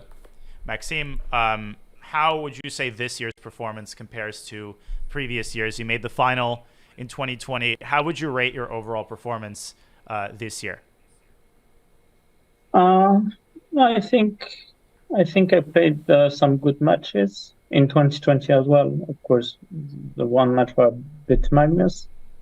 But I think this match against Hikaru I played similarly well as against Magnus. Of course, maybe in the 1+1 I was playing better, but at the same time, I feel like at least in bullets, Hikaru is a very bad matchup because it does everything a bit better than me. There's not something I'm better at than him in bullet. Normally it would be small tactics, but okay. Against Hikaru, there's no chance. Against Magnus, it's different. He can be much better in other things, but I have at least this one thing that I can use. Against Hikaru, I didn't have any answer in the bullet section. I was very happy with how I played in the blitz. I knew that if I had managed to keep the level I had in the first 45 minutes, it would have been very interesting, but that was not realistic. Well, Maxime, even though the match didn't go your way, it was fascinating to watch. You were leading throughout, and congratulations on an excellent performance this year in the SCC. And thanks for joining us. We'll let you take your well-deserved rest. Yeah, thank you. Bye. Maxime Vachier-Lagrave, ladies and gentlemen, he made it to the semifinals, but he was unable to supersede the big boss of them all, Casa. Nonetheless, he should hold his head up high he played an amazing match. No question about it. This match came down to the very last segment, and yeah, as MVL said, he felt like he probably needed a little bit more of a lead going into the bullet segment to really press Naka, and that seems to be the story of the match. And another story, the blunders, right? Single-digit blunders. I've been keeping an eye on that throughout the matches, and most of the time that one player has single-digit blunders, they end up winning the match. Hikaru played clean chess. He didn't always play the kind of chess that we're used to him playing, but at the end of the day, you have to beat him 3 times in the 5-minute portion, the 3-minute portion, and the bullet, and MVL was only able to check 2 of those boxes. Well, Casa, you know what box we are going to check? The box that says Hikaru versus Carlsen match, please. And we're going to be checking that box on Friday. Let's look at the bracket. Wow, we had quite the journey, didn't we? We had Naka essentially take down Yu Yangi, Caruana, MVL, and now as I'm calling the El Clasico, Nakamura Carlsen. Just we're getting the final that everyone clamored for, and it's going to be so fun. Mark your calendars, ladies and gentlemen, for 2 o'clock, 2 p.m. New York time, 11 a.m. in San Francisco, and 8 p.m. over in Central European Standard Time. Hikaru Nakamura will take on Magnus Carlsen in a rematch from last year's SCC final. This will be unmissable action. We anticipate it to be one of the most viewed chess events of the year, maybe of all time, and for very good reason. Who can miss a matchup of these two players, Casa, especially when they're in incredible form? And both of these players have demonstrated amazing form in this year's SCC. It's appointment viewing. I mean, I've said this before, I'll say it again. It's appointment viewing, and we basically were treated to 2 really masterful bullet segments between yesterday with Magnus and today with Hikaru. And these guys are the fastest players. They are also the best players. And yeah, it's just going to be such a treat, and I have no idea which way it's going to go. Neither do I, and neither does anybody. And folks, unfortunately, the time has come for us to wrap up the semifinals of the SCC. But once again, the best part is yet to come on Friday. I'm going to pass it off to you, Costa, one more time for your final thoughts. But before I do, we wanted to make a little bit of a PSA to all chess clubs. You are eligible to participate in Judith Polgar's #ChessConnectsUs Championship. Clubs from all over the world are invited to nominate 4 players to compete in the online event on October 14th. For the chance to win prizes from Chess.com, Chessable, and Judith Polgar herself. Join us in celebrating the game that connects us all. Use !ChessConnects, that's !ChessConnects in chat to learn more. And on that note, Casa, I'll wrap up the show, but back to you one more time for your concluding thoughts on this epic display of bullet chess from Hikaru Nakamura. Well, first and foremost, I just want to thank you, Danya, for being just an excellent partner here in the commentary booth today. It was so much fun. Secondly, our viewers, always a pleasure to have you with us. And last but not least, it's really a beautiful thing when we have the best players in the world competing against one another in, a diverse set of formats. And that's what we have in the SCC. And that's basically what we're going to have on Friday. So really stay tuned to that match. It's going to be a lot of fun. And the whole chess world will be watching. Casa, it was likewise a great pleasure to commentate this match with you and to have courtside seats to some of the best action that we can find on the internet. Folks, we thank everybody in the chat on Twitch and YouTube, all 15,000 plus of you and our amazing team of producers working behind the scenes, particularly Hala, for making our job much easier. Folks, you were watching the Speed Chess Championship presented by Coinbase. It's Carlsen versus Nakamura in the finals, Friday at 2 p.m. And for now, we bid you a very pleasant rest of your Wednesday. We'll see you on Friday for the SCC finals. Goodbye.